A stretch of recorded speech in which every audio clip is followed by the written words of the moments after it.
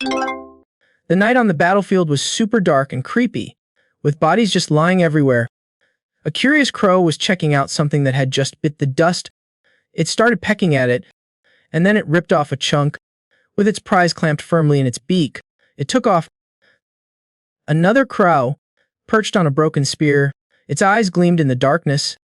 Something caught its eye, and in its reflection, a person's figure appeared. A woman, dressed way differently from the dead soldiers, was sitting slumped on the ground. She let out a cough, and blood just gushed from her mouth. The sight even startled the bird, which shot up into the air.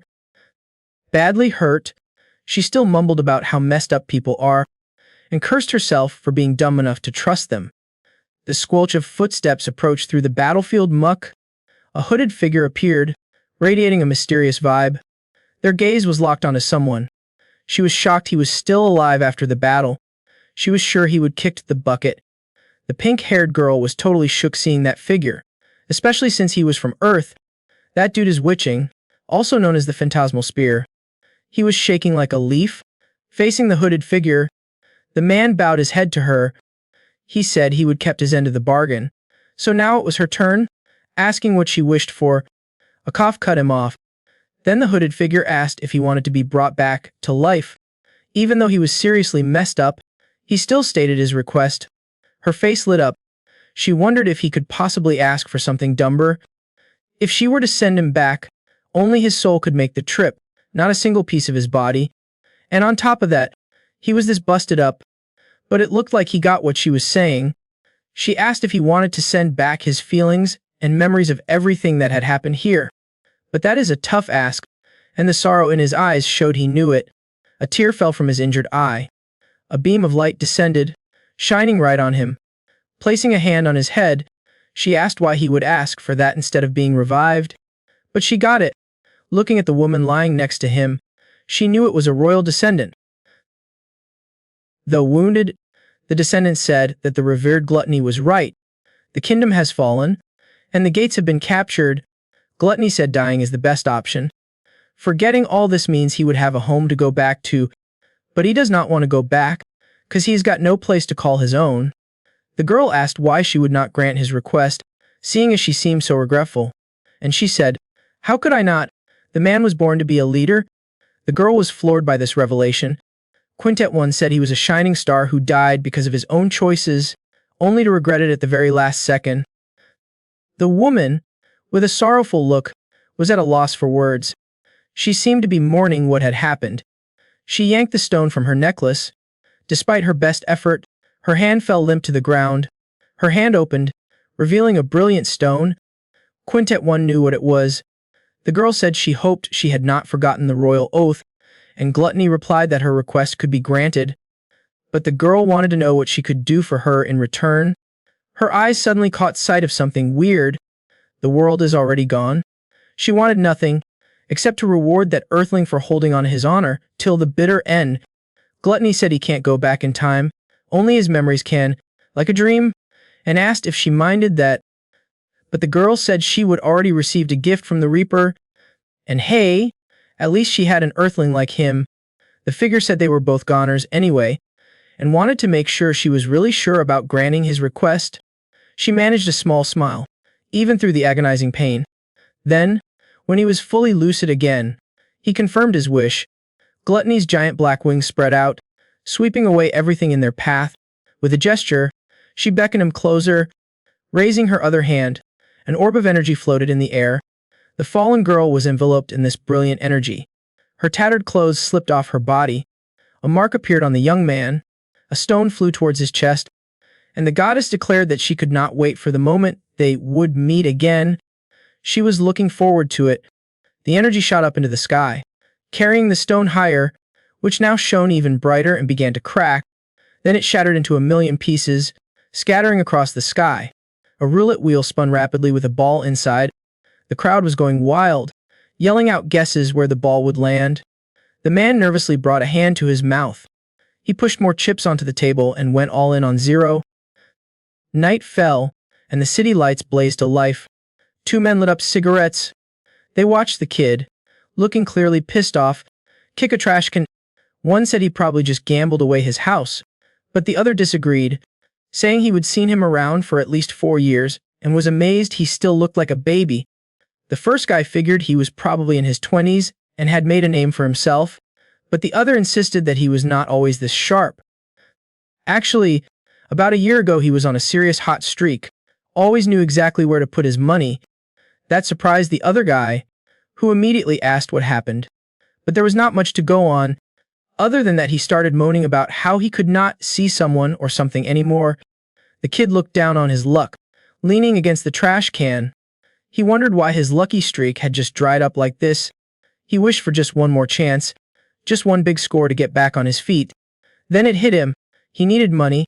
In a downtown coffee shop, a tall, white-haired man walked in and headed to the counter. He slid his phone across the counter. Playing it cool, he asked the barista for her number, but she totally shot him down, which left him looking like a fool. One person gives a 5 on looks, another gives a 5 for the face, and one more gives a 5 just for the outfit. So that is a grand total of 15, which is something, I guess, but still not good enough, so the barista decided to chime in herself. The door opened again and the barista turned to greet the customer, but she could tell something was off with the person who just walked in. It was the same guy from earlier, with that same scowl on his face. He just blew past her and ordered an Americano, then plopped himself down while the others stared curiously. The girl with the glasses told him he needed to pay first, but another employee decided to make the coffee anyway. The machine was on and ready to go. Meanwhile, she ground the coffee beans. The coffee dripped into the cup while the others went back to what they were doing. Once it was ready, the coffee was brought out. The girl in glasses looked a little disappointed because he did not even seem to notice. Then suddenly, he demanded to see the manager. Stunned, the girl asked if there was a problem. Holding up an insect, he insisted it was in his coffee. Disgusted, she said there was no way that could have happened. Pissed, he yelled, "Are you calling me a liar?" This got her even more flustered. But another employee touched his shoulder. She said she would handle this. Pulling out a chair, she sat down in front of him and asked what the hell he thought he was doing. Cool as a cucumber, he said he was simply asking for compensation for emotional damage, which completely blew her mind. He claimed he had a very fragile heart and was deeply shocked to see the bug in his drink, but she clearly was not buying a word of it. Then he repeated what someone had once told him, that it was all over, and after that, she did not say another word to him. So he asked the manager, Yes Enui, point blank how she planned to deal with this. For a moment, she was silent. With a sigh, she pulled her phone out of her pocket. Yes said that he once sent her some money while she was studying abroad, and he snarkily replied he thought she would forgotten. He asked if that was it, because he remembered sending money so she would not starve in a foreign country. With a tap, she transferred the money. His phone vibrated in his pocket. Pulling it out and seeing the notification, his eyes went wide. But he was not happy with just $2,001. It was as if she was saying that was it, and there were no more strings attached between them. That seemed to disappoint him. And yes, Inui noticed something was different, but he slammed his fist on the table, demanding to know if she was mocking him too, which stunned her. He said he had been holding it all in and asked if she thought he was some kind of beggar, but yes, Inui just looked more confused. Frustrated, he said she could not treat him like this, because she had clung to him when she was struggling, and now that she had a little money, she had completely changed. Hearing all that made her whole body tremble. Tears streamed down her face, soaking her apron, as she asked what in the world happened to him. He seemed both surprised and confused by the question. Crying, Yisin Naiwi said that he was the one who had helped her the most, and everything was thanks to him. Even when she wanted to give up, he was the only reason she kept going. A memory of them together flashed through her mind. Then she asked how he had ended up like this, which left him stunned. He looked completely crushed by her words, but he angrily spat out that it was all because he lost. From a very young age, he would had a power. As a special kid, all he had to do was focus his attention through his eyes.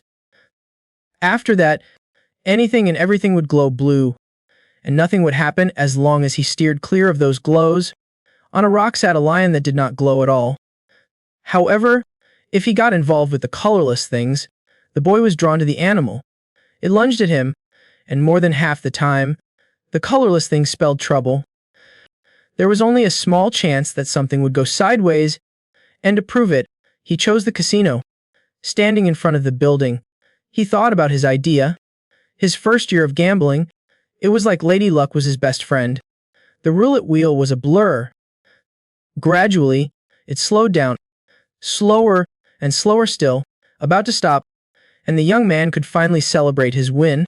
Starting with $101, he made $5,000 in just 2 days, and with each passing day, the money piled up so high he could not even count it. However, as he used his power more and more, he started getting migraines and could not sleep.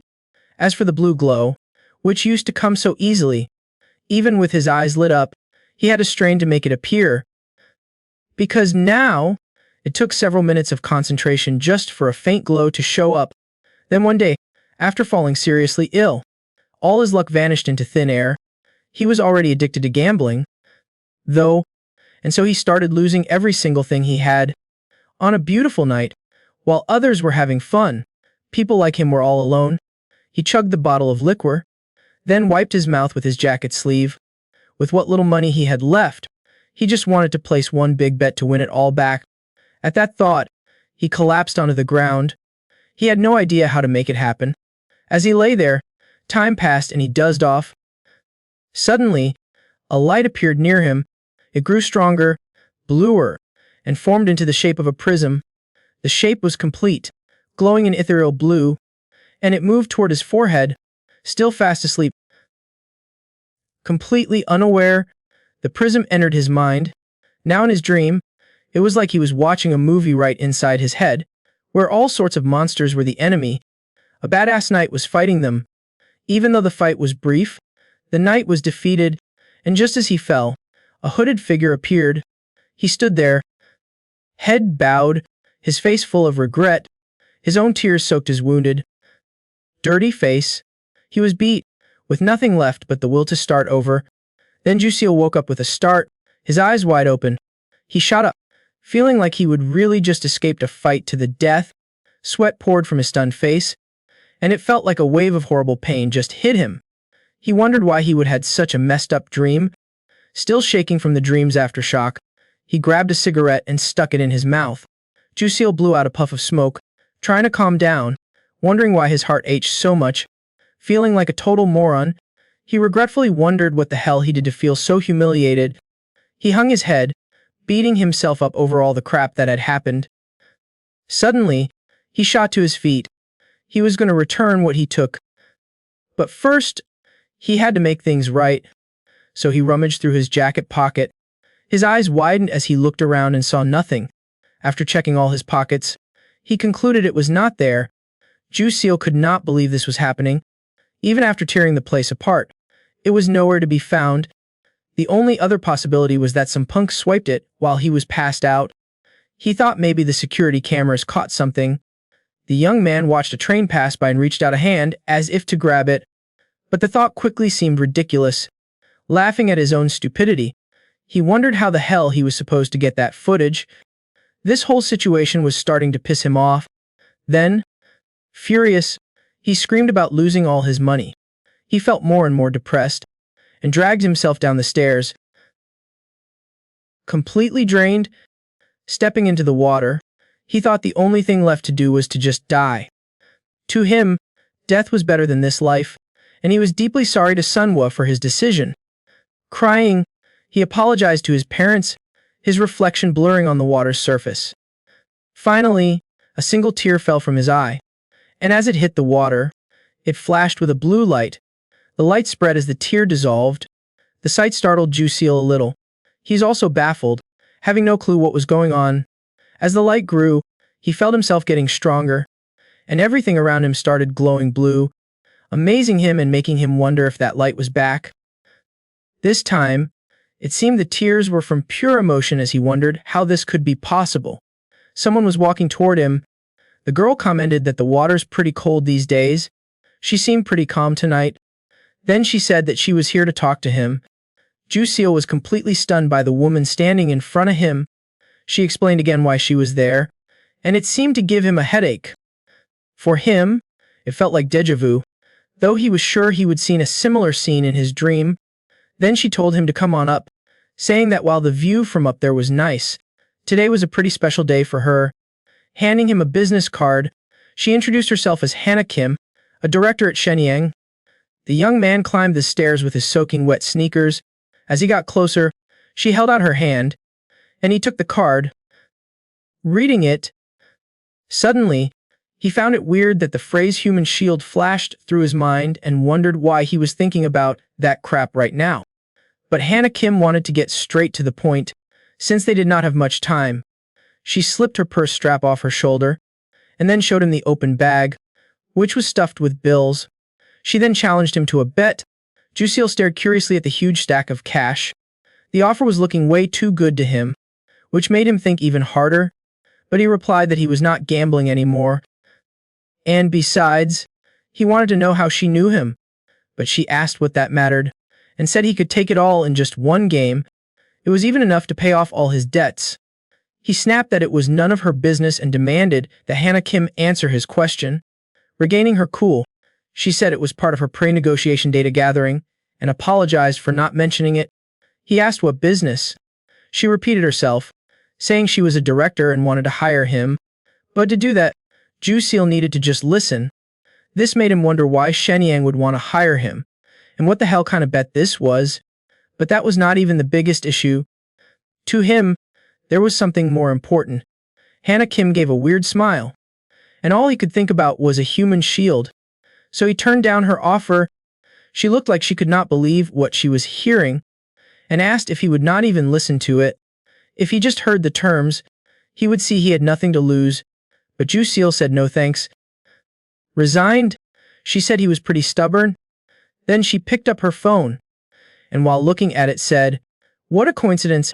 The position just got filled." Hannah Kim apologized for the inconvenience and wished him luck. With that, she turned and walked away.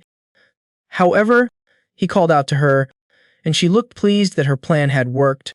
Turning back to him, she told him to go ahead. Then Jusil said, as long as it was not a contract, he was willing to hear her out.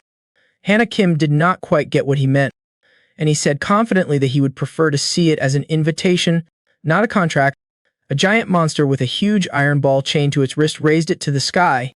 The monster tried to attack Jusil, and it all happened in a flash. The knight pierced right through the monster, and then landed another blow with his weapon. He walked away without a scratch, leaving the monster collapsed on the ground. When out of the corner of his eye, he noticed something. More ferocious monsters were approaching, and in that dream, he lunged from one battle to the next, always risking it all just to stay alive, until he was too exhausted to stand and collapsed.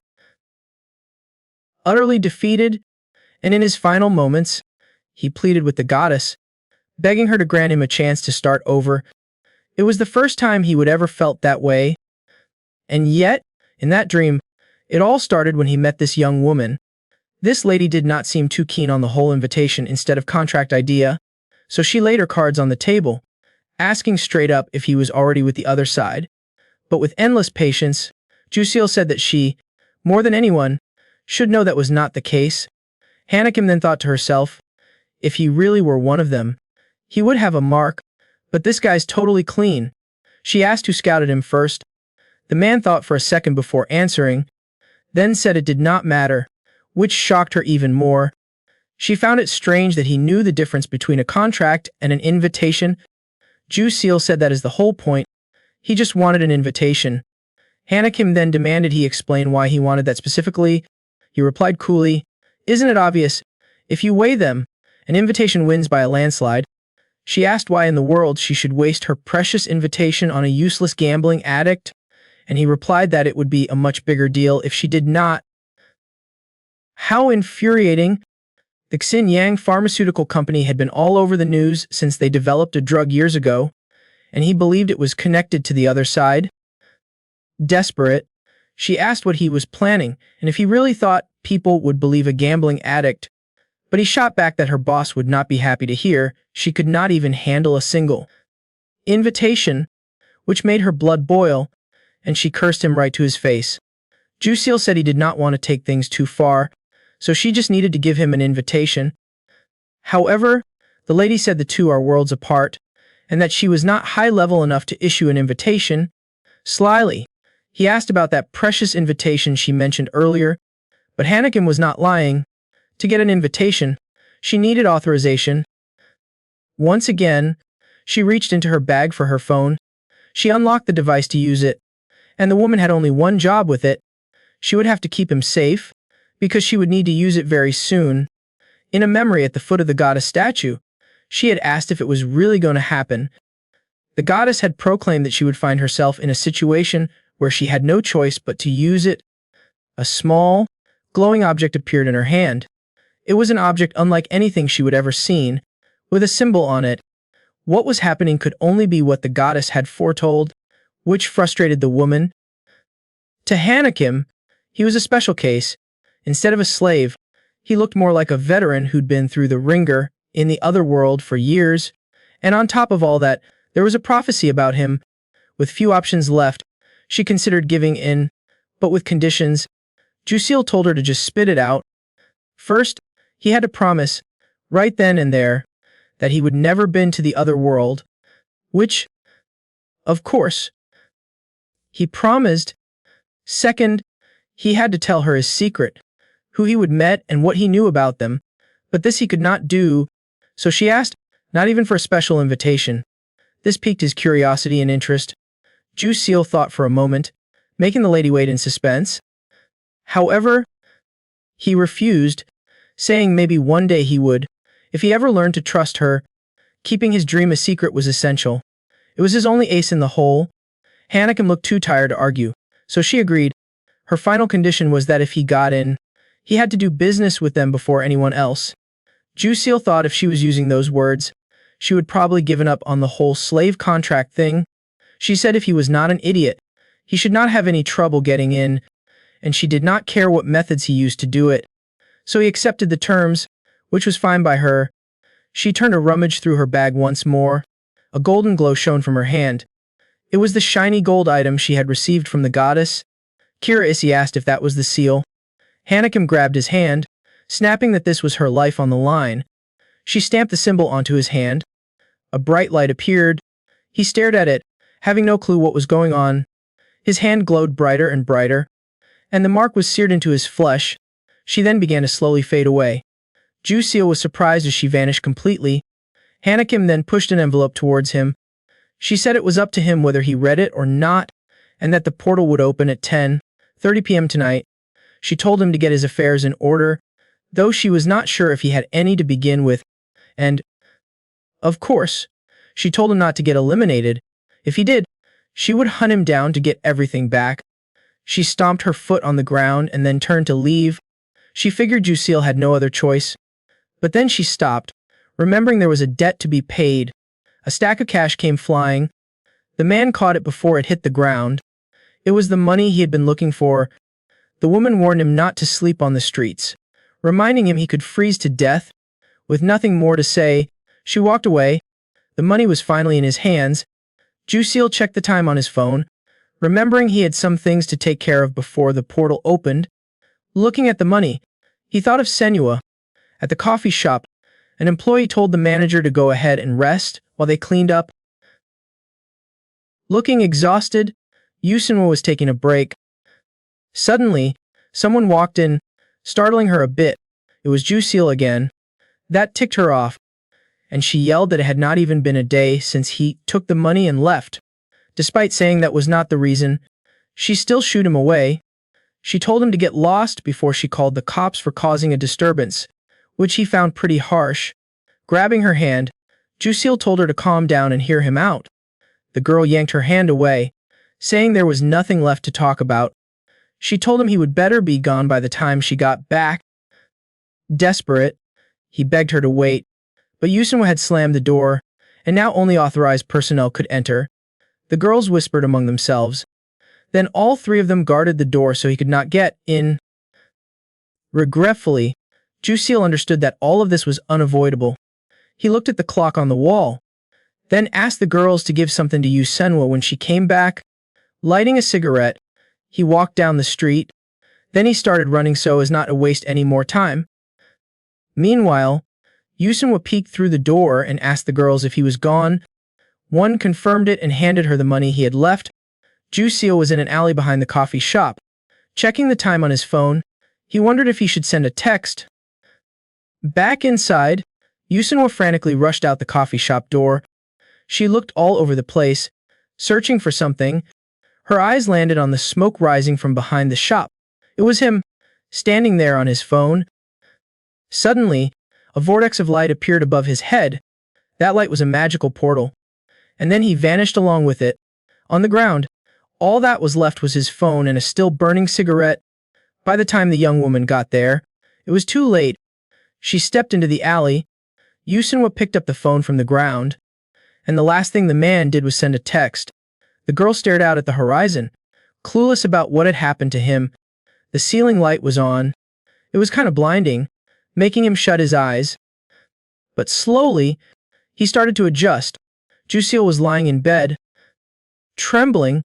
This place was a total mess, with snack wrappers thrown everywhere. He was surprised to find himself in his own room. After getting up, he opened the window. However, he noticed there was not a soul in sight outside. His phone buzzed with a notification. On the screen was a message telling him to read it. The young man picked up his phone, looking impressed. The thing is, this was not even his phone, but he picked it up anyway. And suddenly, a notification popped up, saying user registration was successful. There was a message notification. Curious, he tapped on it to see what it was. It was an instruction telling him to get to the auditorium of Paradise School within the time limit. He had 945 minutes to get there. The name Paradise School caught his attention. The place was pretty big, with a huge sports field. Ju-seol walked across the vast campus. To find his way, he read the signs. He realized Paradise was the name of the school. Unlike in his dream, this seemed more like a fantasy world. The young man still found it weird that there was no one else on the path, as if he were the only person in the world. He kept walking through the area. Then, following the signs, he finally found the Paradise School auditorium. As he was climbing the steps, someone was already waiting for him. Soon enough, he was face to face with her. The girl politely read out his name. Did you see? She looked like a foreigner. Without a word, he tried to go through the door, but the blonde girl held out a hand. Then she held out her other hand too, and he was totally confused. With both hands held out, the girl seemed to be waiting for him to give her something. The only thing he could think of was that she was waiting to check his invitation. In a crowded room, a girl said they just wanted him to show them the contract. A few guys were sitting on chairs, looking bored and just wanting to cause trouble. One dude mumbled something like, "Only useless schmucks get sent here." Ju-seol was a little curious about them, but he still handed over the letter Hannah Kim had given him. She opened it and immediately noticed the paper was crumpled. As soon as she started reading, the girl looked completely stunned, so much so that she even started to tremble. Even though he did not look like much, he just wanted to understand her reaction. She bowed to him as if he were some big shot. This threw Ju-seol for a loop, and also caught the attention of everyone in the hall. Finally, she motioned for him to enter. The situation made him a bit nervous. But anyway, the girl led the way. She politely showed him where to sit. Even more nervous, he took his seat. Once again, the girl bowed to him, and of course, people were still curious about it. One guy asked why she did that. The platinum blonde dude bitterly recalled he did not get that kind of treatment. Now that the girl was gone, all eyes were on Ju-seol. However, just wanted to know who these people were. But then everyone went back to whatever they were doing. Suddenly, another migraine hit Ju-seol. Now, everyone was surrounding him. This made him suspicious, his heart pounding with anxiety. The young man remembered in his dream. He was standing, and it was clear the situation had changed. The doors slammed shut. Someone yelled out, asking if everyone was here.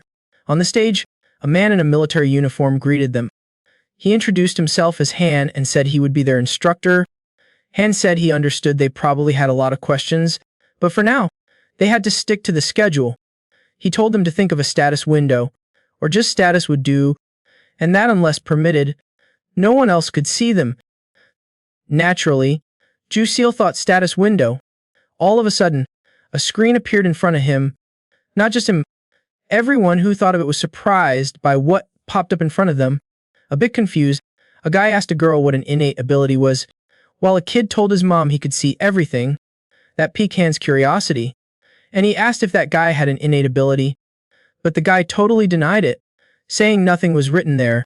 Then Han told him not to worry, since it is normal for regular people not to have one. That caught Jusil's attention. After all, his screen said he had two of them. The young man was kind of mind blown by this info.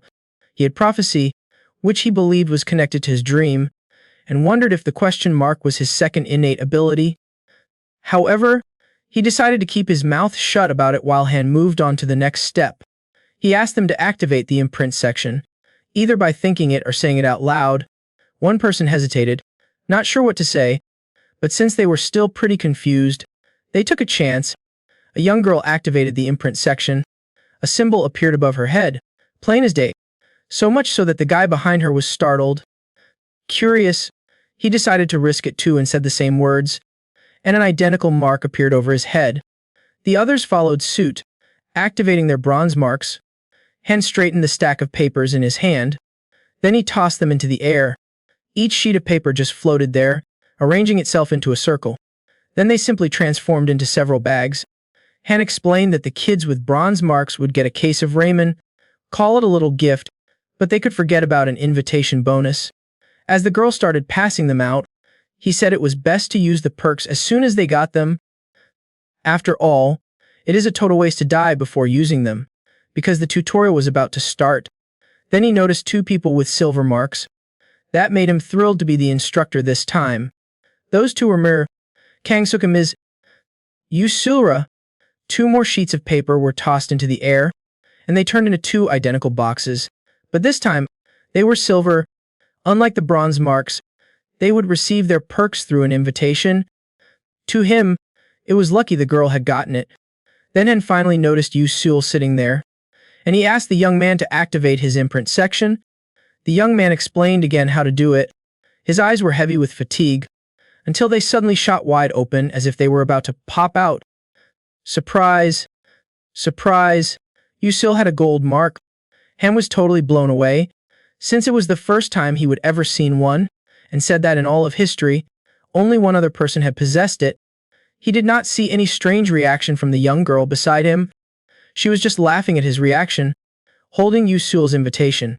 He solemnly announced that they were in the presence of someone important. This made everyone else glue their eyes on him, practically burning with jealousy. Like the others, he received a box. This one was the only one in gold. The young girl handed it to him. Before leaving, she even gave him a thumbs up for encouragement, which only made our boy sweat bullets even more.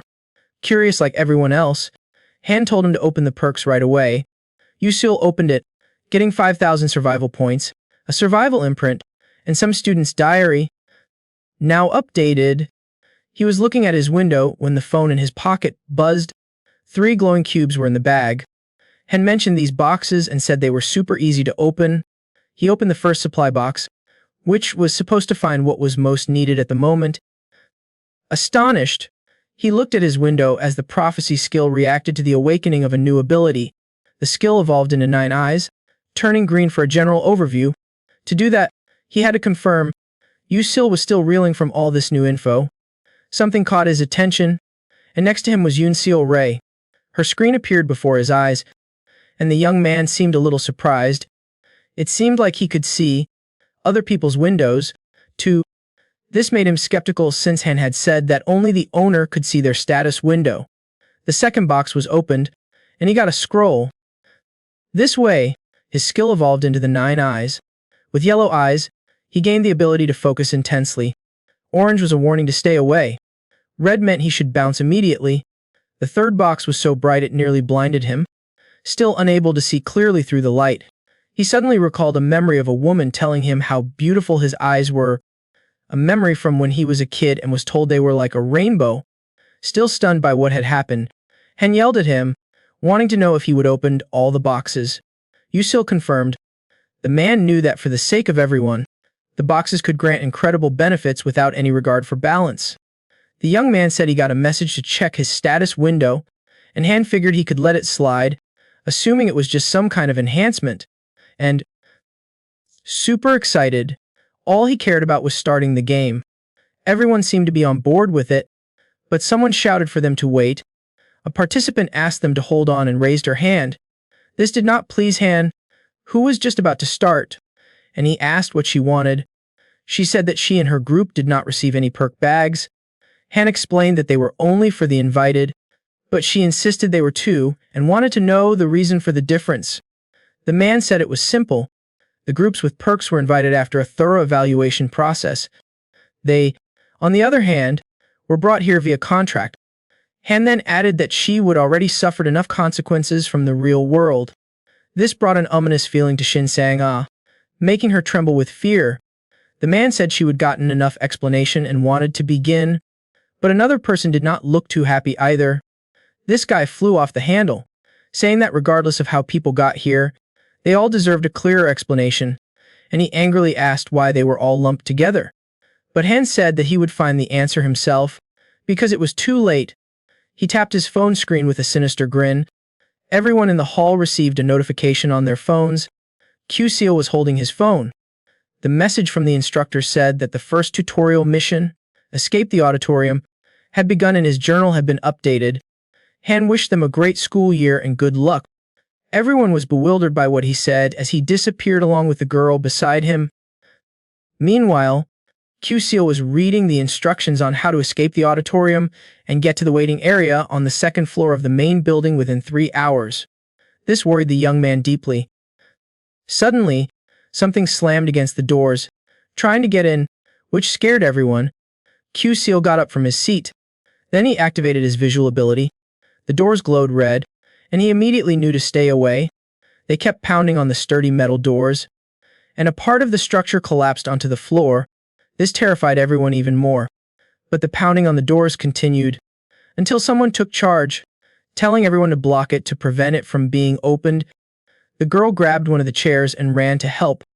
She used the chair to block the door, but whatever it was, it kept pushing, and more people ran to help her. The group was holding the door. One of the boys yelled for help. The force against the door was so strong that 3 people were thrown back. They fell to the floor, completely exhausted, but even so, they got back up to help again. The whole group had to done Hepsixquire less. Meanwhile, Q-Seal was looking up info on his phone.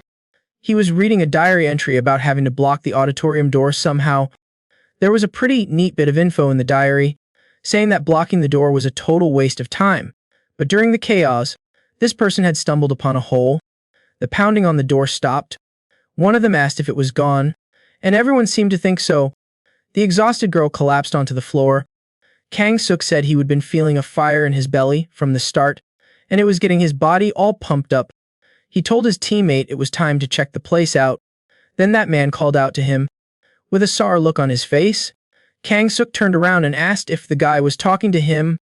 The man just wanted to know what his plan was, and Kang-suk simply said it was to investigate, which left the man clueless. Then he pointed to a specific spot. You could see a red-headed chick on stage, checking behind the curtains. She quickly noticed something, and pulled back the curtain for a better look. The man was not sure what they were looking for, but with the door blocked, Kang-suk said they needed to find something useful. Seemed reasonable enough, so the guy offered to lend a hand. But Kang-suk told him to do whatever he wanted, declaring he was not there to boss people around. Still, the man said they would finish faster if he and his group helped out. However, the young man did not seem too interested. That left the man confused. Kang-suk turned his back, telling him to do as he pleased since the matter was settled, which pissed the man off. Annoyed, the man called him a useless piece of crap. The young man stopped in his tracks and let out a sigh. Then it was Shin Sang-ah's turn. She called him a selfish bastard and said that he only thinks about himself in a situation like this. Kang-suk told her to repeat what she just said. Annoyed, she asked if he did not see everyone else there.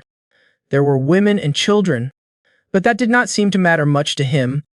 Many people seemed just as ticked off as she was, while others were deep in thought about the situation. But the young man just smirked, then asked what she wanted from him when they already had enough on their plate. Shin Sang-ah said that is why they offered to help. Cool as you please. He scoffed at the offer, which seemed to make her even angrier. Then Kang Suk asked why she was dumping all the burden on him, which frustrated her even more. And he doubled down, saying he realized they were trying to use him and told useless people like them to get the hell out of his way. The girl clenched her fists, shaking with rage, but Yi Seal stepped in to prevent a bigger fight, saying they needed all the help they could get and had to work together. The young man said whatever and suggested she and her brother join his team. Suspicious, she asked why he would want to bring them in, and Kang Suk simply said they looked useful, which angered Shin Sang-ah, who asked how he knew what was useful or not. With a smile, he said it was simple, and explained that it was because the two of them had been invited. The rest of them, he said, were dragged here by contract. His words made the young woman even more furious. Then Kang Suk called out to someone, and it was Yi Seal, who was standing in the middle of the hall. He turned to see who was calling him, and Kang Suk asked if he did not want to finish the tutorial already and said it would be easy if he joined them. The young man seemed to think for a moment, while everyone else stared at him, waiting for an answer. In her thoughts, Yi Seal prayed for everyone to get help and not be left behind in this place. Yi Seal closed his eyes, and when he opened them, they were green. He saw a green color on them, and the safe door was the same, but Kang Suk was orange, telling him he had to keep an eye on the guy. But the real surprise was Yi Seal. The little girl had no color at all. That sent Yi Seal deep into thought, and he really did not know what to say or do. Until suddenly, everything around him turned red, signaling emergency evacuation. More explosions went off, scaring everyone. This time, the pounding seemed to be coming from under the floor, and everyone wanted to know what the hell was going on. Some even thought it might be an earthquake, but Yi Seal screamed at them to run. Everyone decided to listen and scattered. People were desperately trying to save their own skin. In the chaos, Yi Seal-jin twisted his ankle. As a result, he fell to the floor. His sister realized what had happened to her brother. The girl rushed to help, frantically begging her brother to get up. A black circle appeared on the floor behind him, and it suddenly shattered, sending fragments flying everywhere.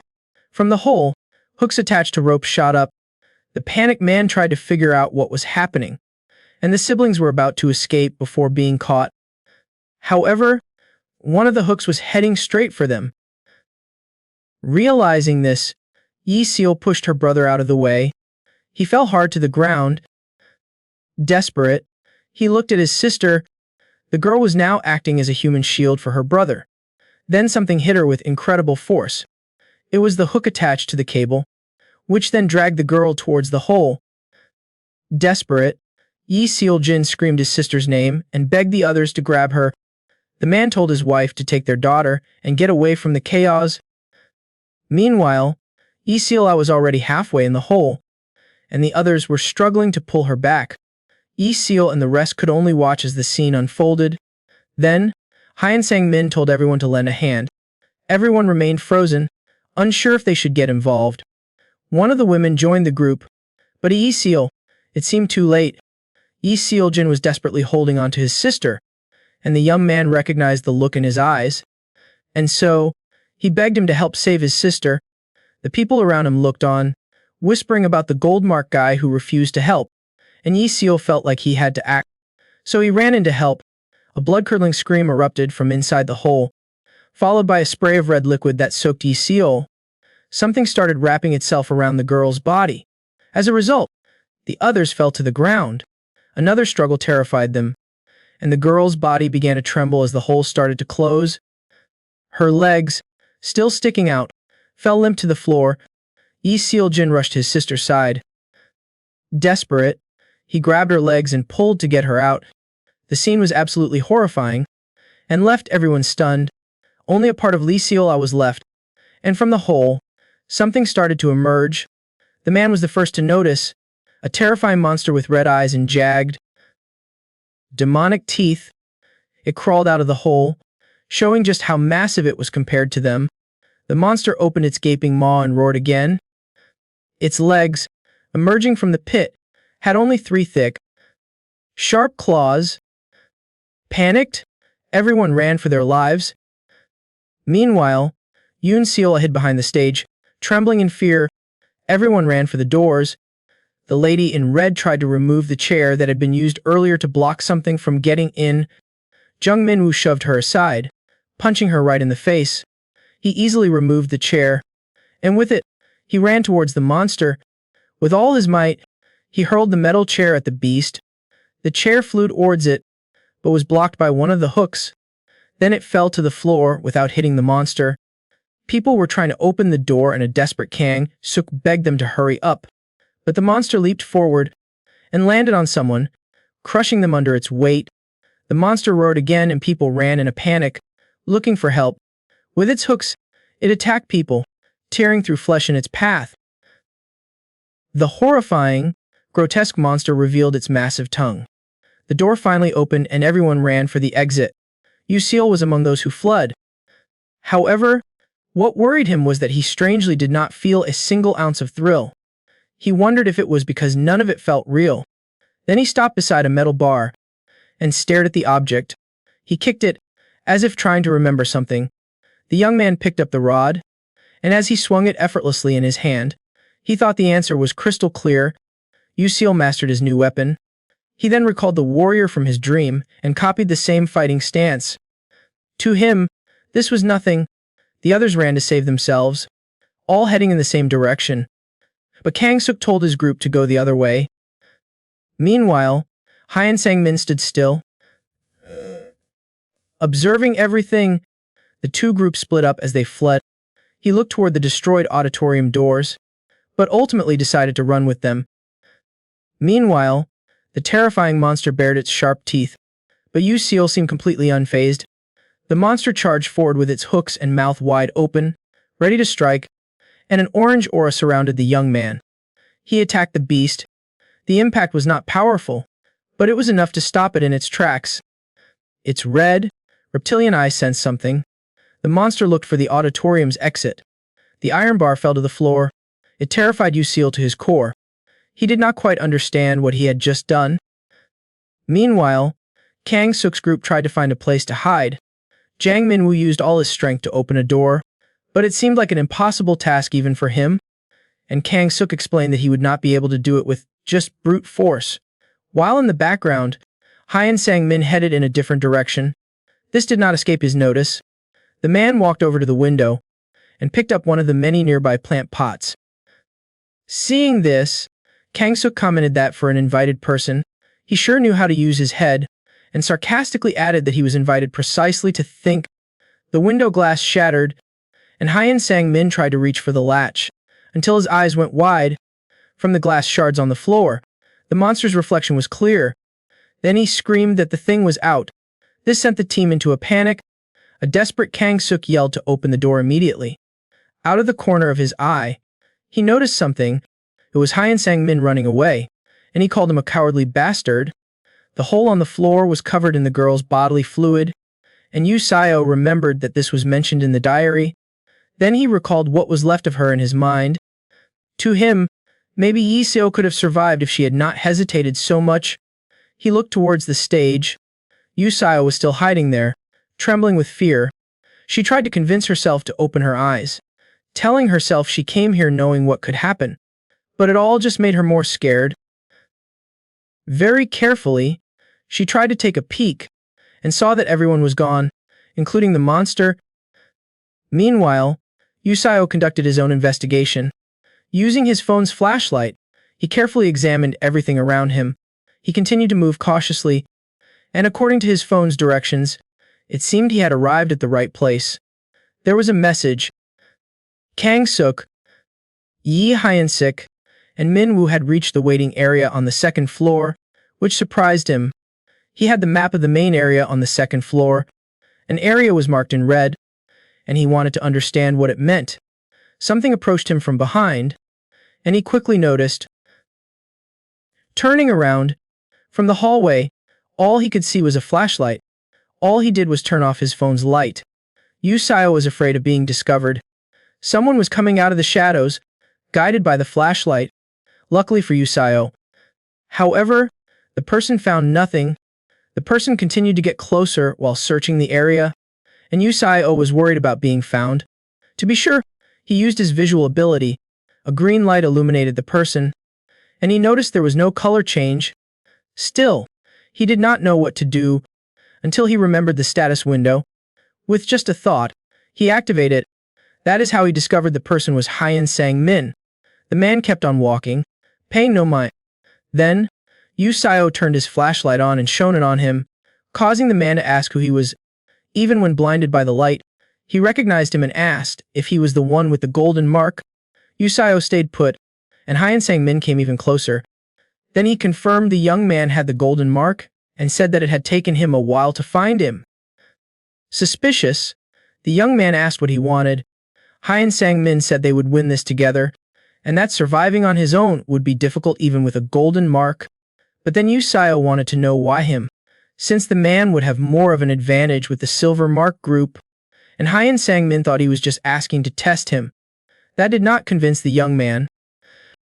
Bluntly, he said that he does not tolerate disadvantages or unfairness, and those people should take care of themselves.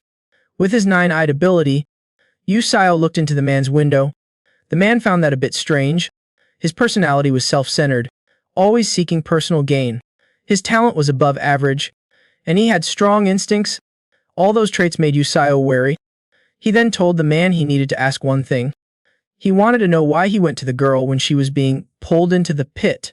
The young man recalled Hyen Sang-min running towards her, and then shouting for others to help, being the first to do so. So Yusayo asked what he stood to gain by trying to save her. He also said that he could have died if things did not go as planned. Hyen Sang-min said it was very simple. He just wanted to gain everyone's trust. The young man did not quite get what he meant. Then he explained that if it had succeeded, he would have been seen as a savior and people would have felt indebted to him, doing whatever they could for him. But he regretted that had been a total failure. Yusayo thought that everything was coldly calculated and sincerity was just a tactic to gain his trust. Hyen Sang-min said that he would follow his orders and that he was also willing to risk his life for him. The young man realized it was like a hierarchical system and asked what the man would gain from something like that. He said it gave him a better chance of surviving until the end, because in his view, the odds would be better this way. Yusayo understood that he was betting everything and did not seem to care much about it. At least he thought the man was easier to deal with than Kang Suk. All that was left was to introduce himself, saying his name was Sayo. Hyen Sang-min said the name sounded like a girl's, and that he would do his best to repay him. But the young man asked for what, since they had not done anything yet. Hyen Sang-min asked what he was planning to do and said he wanted to hear the plan, and Yusayo simply said that he had to find it, leaving him confused. Then he explained that this was the reason they were given 4 hours. Elsewhere, things did not seem to be going very well. Outside, everything was empty and silent. Meanwhile, the survivors were in hiding. The man said the main entrance was blocked by an invisible wall and the monsters in the auditorium. His wife wanted to know what to do, and he thought the only way was to go up to the second floor like the other group. Frustrated, the man said that if he had known this would happen, he would have followed them. He blamed his wife for going in the other direction, and she defended herself, saying she was just trying to escape. Shin Sang watched the uncomfortable situation unfold. In another corner, Yu Sung-jin was crying over his sister's death. Meanwhile, the lady in red asked him what he was going to do and if he had any bright ideas. The man thought of a new plan. With his eyes, he noticed something. He saw the girl in the blue robe walking around the area, and with a smile, he said he had a plan.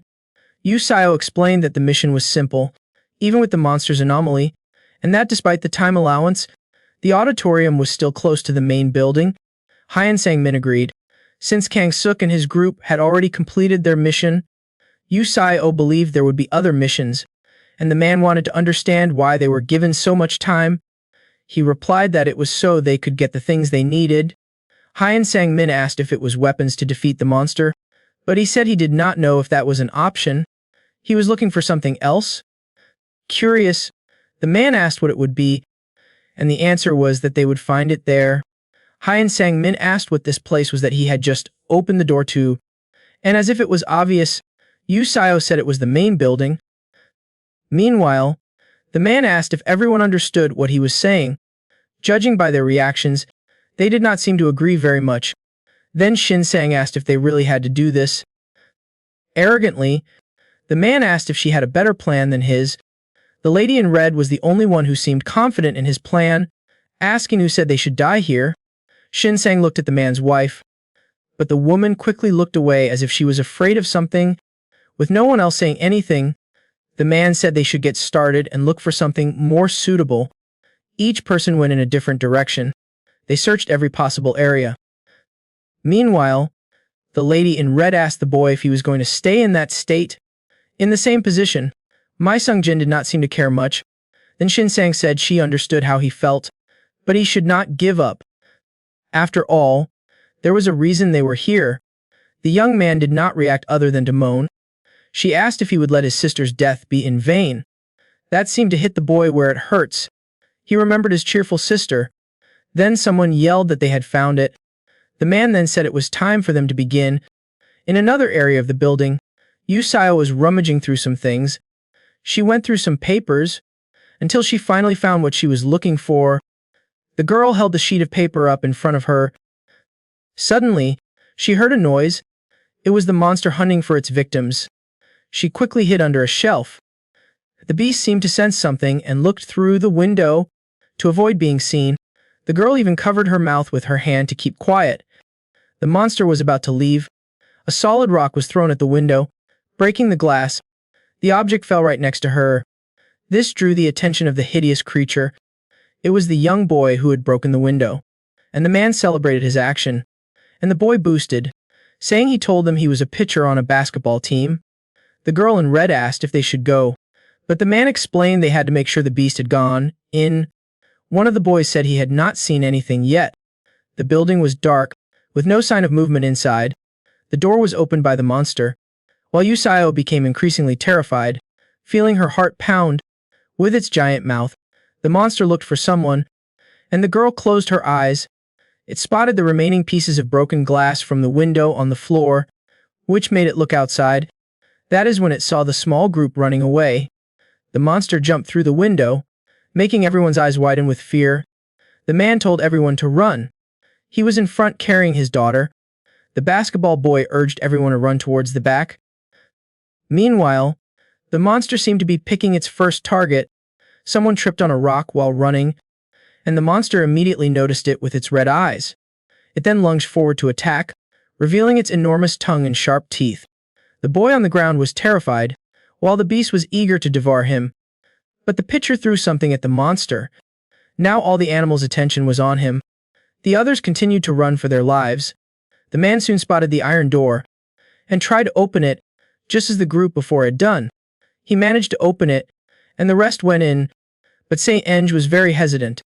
She looked at the trio in danger, but the arrogant guy yelled at her to go in, which scared her. There was no other choice but to obey, and when she got in, the guy even closed the door, and not content, locked it so there would be no risk of someone opening it. Worried about the others, she asked him what he was doing. He then pointed to the monster and said it was too late for them, but she just said there was no need to lock it. He said they needed as much time as possible. Saint Eng tried to say something, but he quickly cut her off and asked if she thought she would survive without getting her hands dirty. He also said that she should not let her sense of justice get everyone killed. Annoyed, he walked past everyone. Saint Eng once again looked at his wife, who avoided her gaze. The woman told her daughter He-jin that they should go. Saint Eng was about to go with them, until she noticed Sung-jin standing there. Curious, she asked if he thought so, and the boy looked quite scared. But he just said they would not have been able to save him. That answer saddened both of them for what had happened. Meanwhile, Ju Seal and Saint Eng were investigating the building. He shone his flashlight on the storefront, and Ju Seal said it was something the other guy did not mention, since nobody asked about it. He then said it was the time limit and the tutorial conditions. Hearing that scared Saint Eng Min. He thought it was no wonder the young man had the golden mark, so his plan was to reach the same level by staying by his side. Kang-suk was not worth the same. Ju Seal approached the store. He was about to open it when the other told him to wait. Se-Min said to let him do it, since they did not know what was waiting inside anyway. And to reassure him, he said to use him for this kind of work. The store did not seem to have any dangers or signs that someone had been there. The man lit the place up with his phone's flashlight. Carefully, he moved through the area. Meanwhile, Ju-seol waited for him outside. The young man waited calmly, and taking advantage of the opportunity, he activated his Nine Eyes ability. The store lit up completely green. Then once again, the door opened, and Se-Min said everything inside was okay. Trusting mainly in his ability, the young man simply agreed. The plan was to find food and anything that could be useful in an emergency. While rummaging through a bag, Se-Min said that with it, they could defeat the monster, maybe even eliminate it. And thinking about that possibility, Ju-seol checked his bag. Noticing this, the man commented that even the bags were different, and that they divided everything almost equally. Ju-seol then realized that this was the value of the golden mark. As they walked, Se-Min asked if they were going to look for weapons, and the young man said they would go straight up, because there was something he needed to check. Pointing to the stairs, the young man said the waiting room was upstairs, which made Se-Min curious as to how he knew that. He then took out his phone. This surprised the man to see a map he had not received, but it was all thanks to privilege. Se-Min asked if that meant they did not need to go upstairs yet. Tapping the screen, Ju-seol told him to look. The map was zoomed in and highly detailed. He explained that the dots were all blue, but when Kang-suk and his group arrived, everything turned red, and the man asked if that did not worry him. He then said the group was made up of 3 people, and there were 3 red dots, which he did not believe was just a coincidence. Thinking about it, Se-Min admitted it made sense. Suddenly, something flashed in his mind, and he asked if those who arrived first had privileges, but Ju-seol said no because they would have been notified. So Se-Min said the only thing left was to check it out. The young man waited at the bottom of the stairs. From his perch up high, Se-Min scanned every nook and cranny, checking for any danger. Seeing the coast was clear, he gave the all clear. While one guy was a nervous wreck, the other was totally chill. Pointing to a door, Se-Min said he thought it led to the first floor hallway and asked if they should check it out, but Ju-seol shot that down, saying they already got what they came for and there was no point in pushing their luck. They calmly headed up the stairs, but the guy in the lead stopped dead in his tracks. Both of them were on high alert, and Ju-seol's cool had vanished. The way to the second floor was blocked by iron bars. Both were bummed out, leaving the first floor as their only option. Ju-seol said they would be toast if a monster decided to pop up right where they were. Freaked out by that possibility, Se-Min actually shivered. Their only option was the emergency exit door. They both pressed their ears to the door. Listening, Se-Min went first, saying it was dead silent inside and asking if they should crack it open. The door creaked open. Just to be safe, a god-awful stench of death and red gunk hit them, and they both slapped a hand over their noses. The hallway was drenched in red, corner to corner. All Se-Min could manage was, this place has some seriously bad vibes. Ju-seol stepped back from the door and fired up his Nine Eyes ability. The hallway turned orange, and he knew that was a big stay-away sign. The other guy asked if they should give the upstairs another shot. Maybe the bars are made of rubber or something. Ju-seol figured he would analyze it with his eyes, so he told his buddy to go for it. Heading back to the second floor entrance, Se-Min asked if he thought it might be electrified, and before the guy could touch it, Ju-seol told him to hold on.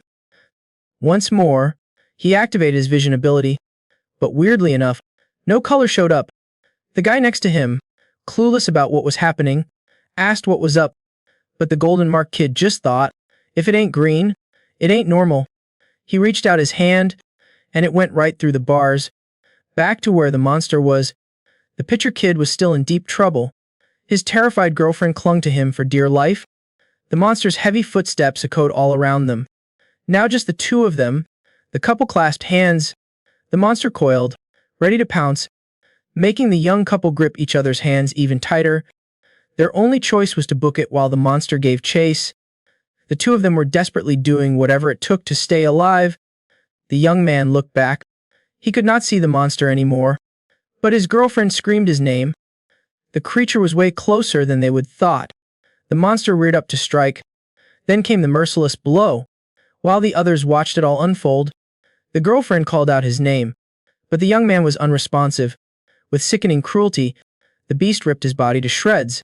Its grotesque grin widened as the young man's bodily fluids sprayed everywhere. A horrifying scream ripped through the night, and the other group heard it from inside the building. This left the man leading them both terrified and on edge. Taking the lead, he bolted for the stairs.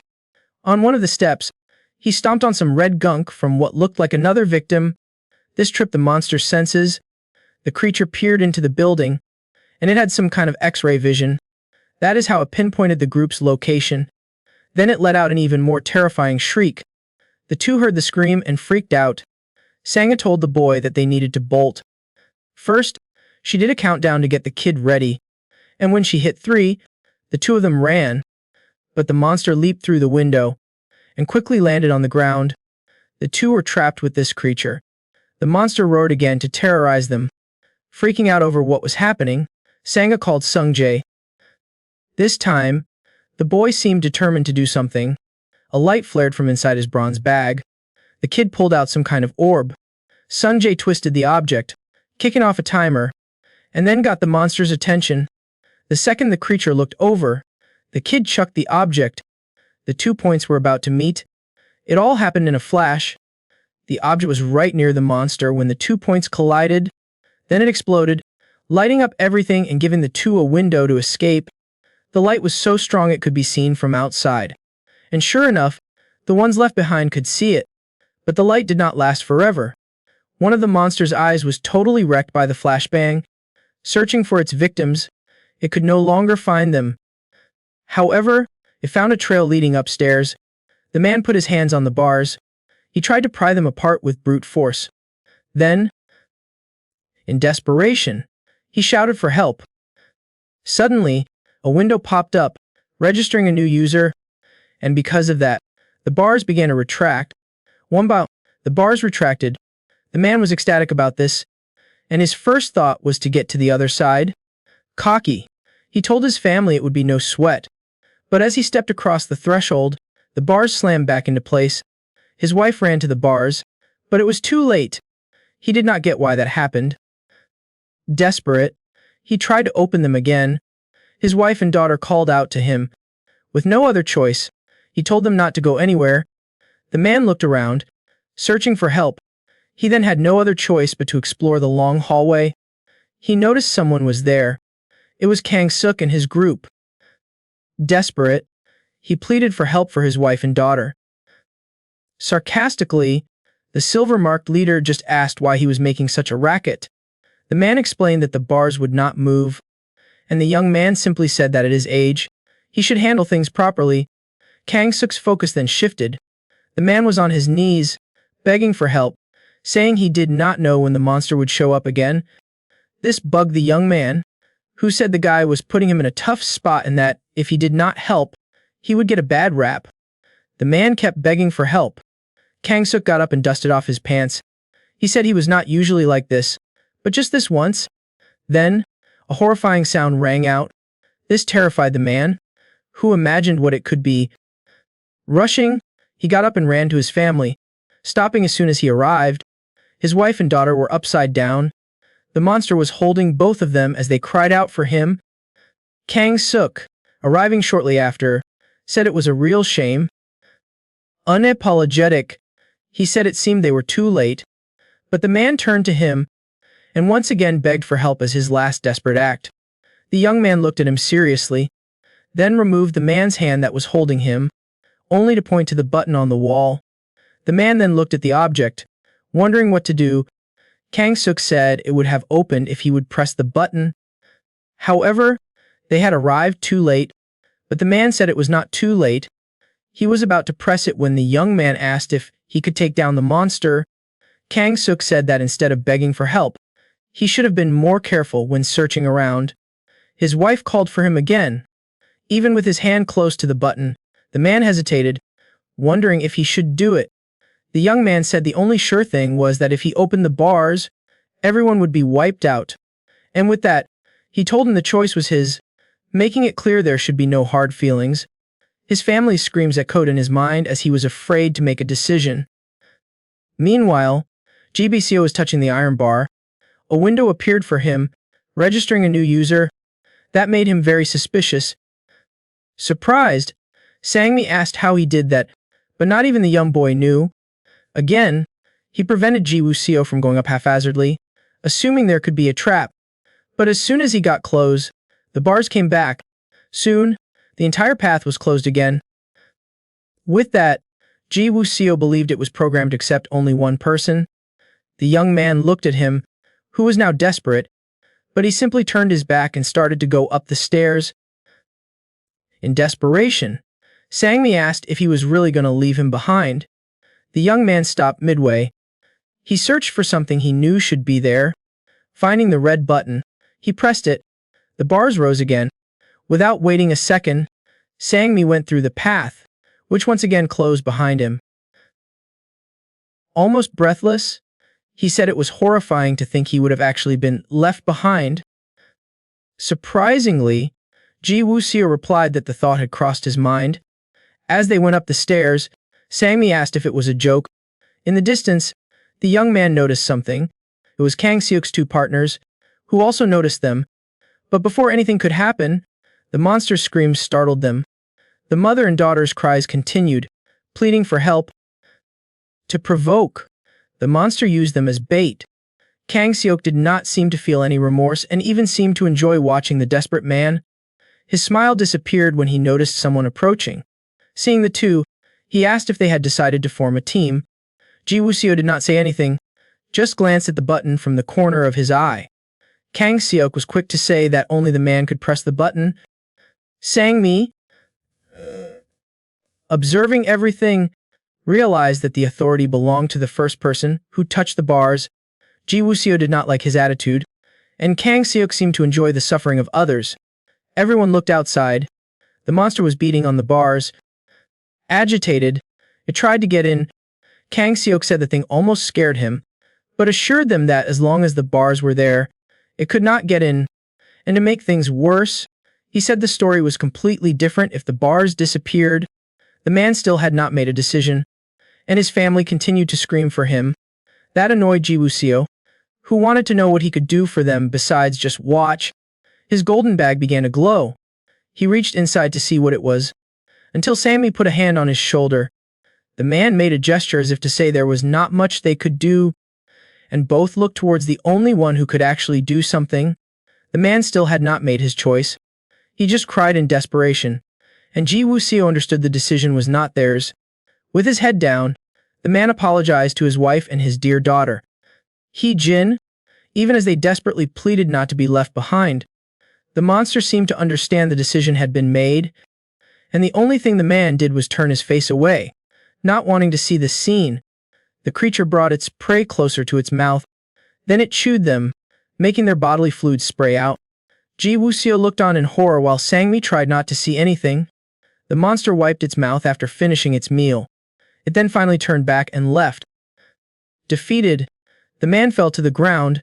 He started sobbing uncontrollably, which amused Kang Seok. The young man said it was a pity, but he had made the right decision, and concluded by saying that they should rest in peace. There was nothing that could have been done to save them, and Kang Seok rejoined his group to leave. Otherwise, they all would have died for nothing. That is just how life is. After all, this place is a world where only the strongest survive. But for Ji Wuxiu, the real world had always been like that, and he wondered if he could have done the same. What if instead of them being found, it was Hoavu who got caught? He wondered what he would have done. The man was alone in his grief. Kang Seok and his buddies chatted like nothing happened. Meanwhile, Ji Wuxiu and Sangmi seemed shaken by what went down. The young man told him not to lose focus, saying things get even crazier in paradise. This surprised the other guy, who asked if they were not already in paradise, since that was the school's name. This totally floored Sangmi since he seriously had no clue, despite being gold ranked. But Ji Wuxiu, looking a little sheepish, said he just happened to get that rank by chance. Still, the other guy said everyone has their reasons, and that is why he would not ask any more about it. He explained that they were not in paradise, but in a portal gate, which is why it is called the tutorial. Ji Woo-seo remembered what Hannah Kim told him about having to survive once he got in, and he realized this is what she was talking about. Looking at the man, Sang-mi remarked that he did not get why his whole family would get involved in this. He did not want to pity the man, but realized that if he had brought his wife and daughter into this place, he did not want to imagine what his life must have been like. Ji Woo-seo said everyone has their own story, something you would never guess unless you have lived it. With a hint of malice, the other guy agreed but said he did not even need to hear that man's story. Something on the floor caught everyone's attention. A window popped up, announcing that Yoon Seo had reached the second floor waiting room. The girl appeared before them, and Kang Suk immediately started picking on her, calling her the quiet one, but she paid it no mind and continued on her way. She then just leaned in a corner away from everyone, and used her hood to shield herself from their stares. Once again, Kang Suk commented on her behavior, saying she was just being herself. Meanwhile, Ji Woo-seo simply noted that there were now 6 of them. Paying attention, Sang-mi asked what he meant. It was about the iron bars in the waiting room. They were designed so that the first people to touch them would be registered as users. This gave them the power to open or close the entrances. There were 6 entrances in total. Kang Suk's group were the first to arrive and took 3 of them. Ji Woo-seo guessed that of the remaining 3, he had one. One belonged to the man who lost his family. And with Yoon Seol's arrival, all the entrances were now registered. But the guy still did not get the problem. Sang-mi realized it was 1 entrance per person, but nothing seemed to click for him. In short, Ji Woo-seo explained that there was a 50% chance the rest of the people would find one of their entrances. That part the guy understood. Ji Woo-seo continued and asked if he thought they would just let the others in easily. And finally, he understood the disturbing problem. Meanwhile, the remaining group continued up the stairs. Sang-ah was the first to notice the problem. They finally came across the iron bars. Not knowing what it was, she simply asked why it was blocked. The chick in red, losing her patience, told her to move aside. Desperate, she yelled, hoping someone would hear. The guy behind her got scared and begged her to be quiet so the monster would not hear. Soon, the owner of that entrance came down the stairs to see who was there. The group was startled by the approaching figure. Stunned, Kang Suk said she actually made it here somehow, calling her a crybaby. This pissed the woman off, and she asked who he was calling a crybaby. However, it was not about her. He was talking about Sang-ah. His voice alone irritated her. Trying to ignore it, she asked how to get inside. With a smile, he said it was simple, and told her to look at the red button, explaining that it would open if he pressed it. He made it very clear that only opened if he pressed it, declaring himself the master of the entrance. This surprised Sang-ah to learn about that, but she told him to stop joking around and just open it.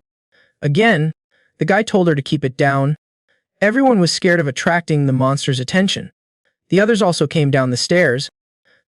Meanwhile, Sang-ah, desperate, pleaded for him to open the door, but Seok and his crew just kept staring at them both. Ju Seo confirmed that he was the owner, so he was the only one who could open it, and that just made the silver rank guy brag about it. Once again, Sang-ah pleaded for the door to be opened, but he just refused to do it. Furious, a chick in red demanded he open it now. But ironically, he said the decision to let them in or not was not up to him, and Sang-ah asked why he was acting like this. Holding a grudge, he asked who was it that called him mediocre and selfish. While Sang-ah was heartbroken over this, the woman in red became more annoyed. She grabbed the bars, ready to give him a piece of her mind, but the boy covered her mouth, afraid the monster might hear. The woman did not seem to care much about that now. While Sang-ah watched on, she sighed, preparing for what she was about to do. She then apologized for the insults back in the hall, and said the people with her were innocent, and he should not joke with their lives. Kang Suk asked if she meant it, and she agreed. However, he said he had no choice and wanted her to prove it. He offered to let the other 4 in, but she would have to stay behind. The man asked what she would do, since the monster could show up any second. Sang-ah took a deep breath. She was trembling from the whole situation. The woman in red took her by the arm. She asked if Sang-a was really doing this for them, and said they would go in first and find a way to open the door for her later. Her eyes were terrifying. Sang-a then simply walked away from them. Meanwhile, Kang-seok celebrates, calling himself a martyr. He finally hits the button, raising the iron bars, and everyone makes a mad dash inside to save their own skins. But Sang-jin turns back to look at her. She looks stunned, but she is not regretting her decision. And the kid just turns away. The other two call out to her, but she just blows them off. Sang-jin sprints past Kang-seok. He desperately runs up the stairs, and as soon as he gets to the button, he mashes it, but nothing happens, leaving him confused. He frantically tries a few more times. Kang-soo tells him not to waste his time, saying he already told him only he could open it. Sang-jin furiously charges at him, but Sang-a holds him back, stopping him from doing anything. Min-woo slams the kid to the ground with all his might, while Sang-a watches, calling his name. Kang-soo puts the kid down, saying he is desperate to get knocked out, and even asks if she offered to be his new sister, but Sang-jin just begs him to open the gate. Kang-soo cusses him out and says he might just not open it if the kid keeps bugging him. From the gate, Sang-a asks if he is going to open it, and in response, he just says that it all depends on her. Seals quietly watches the whole situation unfold. The girl asks what he wants her to do. He says words are cheap and demands a sincere apology, but Sang-a asks if she needs to get on her knees. Kang-soo tells her to cut the drama, cause it is getting them nowhere, and the only thing he demands is for her to strip. Everyone not in his group is shocked by this demand, but Kang-soo says a little dance would make him feel better, and, since he is such a generous guy, he will let her keep her underwear on. Obviously, she refuses, calling him a sicko, so he says that is fine. She can go try another gate. He makes it clear that his partners, Hyun-sik and Min-woo, are controlling the other gates too. He asks what she is waiting for, and if she is not going to go, she should get lost. Left with no other choice, she gives in. Kang-soo pressures her and says she has got 10 seconds to take off her pants. With a sinister grin, he tells her to get started. This is all too much for Sang-a to bear. Seals watches angrily. He thinks about stepping in, but Sang-mei stops him. He says he does not like what is happening either, but there is nothing they can do since only the strong survive. As the countdown starts, Sang-a begins taking off her clothes, trembling from the situation. Kang-soo and his crew are getting a kick out of the humiliation. The girl thinks, for Seals, their survival belongs to the fittest, and he believes he will have to show them. The young man is determined to show them who the real top dog is by activating his innate ability. Future vision. After taking off her pants, Sang-a hangs her head low. The poor girl starts to shake. With a wicked smile, Kang-suk asks if she is ready to take off her shirt. With no other option, she starts to comply. He notices she is crying and tells her this is not the time for that, reminding her she has to dance before the monster comes back. He is caught off guard by Seals. The man asks if he can join the party. The only thing Seals says is that he needs to open it. That puts Kang-suk on edge. At first, he was not angry since he was not the type to stand up for strangers, but when he heard the demand made to the woman, and then looked at Sang-jin on the floor, at his little plea for help, it took Seals a second to figure out what the kid had said, and it was like something inside him just snapped. He could only think that if he had taken the initiative with Seol, maybe things would have turned out differently. This time, however, he would not hesitate. As for Kang-suk, he did not get it. To him, the situation felt weird, like he was scared. His own reaction was unnerving him. Then he stood up to face his potential rival. Kang-suk asks why he should listen to him, even if the reason is that he is gold rank. But Seals just gives him a look of utter contempt. That ticks him off, and Kang-suk says he was trying to be nice, since he was also invited, and asks if he thinks he is some kind of hotshot, but Seals continues on without a word. Behind him, Kang's crew declares they are going to take him down. Two of them head down the stairs to surround him. Sang-mei heads down too, even though he does not like how things are going. But Seals just signals for him to stay back. That shocks him. Seals simply drops his bag of gold on the ground. Meanwhile, Kang-suk taunts him, calling him homeless and saying he is only acting tough because he is in front of a girl, and whines that the more he does it, the less he wants to open the gate. Suddenly, a fist is thrown at him. It was so fast his buddies did not even have time to react. But they were not forgotten. Each of them got decked. 2. All 3 are on the ground, while everyone watches in awe. Sang Mei wonders how that happened when he did not see any of them get hit. Kang Suk, clutching his busted nose, cusses him out again. Ho Seals grabs him by the wrist and yanks him up the stairs, and forces him to press the button. The iron bars begin to lift, and he orders Sang Mei to go in. The girl is in shock from what just happened, but eventually goes inside, leaving some of her clothes behind. Kang Suk yells for him to let go, saying it is all over. He calls for Minwoo, who is watching the scene with a bruised nose of his own. Then, Ho Seals orders him to bring the girl her pants. Remembering the missing item, Sang Mai says she will get it, but that is not how he wants it. He tells her to stay put while the other guy should go get it, and Minwoo asks, "Why me?" Hoof Seal says it is what he gets for hitting someone else. And to really rub it in for Kang Suk, he says that, just as the man had claimed, he really is a saint. Humiliated even more, Kang Suk demands his goon go get them right now. To help the situation along, the girl in red urges him to hurry up before the monster shows up. That just freaks Minwoo out even more, and Ho Seals gives him 10 seconds to do it. The big guy sprints off as the countdown begins. He quickly snatches the missing clothes and rushes back. He barely makes it under the slamming iron bars. Hugh Seals, who was forcibly holding Kang Suk the whole time, finally lets him go. But Kang Suk still has the balls to curse him to his face. The young man stays silent, while Sang Mei thanks him through her tears for what he did. Even in his silence, Sung Jin does the same. Sang Mei, however, looks at him in utter astonishment. The young man now gives off a totally different vibe. The rage simmering inside him still has not cooled. There is an annex building that leads to a second one. The entire group is now gathered together. A warning tells them to get to Class 3-1 on the 4th floor of the main building via the 3rd floor annex. With a 2-hour time limit, Hu Seals checks the message on his phone. With nothing else to do, he steps through the glass doors. On the other side, he heads down a long hallway. Meanwhile, footage of what is happening is being shown on a huge screen to a few onlookers. One of them comments that the second mission is now starting. They discuss how 20 people already failed in the first stage alone, and believe that at this rate, they won't be able to keep it going until September. Hannah Kim, standing at the front, simply watches them. The guy seems to feel intimidated, while the woman just pretends not to notice. The man turns around and asks if the other guy knows anything about the performance in the other areas. The young man says that in terms of difficulty, areas 2 and 7 are the hardest. The answers not satisfy him. He says he can understand if it were Europe, but wants to know what the deal is with the Chinese folks.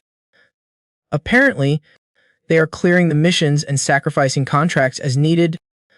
Worried, the man asks about Area 2, and the young man says that a French girl named Delphine is carrying the team with her initial prize money and taking out the ghost. He also wants to know about the rest. Area 5 is putting up a good fight, but nothing to write home about, and their second mission started 30 minutes before theirs. This makes the man groan, saying that at this rate, no one will be left by the end of the tutorial. But the woman reminds him they have a gold imprint holder, though he does not really buy it. She reminds him that she was able to drive off the ghost just by looking at it. Hannah Kim stays silent through all this. Meanwhile, Jusil kicks the glass. This gets the man's attention, and he asks what the hell is wrong with him, acting so recklessly. The woman in purple believes he did not analyze the mission's details correctly. Then, he asks Hannah Kim if they should be trusting this kid. Annoyed, she simply tells him to shut up, but even she wonders if Jusil is really worth the gamble. The afternoon sun bathes the building in an orange glow. 2 employees are smoking on their break, and the bald guy asks what Hannah Kim's deal is. To him, it makes no sense that she would give the gold imprint to some guy who is supposedly under a slave contract.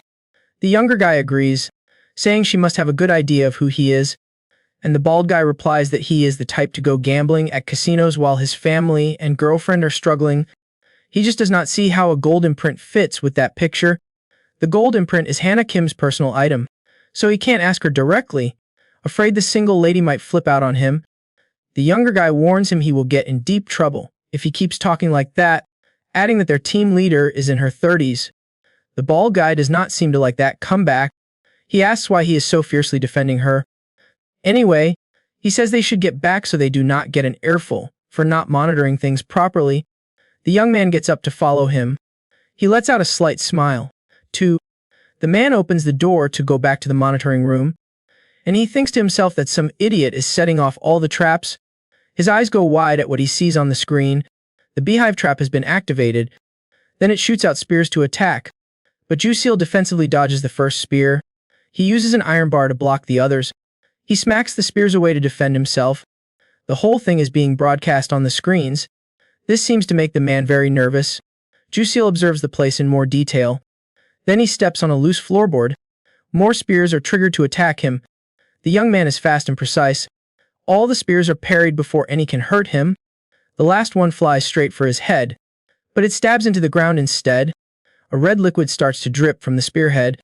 The woman in purple stands up, worried the young man is dead, but the man says he just dodged it.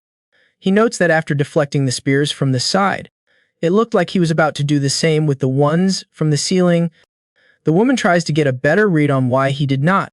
The man is not sure. It was as if Jusil's body was not obeying his commands. Shocked, she asks if he thinks that, on top of seeing the spears from different directions, he was also trying to reflect them. The kid behind them does not really get the conversation. But the man is exasperated, asking how in the world Jusil pulled that off. Frantically, he goes up to her, demanding to know. The man believes it is as if he had already been on Earth. But Hannah Kim just asks what the fastest record for completing the second mission is. This time, the younger guy stands up and mentions Sung Shai Han. His record is 29 minutes and 39 seconds. She says that is insane, catching the attention of the other woman, who asks what she means. Suddenly, the completion of Area 1's second mission is announced. They wait for the clear time to be revealed. Everyone in the room is in shock, except for Hannah Kim, who is smiling because everyone thought he was just a bum. But Jusil cleared the mission in just 16 minutes and 24 seconds. To her, he is a winning lottery ticket. The ones who passed the mission are in room 3-1. Han congratulates everyone for making it to the 4th floor and asks if the first and second lessons were fun. The room is not as packed as the assembly hall was. Jusil does not look too thrilled, and neither do the rest of the survivors. Sang-ah is also keeping to herself while staring toward the back of the room. In the last row sits Kang Seok and his crew. Jusil gets up too, also keeping his distance from everyone else. As for the man, he just hangs his head. But Han is pleased with how everything turned out. Han says the good news is there is only one part of the tutorial left to go. This surprises Sang-ah, who asks, "There is more." Han confirms it, but tells her not to sweat it. He says it is an easy mission, maybe even a fun one.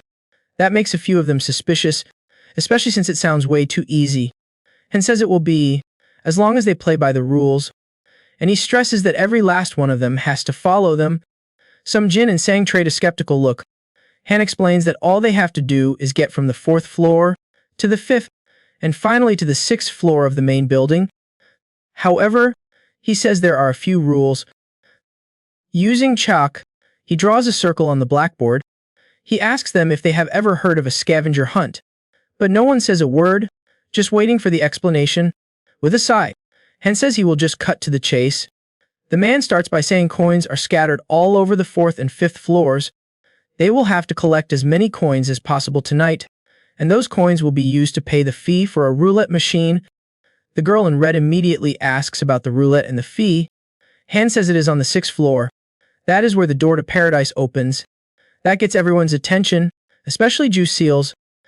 However, Han says there is no such thing as a free lunch, and the price of admission is 100 coins. Even Kang Suk looks worried about how he is supposed to get that many coins. Han says there are 3,000 coins scattered around, and grabbing 100 of them is a piece of cake, especially for anyone with a map. Meanwhile, Yoon Seal fiddles with his jacket pocket. Moving on, Han says the roulette machine is on the 5th floor and encourages them to use it if they rake in enough coins. From it, they will be able to get items that will be a huge help. Sang is curious about what kind of items they can get.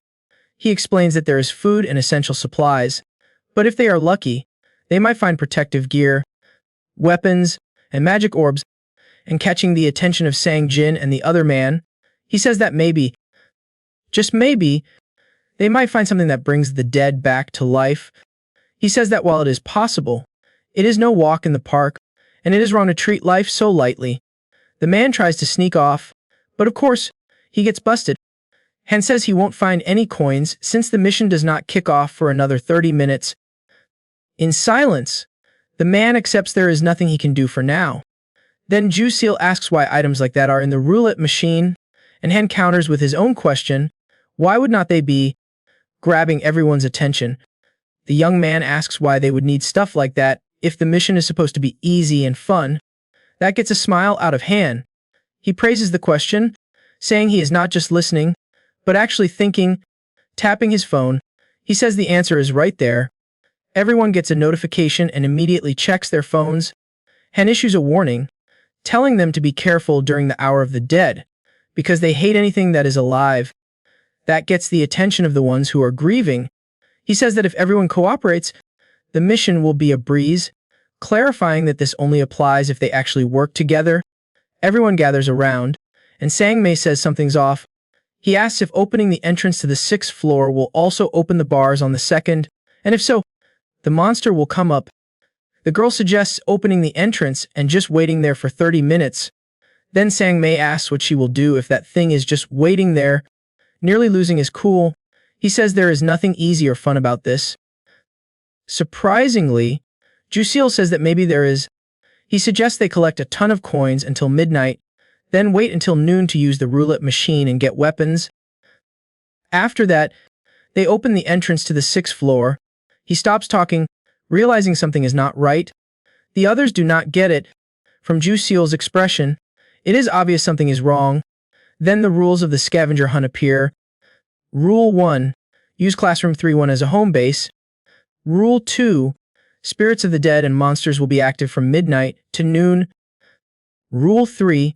Neither the dead nor the monsters can enter the base. 199 coins can be used to get a key, or 499 coins to open the door on the 6th floor. A portal is created in the central area 30 minutes after the 6th floor door opens. The moment the 6th floor door is opened, the bars on the 2nd floor will be disabled. This seems to spook a few of them. However, the girl in red notices that some people are no longer in the room. Cooperation, Ju Seal realizes, is going to be the first hurdle and one of the biggest problems. Meanwhile, Sang Mai asks if he wants to eat, saying there is still time before the mission starts. To him, that sounds like a great idea, while Sang Mai seems to be eavesdropping on their conversation. But when he asks what there is to eat, a whole spread of edible stuff is laid out on the table. The others are blown away by the variety. Sang Mai asks where they got it all from. It is another Sang Mai who explains that while everyone was rushing to the lounge, Ju Seal said something. If it is a simple mission, why would they give us 4 hours? After some searching, they found a convenience store. Everyone is genuinely shocked by this. Delighted, the girl says he is not just a good fighter, but not everyone seems happy about that. All the food starts to get wolfed down. Ju Seal proceeds to scarf down everything he can find. He is not just eating, he is chugging water too. He looks pretty satisfied with himself. Sang-ah had been watching him and says he eats a lot, so she offers him her sandwich, which surprises him. Though he feels a bit awkward, Ju Seal takes it and thanks her. The girl in red is clearly not thrilled and can only think the other girl is getting all swoony over him. She wedges herself between the two and signals to them. Then she whispers something only they can hear. Meanwhile, Ju Seal finishes his meal and wonders if he has always had such a huge appetite. Anyway, he cracks open a can of soda while the others watch. One of the boys comments on the possibility of reviving the dead. That makes some Jin a little sad. The boy talks about a friend who came with him, how something happened in the auditorium, and that the girl also lost someone. Then they both start to cry. That leaves Ju Seal completely unsure of what to do. But it is Sang Mai who speaks up. He tells them to shut up. Annoyed, he says it is enough that Seal fed them and dragged them along. Does he need to save their friends, too? The boy defends himself, saying that is not what he meant. But Sang Mai tells him to go save his friend himself and do what the guide said, collect coins and get the item. The two of them fall silent. But the man keeps on going, asking if they even know where they are heading or what paradise is like to be saying such things. However, it is the girl in red who butts in and asks if he knows what it is like, and he confirms in a few words, it is every man for himself. That causes some outrage, and the other boy pipes up about how they need to work together. Then Sang Mai repeats that they should cooperate, but not by leeching off of others, and she asks if the definition of cooperation suddenly changed or something. This whole thing sparks a major disagreement between the two factions. Sang Jin stays quiet, completely detached from everything going on. Then Ji Ho-seol yells at them to shut their traps. It works, making everyone go quiet. He tells them to take a look at the clock before they decide to throw hands. They all anxiously glance at the clock, and then at their phones, which show there are only 5 hours left until midnight. The door to the base room opens. Sang Mai announces that he can't work with people like them. Likewise, the other group says they are taking off too, and they head out through another door. This pisses off the girl in red, who stumps off after them. Sang Jin and Sang Ah stay behind in the room. She asks the kid if they should go too. Ji Ho-seol is left alone in the room. For him, the first mission is to focus and everything else comes after collecting coins. That makes him wonder where he should head first. His phone starts vibrating in his pocket. He pulls it out to see what is up. What he sees on the screen has him on alert. He got a message with coin locations from an unknown sender, including inside the teacher's lectern. He looks over to where Hem was standing when she announced the rules. It is not long before he is over there searching. He finds at least 4 coins, but the young man finds it strange, thinking it is way too easy. In room 3-8, Yoon Seol-ra is also on the hunt for coins. Ji Ho-seol eventually makes his way into that room. The man's gaze is fixed on particular people. Then Ji Ho-seol figures Yoon Seol-ra must have a map. However, he finds it odd that the girl is searching all over the place. Something catches the girl's attention.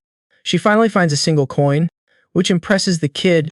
While Ji Ho-seol is lost in his own world, Yoon Seol-ra gets embarrassed when she realizes she is being watched. The girl turns away, and he thinks he might have seen her smile. Then he rummages through his wallet. Doing that, he finds more coins, bringing his total to 12. While celebrating, he spots something out of the corner of his eye. Yoon Seol-ra is staring at him, blinking to hold back tears. A little awkwardly, Ji Ho-seol wishes her good luck, which leaves the girl a bit confused, until something clicks in her mind. Meanwhile, he searches room 3-7. More coins are found so easily it is not even fun for him anymore. With that mission done, he heads for the emergency exit. The moment he opens it, he comes face to face with Yoon Seol-ra. The girl then turns her head to look inside. She sees that only one locker has been opened.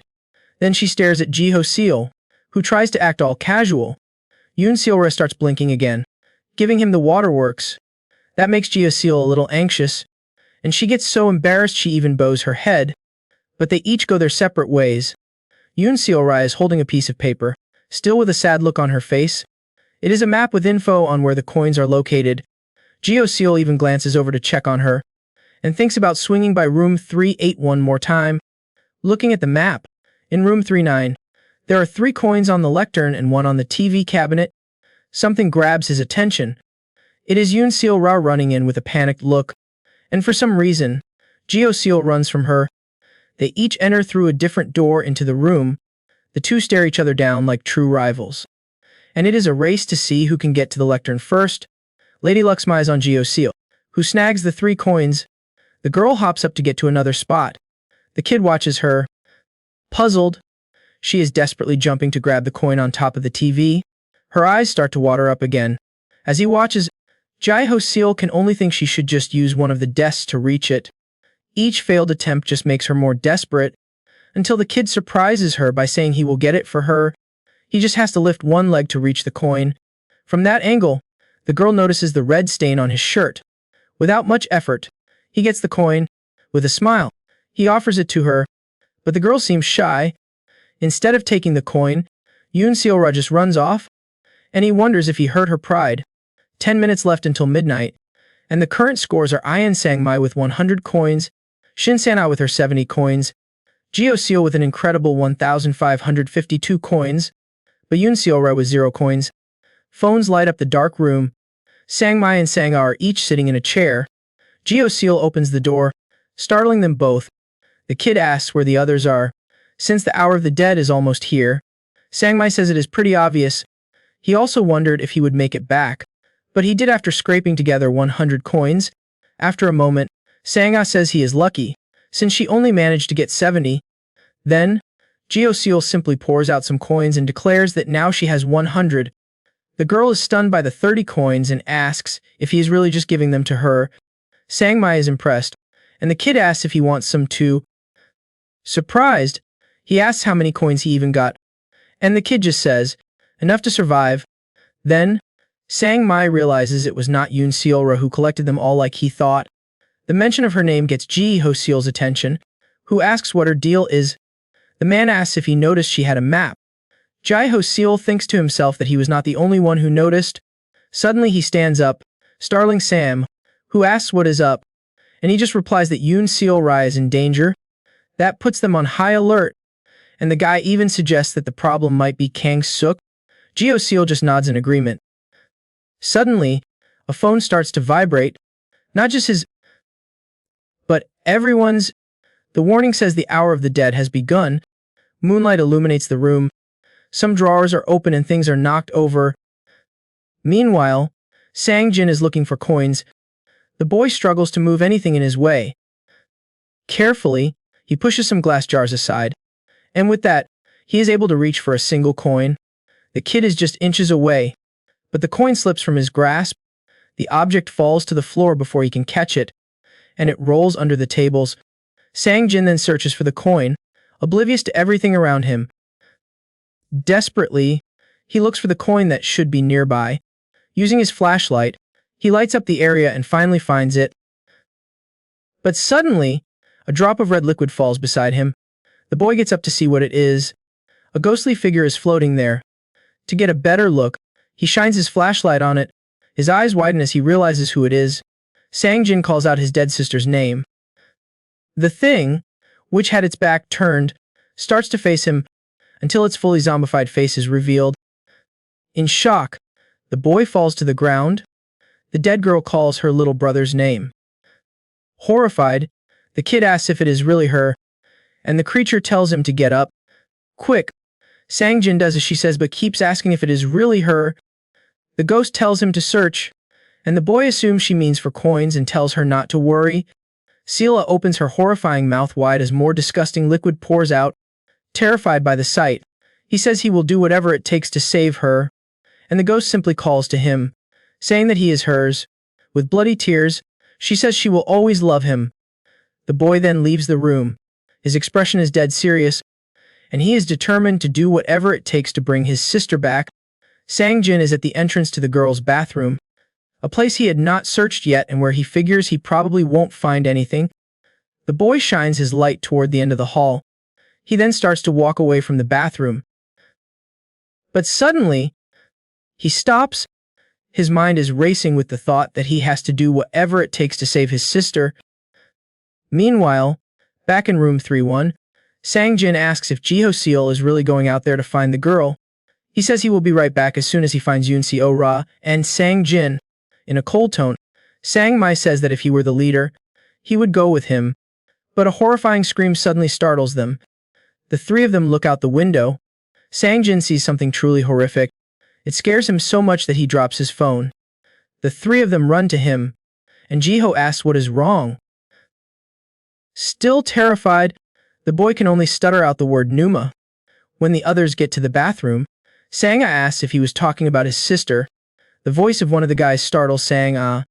In the bathroom, they find Yoon Seo-ra on the floor.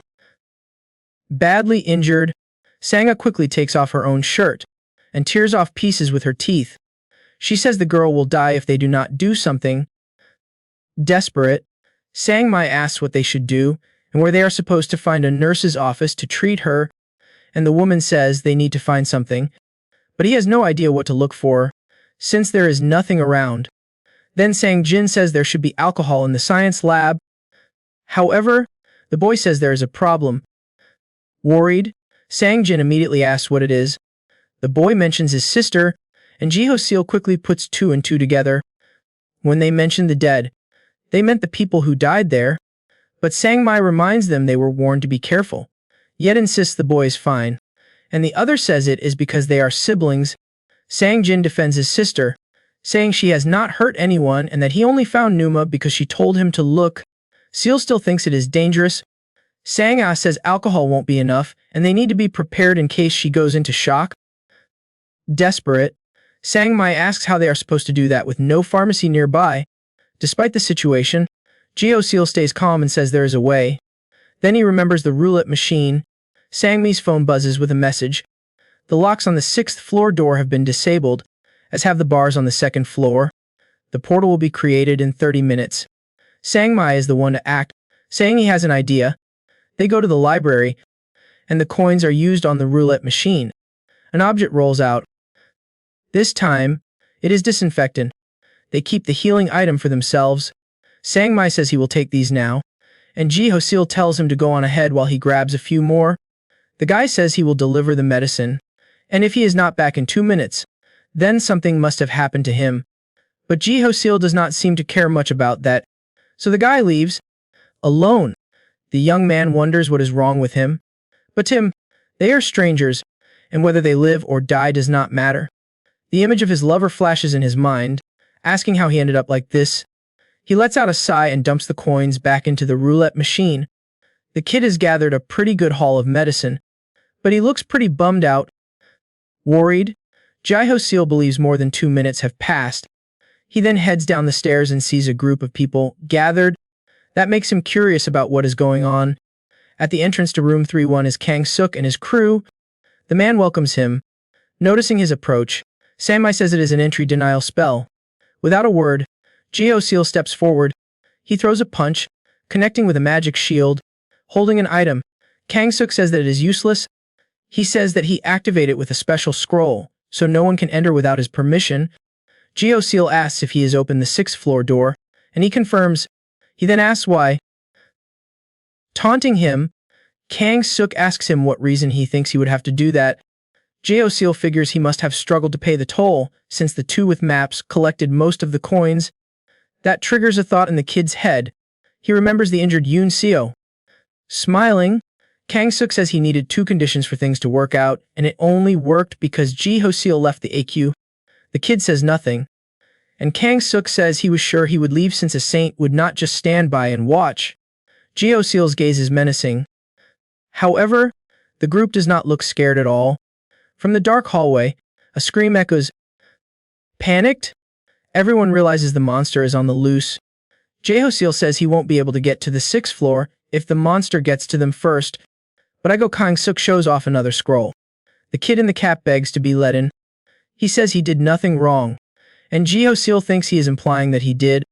Agreeing with him, Kang-suk says they probably think it is unfair, so he lets all 3 of them in. The 3 of them look at each other, distrusting everything and everyone, but without hesitating, they run through the barrier and go straight into the room. The rest are left outside while they are protected. But luckily, Ji-ho-seol is thankful that he came prepared, pulling something from his pocket. He knows he has no choice but to end this. To provoke him, Kang-suk asks what he and Sang-mai plan to do. Ji-ho-seol is simply wary of everything around him. He puts his hand in his pocket, but when he pulls it out, it is empty, surprising Sang-mai, who was expecting some kind of weapon. This time, Kang-suk taunts Sung-jin, asking if the kid wants to get swallowed up like his sister. He even says the kid is making his sister cry and she must be hoping to be saved by him. He then shifts his focus to Sang-mai and says he did everything and asks why he was so worried about Ji-ho-seol, since he is a realistic person. He adds that no one would blame them. It was a matter of life and death. The 2 of them exchange glances as they weigh their options. Sang-mai apologizes to Ji-ho-seol, and he and Sung-jin accept the offer. Both of them end up entering room 31, but Sang-ah and Yoon Seo are still outside. She becomes Kang-suk's next focus, and he asks what is wrong with her, that taking off her pants was enough to turn her into an exhibitionist. Then he says it was a joke. The man says he noticed she was trying to stop the bleeding and sees it as an admirable act. Then asks if she knows she can catch a cold like that. Shortly after, he takes off his jacket and offers it to her. That leaves Sang-ah in complete shock at his gesture. Kang-suk says she can come in, too. From the room's entrance, Sang-mai looks at her, motioning for her. The woman gets up from the ground, and then she is the next to go through the shield, offering the jacket again. Kang-suk says she made the right choice. Sang-ah reaches out to take the jacket, but then Kang-suk suddenly yanks it back and pulls her into his arms. He tells her to be quiet, assuming she knows what would happen when she chose that side. That does not sit right with her, and she tries to say something, but he asks if she wants to go back to the other side. So all she can do is take it. Kang-suk smiles at how easily she gave, and asks Jeo-seol how it feels to be left behind. Provoking him, he asks if the Great Gold Rank is going to say something, then says it is a shame and that they are not on Earth anymore, and no one will know even if he plays the Good Samaritan. His attitude changes, and Kang-suk grabs Sang-a's hair. He says she is just an example of someone who clung to Jeo-seol for gain, and now the game has changed. The man does not care that the weak need help and asks if all strong people are bad and all weak people are good. Kang-suk says it does not matter who wins or loses, and Jeo-seol died even though she had copper, while Sang-ah made it this far. Jeo-seol simply replies that a win is a win, and Kang-suk agrees, saying he is pretty smart. As men, he suggests they let bygones be bygones and start over. The man then extends his hand. However, he wants an apology, claiming his nose still hurts from when he got hit. That leaves Jeo-seol very pensive. Then he closes his eyes. Kang-suk says he is not asking for much, just an apology is enough for them to be friends. But Jeo-seol's only reply is to tell him to go to hell. That makes him snap. A burst of light explodes behind him. Kang-suk quickly turns to see what it was. Min-woo seems to have been hit by something. The man falls to the ground, unconscious. None of them saw what happened, which makes things even creepier. Slowly, Sang-mai starts to appear, clutching the iron bar. He says it is showtime. He then takes down the next goon. Kang-suk quickly looks toward the chair. Desperately, he tries to run to it, but the chair slowly begins to vanish, until it is completely gone, leaving him scared and confused. He is the next to get hit. This time it was Sung-jin who did it. Angrily, the boy asks who he thinks he is to talk trash about his sister. That makes Kang-suk even more furious. He then threatens to eliminate everyone. His next move is to try and activate the scroll, but Sang-ah lunges in to stop it. She stomps down on his hand with her heel. While crushing it, she says she has never in her life met someone so awful and perverted. Then she aims for what is between his legs. She lands a solid hit and says she has never met anyone so vile. Sang-ah then glares at him. Finally, Kang-suk is taken down by her blow. Suddenly, the whole dynamic shifts, but Jeo-seol just wants to understand what that was all about. It is Sang-mai who explains that he used a camouflage spell, signaled them before going in, and luckily, they both caught on. He stays quiet. Sang-mai asks if he really thought they betrayed him, but the young man says he was not sure yet. The man then says he wants to ask him something. Sang-mai says that before it all kicked off, he noticed Ji-ho was about to grab a magic orb, but then backed off. He wants to know why. But then Jeo-seol says that he wanted to see it with his own eyes. Just once. That leaves everyone confused. Then he says he simply wanted to see how they would act when cornered, and Sang-ah gets pissed about being tested. The young man just shrugs. Sang-mai asks if they passed. In response, Jeo-seol just cracks a smile, and they all burst out laughing. It does not last long, though, as Jeo-seol hears a sound coming from the stairs. The young man looks back, and a worried Sang-mai asks what is wrong. Something's coming up the stairs. It is the wide-mouthed monster. Springing into action, Sang-mai tells everyone to hurry. Jeo-seol looks annoyed at the prospect of another fight, but soon enough, the door to the base room is shut tight. They peer through the window. Heavy footsteps echo. The monster peeks into each room, searching for its victims. Before long, it finds room 3-1. The girl in red asks if it really can't get in, and Sang-ah shushes her. The monster finds something very interesting. It spots the unconscious Min-woo on the floor. The creature then devours him right in front of them all. The door to room 3-1 is opened. Trembling with fear, Kang-suk begs for help. Nobody moves, wondering if they should risk it. He is completely hopeless on the ground, until someone approaches him. It is Sanga, still furious about everything he put her through and with zero desire to help. She kicks him, trying to shove him outside. However, Kang-suk grabs her leg. His defiant attitude, even with the danger lurking outside, is infuriating. Sanga does not understand what he is trying to pull, until she is yanked down to the ground. They are both getting dragged away by the monster, and the others can only watch it happen. Sanga struggles, yelling for Kang-suk to let her go. He is pleased that he managed to trap her there with him, until that smirk vanishes from his face. It is his turn to be eaten by the monster. He continues to hold on to her with a death grip. Kang-suk declares there is no way in hell he is getting eliminated alone. The life drains from his eyes. The monster starts to chow down on him even more, but his hand still keeps Sanga pinned there. She desperately struggles to break free. The girl in red watches and says the same thing would have happened to her if she was out there. Sung-jin grabs a mop, refusing to just stand by and watch. Sang-mai knows he wants to help but tells him not to bother with something so useless. Out of the corner of his eye, he notices Geo-seal rummaging through his bag. The kid is deep in thought. Meanwhile, the monster outside keeps on chewing, and Sanga screams in desperation, begging for help. Two of the men rush over to her. She reaches out her hands to them.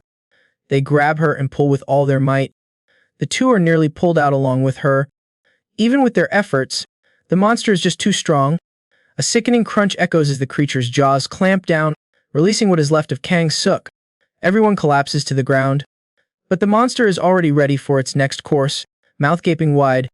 Sang-mai gives the signal, and Geo-seal is ready, taking advantage of the open maw. He throws the orb. Inside the monster, things start to fizz and bubble. A series of explosions begin to go off. The monster thrashes about, smashing into every wall. Another grenade is chucked at it. It lands right on its timer, causing a net-like explosion above the monster, which ends up trapped in the snare. Geo-seal then preps for the final blow. He throws another orb, which sinks down along with the timer, and explodes right on the monster's head. Lava-like drops begin to rain down. The monster shrieks in agony as the burning liquid scorches its flesh. Bit by bit, it begins to melt, until nothing is left of the creature, which died as cruelly as it treated its own victims. Everyone is stunned by the sight, and Sang-mai thinks it is completely insane, amazed that the kid actually pulled it off. Sang-mai says he is incredible for managing all that with just a few magic orbs, but Geo-seal says he just got lucky having a good combo on hand.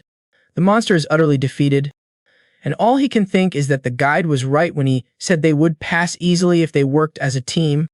The kid turns around when he feels a pat on his back. Sang-mai says it is fine, that the result alone is a miracle, and young Sung-jin celebrates, totally agreeing, even if he is not one for emotions. Geo-seal thinks he has a point, but then he realizes the older man is missing, and the others all look away, not answering. Sang-mai says he is probably still out there, searching for coins to bring his family back and ease his guilty conscience. Geo-seal just continues to stare. Meanwhile, the old man is still searching for coins. A sound comes from behind him. Confused, he turns around, and his eyes go wide at what he sees. What he witnesses is the most horrific thing. His deceased wife is clutching her head, while his daughter crawls around like some zombified toddler, falling to the ground. He says that he was wrong and he will save them. He begs his wife and his beloved Jin, but clearly, they are not there to forgive him. Geo-seal sits with his head down at one of the tables, while Sang-mai chomps down on his food in the back. Drowsily, he wakes up, realizing it is bright out now, and then looks at the clock on the wall. He asks about the others, and Sang-mai says they are out treasure hunting. The boy asks if Yoon-siro went, and the man says the girl only hurt her arm, not her legs, and that even Sung-jin went out. He then asks about Sanga, and Sang-mai says she went to help the two, and this time, Geo-seal asks about him. The man says someone had to keep an eye on him, and Geo-seal remembers that there are still 3 hours before the hour of the dead ends. Sang-mai says the dead should not be as scary now that they have dealt with the ghost, and asks what he is going to do since he has got all the coins. Geo-seal thinks about what he is going to do. Then he leaves the room. After paying the 100 for the fee, the boy is left with 785 coins and still no idea what to use them on. He climbs the last step of the floor and immediately comes face to face with Sang Jin, who comes running in terror. The two almost crash into each other. The kid apologizes, and Geo Seal says it is cool and asks if he has had any luck finding coins. Half ashamed, he replies that he only has enough for himself, and a sad Seal says he has to go. Geo Seal then mumbles to himself that the more desperate people get, the more reckless they become, and the more reckless they are, the less aware of their surroundings they become. He then grabs 2 coins that were right there, surprising the kid. Tossing them to Sang Jin, he tells him to go, leaving the boy confused. Then he says they should go for that treasure. The two have made it back to the library. Geo Seal says that he will do what he can but makes no promises. With his 800 coins, he says that the revival should be listed as a special item, so he can probably spin the machine twice. Sang Jin can only think of his sister, but the second they open the door, they realize someone's already using the machine. It is Yoon Seal Ray, who is using her coins. Worried, Geo Seal asks if she's feeling okay, but the girl just looks at them with teary eyes. Sang Jin then brings his coins over. The young man watches and realizes she can't even move her body properly. Yoon Seal Ray is trembling so much she can barely carry the coins. Even clenching her fist seems difficult. The girl still looks badly hurt. Sang Jin looks at her with deep sadness. But touching his shoulder, Geo Seal reminds him they have things to do too, and this is all going to take time. The coins are being put in, a total of 299 so far. Then they hit 300 coins.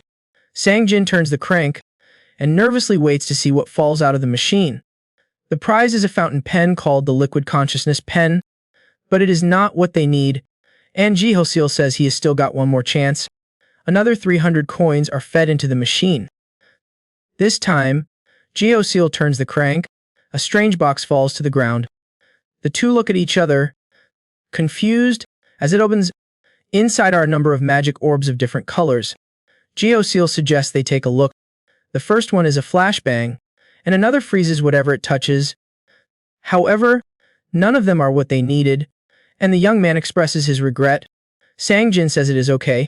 His sister will understand, but Seal laments that they have to go through this. Someone grabs the sleeve of Geo Seal's shirt and asks if they were looking for the resurrection potion. This catches them both by surprise. Yoon Seal Ray tells Sang Jin that she heard he saved her life last night. He brings up her injured arm, but she says it is a useless item for a living person. Geo Seal just watches, not wanting to get involved, and poor Sang Jin has no idea what to do. She just hands him the vial and wishes him luck, walking away while the kid thanks her. Geo Seal thanks her as well, and Yoon Seal Ray stops midway down the hall. The girl says that now, they are even, and with that, the young man thinks that deep down, she is a good person. Meanwhile, Sang Jin stares at the vial. The conditions for using it are, only on a dead person, a body part, and cancellation of the specter's death. They have got 2, but they are still missing a body part. Then, Sang Jin remembers how he can solve that. He rushes to the science lab, and Yoon Seal can't believe they were hanging around in just one spot. As soon as they arrive, they are shocked by what they see. Sang Jin can't believe his sister would do that, and Seal says that he knows her better than anyone. Yoon Seal remembers them mentioning that the dead are hostile, and figures Seal must be a special case. The kid seems to get that, and in that case, Seal asks if it could have been the man's family who did it. And with that, Sang Jin declares he is never getting married. Changing the subject, Yoon Seal asks what they are going to do about his sister. The boy finds it weird that she is not there anymore and suggests looking somewhere else, and Seal says they do not have much time. He then reminds him of the second condition, which is to have a body part, and tells the boy to check the time. The hour of the dead ends at noon, and Geo Seal says his sister will be disappearing soon. Sang Mei stretches, resting. Through the window, he sees Geo Seal running. He asks what is up, and the other young man asks if he has seen Sang Jin's sister by any chance. Sang Ai is looking for coins when the door opens. Startling her, it is just Sang Mei, who says she is not around, and the woman asks what is not around. He says he is looking for Ai Seal. The three of them then go looking for her, and Sang Mei and Sang Ai each enter a different room. Only Geo Seal is there, standing still, and when they leave, he asks if they found anything. The woman believes that Yi Seal is not on the 4th or 5th floor. She suggests a lower floor or a different building, since there is no rule saying she can only pop up where the treasure is, and Sang Mei had told her to just chill. Meanwhile, Geo Seal thinks about using his ability, but the catch is the girl has no malice, so there is a good chance she will just show up as green. Desperate, Sanga asks what they should do since there are only 17 minutes left. Sang Mei suggests Seal head to the assembly hall since it is the fastest way, and the other one reminds them that is where she bit the dust. He tells Seal to check the underground parking lot if she is not there, and that he will start searching the teacher's lounge in the main building. Sanga asks what she should do, and he tells her to go up to the 5th floor, talk to Sang Jin, and wait for them on the bridge. Confidently, she says she is on it. Meanwhile, young Sung Jin is looking for his sister. Sanga eventually finds him, just like she said she would. She then asks if he found her, and he sadly says no, feeling like he has failed. The lady in red asks why he has not found her yet despite all the help. The boy turns away, and she demands he look at her, asking if he is giving her the silent treatment. Sanga tells her to leave him alone and says they are not even looking for coins, and the lady asks what they are doing then. Sungjin explains why, and she rudely asks why the hell they are looking for a dead girl in the assembly hall. The two then look at each other, and from the kid's expression, all he wants is a little help saying what needs to be said. Sanga figures they are in hot water already and any help at this point is welcome. The rant then begins, while the boy bows his head. When the explanation's over, the woman asks if they are looking for Yi Seal as ghost. Sanga confirms and asks her to let them know the second she finds her, but suddenly the woman's expression soars. The other two show up and ask what happened, and she denies anything is wrong. She just wants to know about coins, and they say they found squat. Meanwhile, the girl is curious, wanting to understand why the others are in such a mad rush. The girl in red says she does not have time to waste, and has no intention of telling anyone if she finds Yi Seal.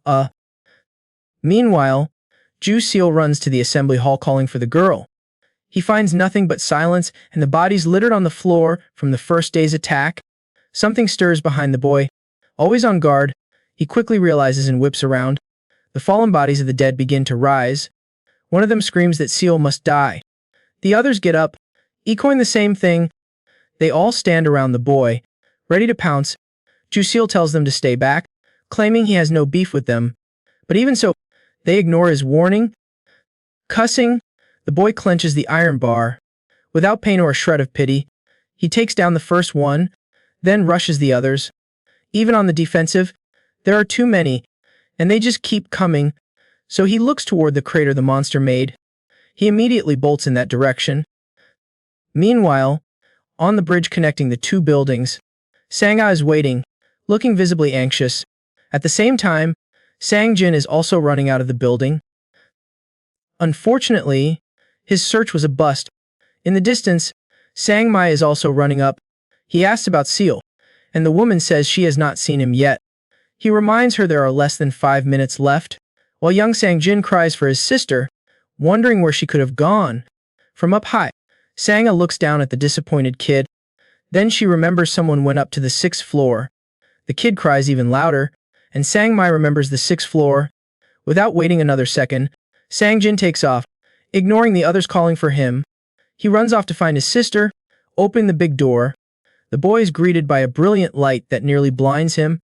Yi Seal is next to a brightly glowing blue portal. Without hesitation, the boy runs to hug her, just as the others arrive. The scene is pretty weird for them, and Sang Jin asks his sister to wait just a little longer so she can be revived. She does not get it, and he explains he will do it with a revival potion. Despite the emotional scene, Sang Mai remembers something. He screams that they are out of time. Immediately, he and Sanga yell for Ju Seal. Meanwhile, the kid is running for his life. Even so, the zombie horde is after him, but not enough to escape the bomb, which soon explodes, turning them all to dust. Seal's concern is to quickly catch up with Sung Jin. He runs across the open field, not knowing where the others have gone. With only a minute left, Ju Seal opens the glass door. His eyes try to spot something, but there is no one there. Just moments before Ju Seal arrives, Yai Seal, as Ghost was trying to convince her brother he could live even without her. But through his tears, the boy begs his sister not to leave him. Sangmai and Sanga watch the scene, having lost hope that they can do anything. Back to when Seal arrived, he finally realizes what the problem is. The group is split, standing on the rooftop of the other building. There are only 10 seconds left, and Sangmai thinks nothing can be done, even though the kids showed up. But Ju Seal knows they have come too far and is not willing to let things end like this. He remembers Sung Jin saying he would accept it if they failed, but Seal won't take that for an answer. The boy then starts to back up. Everyone watches, and Sanga asks what he is trying to do, but Ju Seal has no intention of just standing there and watching. With just 10 seconds left, he starts to run after backing up a good distance. At 9 seconds, he activates his future vision. At 8 seconds, he jumps. Everyone watches in awe, even feeling a sense of danger. At 5 seconds, he reaches the other side. With 4 seconds left, he runs toward her. At 3 seconds, he opens the potion. A pink specter emerges from the bottle. With only 2 seconds left, the light shines on Yi Seal's lifeless body. She is illuminated by a powerful pink light, while everyone watches in astonishment, also lit up by the specter's pink glow. The girl is lifted into the air, and something is happening to the young Yi Seal. Sung Jin watches his sister nervously as a small pink light hits her chest. Her heart begins to beat once more, and she shines even brighter with a light so brilliant they have to look away. The specter spreads across the area and shines all the way to the sky. Yi Seal keeps her eyes open to see what is happening. Slowly, the girl is returned to the ground, until she falls into Seal's arms. Lei Seal opens her eyes, a bit confused. She still does not get what is happening, until she realizes who is holding her. Embarrassed, the girl pulls away from his arms while the others just stare in awe. But she has no time to think as Sung Jin hugs his sister tight, and she asks how she got here. Sanga asks if she does not remember anything. And confused, the girl only remembers the monster appearing in the hall. Sanga can't help but notice that Yi Seal does not look so hot. Helping him stay on his feet, she explains that she was dead and Seal saved her. Lightly nudging him with her elbow, Sanga says she nearly had a heart attack because of him. And exhausted, the guy gives a faint smile and apologizes. The treasure hunt is complete. Behind them, a voice congratulates them on finishing the mission and assumes everyone is present. With a round of applause, Han officially declares the end of Area 1's tutorial. Seal remembers a few people are still missing, but Han says it is not a race to see who gets here first, though they do not have all day. Suddenly, the rooftop door opens. It is Yoon Seal Ra, totally wiped out and still feeling her injuries. He hands over a bag of coins, and Han says the fee will be collected at the gate. Sanga helps her while Seal thinks about how she had to collect all her coins again and regrets not helping out. That sends Sung Jin into a panic, remembering the fee for his sister. But the good Samaritan Seal tells him not to worry, 'cause he has got extra. Yai Seal is happy to be helped once more, until the trio shows up, and the girl in red asks if they get some help too. The woman looks annoyed, and Seal does not look too pleased either. The two boys beg him for help, saying they will be forever grateful. Sangmei calls them all a bunch of scumbags and asks Seal if he is really going to give them any. Even Sanga says he should not give them a thing. This pisses off the girl in red, who tells her to shut it, claiming she was not even talking to her. Getting closer to Seal, the woman says he's not even have to help the other two, and if he does it just for her, she will make sure to treat him real good. Leaving everyone flabbergasted, he asks how many coins they need. The two girls need 30 coins each, while the other kid only needs 25. Jusil shows Seal a bag of coins, saying it is the amount needed for the fee, for which the girl is grateful. That leaves him with 85 coins, and the woman says that is more than enough to help them. But then Seal does something weird, and chucks the bag of coins to the other side. With that ruckus, the coins fly everywhere. This just makes the girl in red even madder. But before she can do anything, Sangmei tells her to hurry up, since it looks like they won't be waiting long. The woman gives Jusil a nasty glare. Then, the three of them scramble to try and gather the coins in time. Laughing, Sanga says what he did was awesome, but then she notices something in his hand. Seal says he only threw 80 coins, and the rest is a sort of fee for when someone pushes them into danger and others have to make sacrifices. Han smiles at that, seeing it as another step toward becoming a true Earthling. He then calls for everyone's attention, ready to start dishing out points. Meanwhile, the trio runs around trying to collect the coins. The two girls bicker, trying to get ahead of each other. The boy tells them to stop, saying there is the exact amount for the three of them. Annoyed, the girl asks him where he gets that confidence, thinking they will actually find all the coins. The girl in red thinks it is stupid of the girl to talk without being sure that Seal threw all 85 coins. Han starts announcing their achievements. Young Yu Sealra has 317 points. Next is Hyan Sang-a with 302 points. Young Ai Sung Jin has 114 points. Shin Sang-a with her 116 points. Nae Seal-a with 46 points, which includes her achievements in the assembly hall. And then he says he thought he was going to die tallying up the points, and that nothing like this has ever happened before, revealing Jia Seal's 350 points. Everyone around him celebrates the guy's victory, though he seems a bit overwhelmed. But Han says, hold on, and that those are just the points for the first stage in the assembly hall. He lets out a sigh, getting ready for what is coming next. For everything the guy has done since the first mission, the traps in the second stage, saving his friends, and more, his final incredible score is 2150. Everyone is left speechless by the reveal. However, Han says it is not over yet. With the addition of a multiplier of 10, the total survival points are 21,500, the highest in history. None of them can say a word. Sang-a is the one who asks if he is happy, and Seal realizes that helping others gets you points. Understanding why Han helped him when the attention warning popped up, Sang-a then asks where they are going to use these points. The only thing Han replies is that they will find out when they get there. The man then tells Ju Seal he must be thrilled and says he might even get to use the VIP shop. Han just teases that such a shop exists and reminds him not to forget the paper he picked up. Back to the trio. While the others search, the girl in red believes it is going nowhere, but considers the possibility that they might find them first. The girl screams that she has found them all. She jumps for joy while singing about her victory, and the defeated guy can only stare. The boy begs for help, saying it would be faster if they helped each other, since they made it this far together. Meanwhile, the girl in red just stares, thinking about what she is going to do. Her eyes are glued to an iron pipe lying on the ground.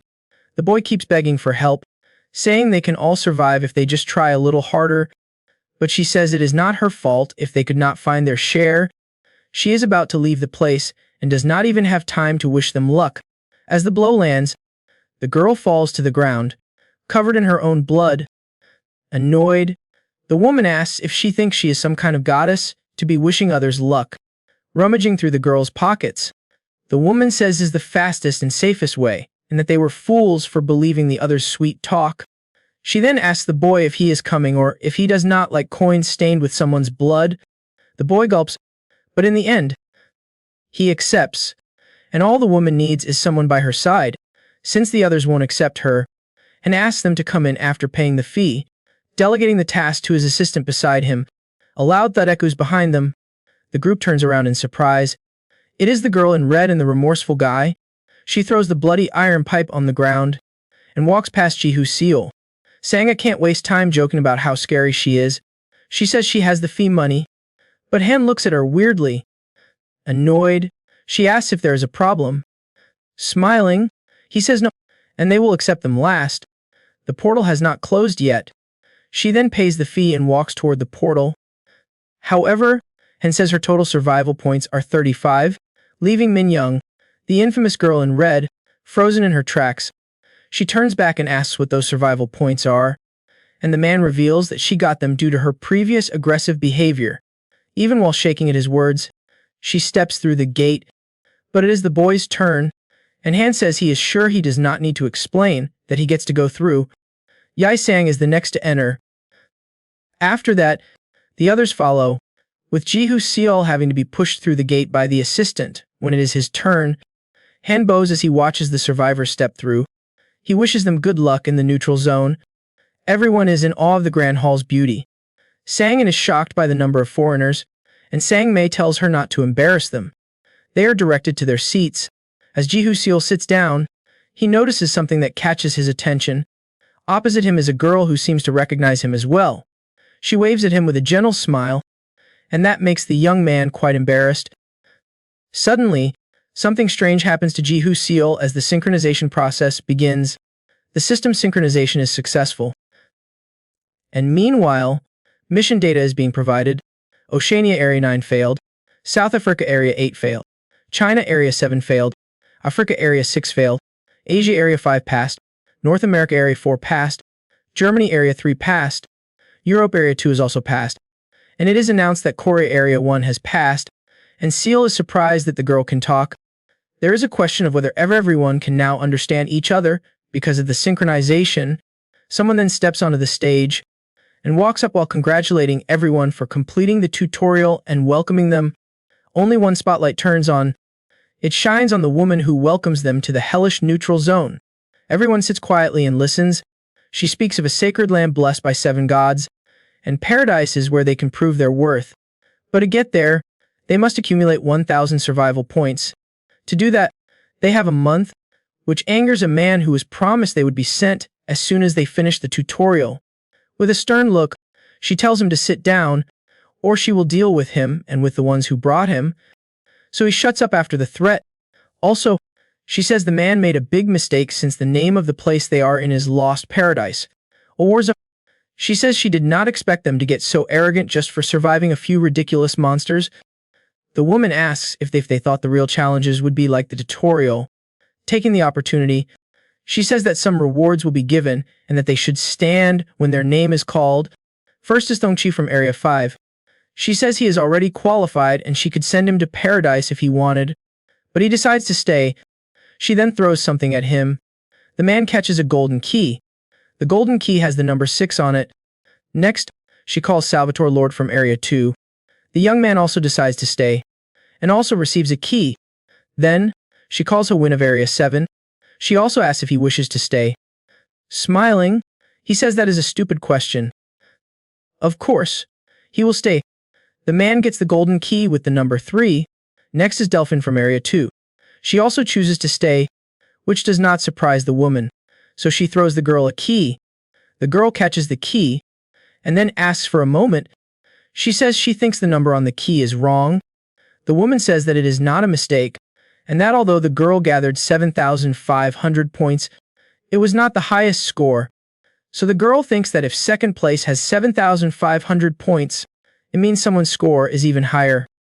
Finally, she calls Seal from Area 1, who quickly replies that he will be staying. People become curious about the first-ranked guy and want to know what his score is.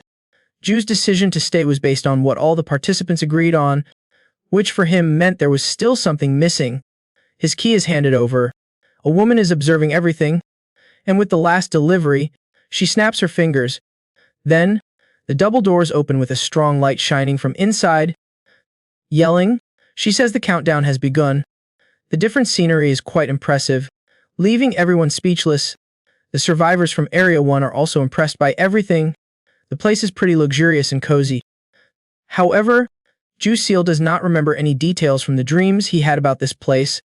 The only thing he remembers is that he was drunk out of his mind over it. As they get closer to the others, Sang Mei asks why everyone is gathering. Excited, Sang Mei suggests they go check it out until she suddenly realizes Yoon Seora is missing, but nobody knows where she is, and Sam Jin says he has not seen her since they were transported. Sang Mei also mentions she has not seen the trio, and the woman suggests they stay together and look for Seora later. Ju says that he will go and rest. The group says their goodbyes, confirming they will meet up again later. After parting ways, Seal takes a different path. He is stopped by someone who greets him. Confused, Ju Seal asks if they are talking to him. The woman introduces herself as the guide for Area 2. And surprisingly, she says she hopes to have the honor of guiding him through the place. That makes the boy a bit nervous. Not knowing what to say, Sang Mei lightly taps the shoulder of the Area 2 guide. With a different expression, she turns around, and to Ju Seal's relief, it is the girl who has been with him. The woman says the tutorial is over and asks if she can guide the kid now, but without a word, the girl simply flips her the bird, which frustrates the woman, who says she is as crass as ever. To piss her off even more, the girl gives her a double finger salute with an even brighter smile, and that seems to have worked perfectly. Losing her patience, the woman says they will meet again sometime. As she turns her back, the girl mutters that her habit of wanting to touch everything first has not changed. Smiling, she says she will show him around, and the only thing the guy replies is that she seems quite persuasive. She says she kept quiet to practice being silent and thought it would be a good idea to think before speaking. The girl then suggests Seal treat them to a drink, and when he says he has no money, she reminds him about the 21,500 points plus a 5,000 point bonus. Seal remembers getting that bonus in the assembly hall. Finally, he understands that survival points are used instead of money. The girl explains that survival points are the currency in the neutral zone. Everything is paid for with those points. This makes him think that besides collecting them, they can be consumed, making everything more difficult. The two go up the huge spiral staircase. The girl looks very happy with her drink, and Seal, following behind, is curious. He asks if the drink is good. The girl says yes, and that he should get one since it is free. He then asks about what she said about the regular stores and restaurants having a 100% discount. She explains that the gold imprint gets a 30% discount, and the first place rank gets a 70% discount, making a total of 100%.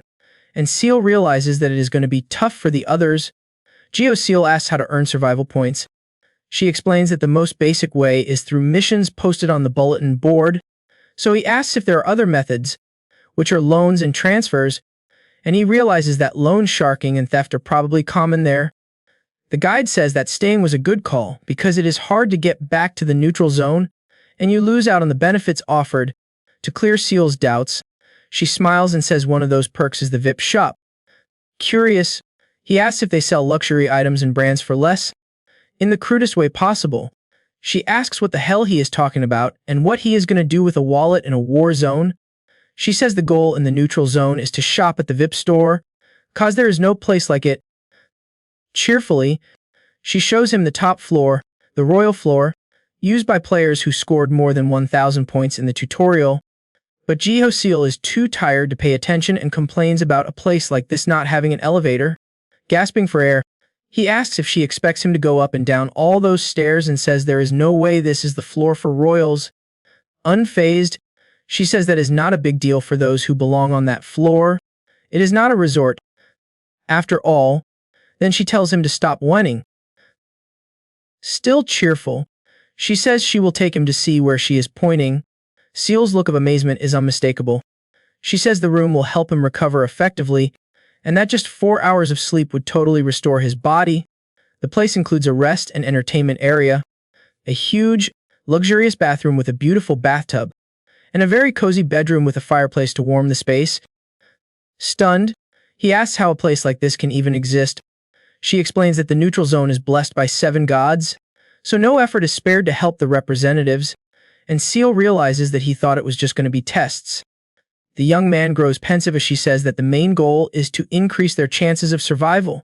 The representative then gives him an item, and tells him he should see it for himself to believe it. It is about the Lost Garden of Eden's VIP shop. Waving goodbye, she says the blessing of Gula will be with him.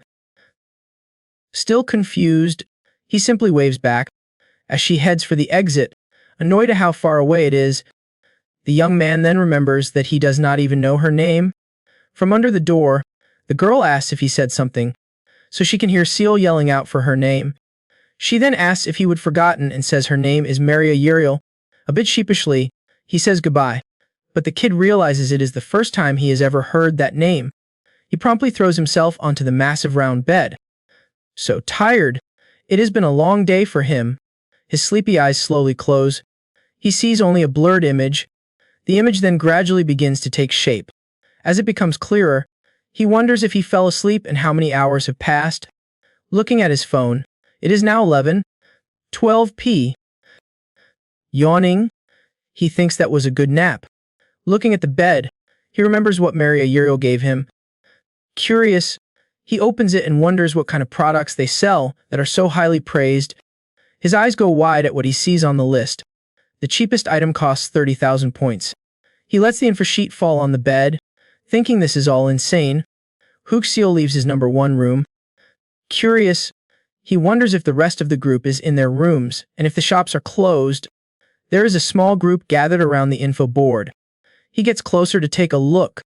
The people around him, upon recognizing him, do not hide their stares. They do not seem happy with the young man's presence. Howen gives him a suspicious look, while Delphine seems intrigued. For Husil, this all just feels like pressure. But anyway, his interest lies with the missions.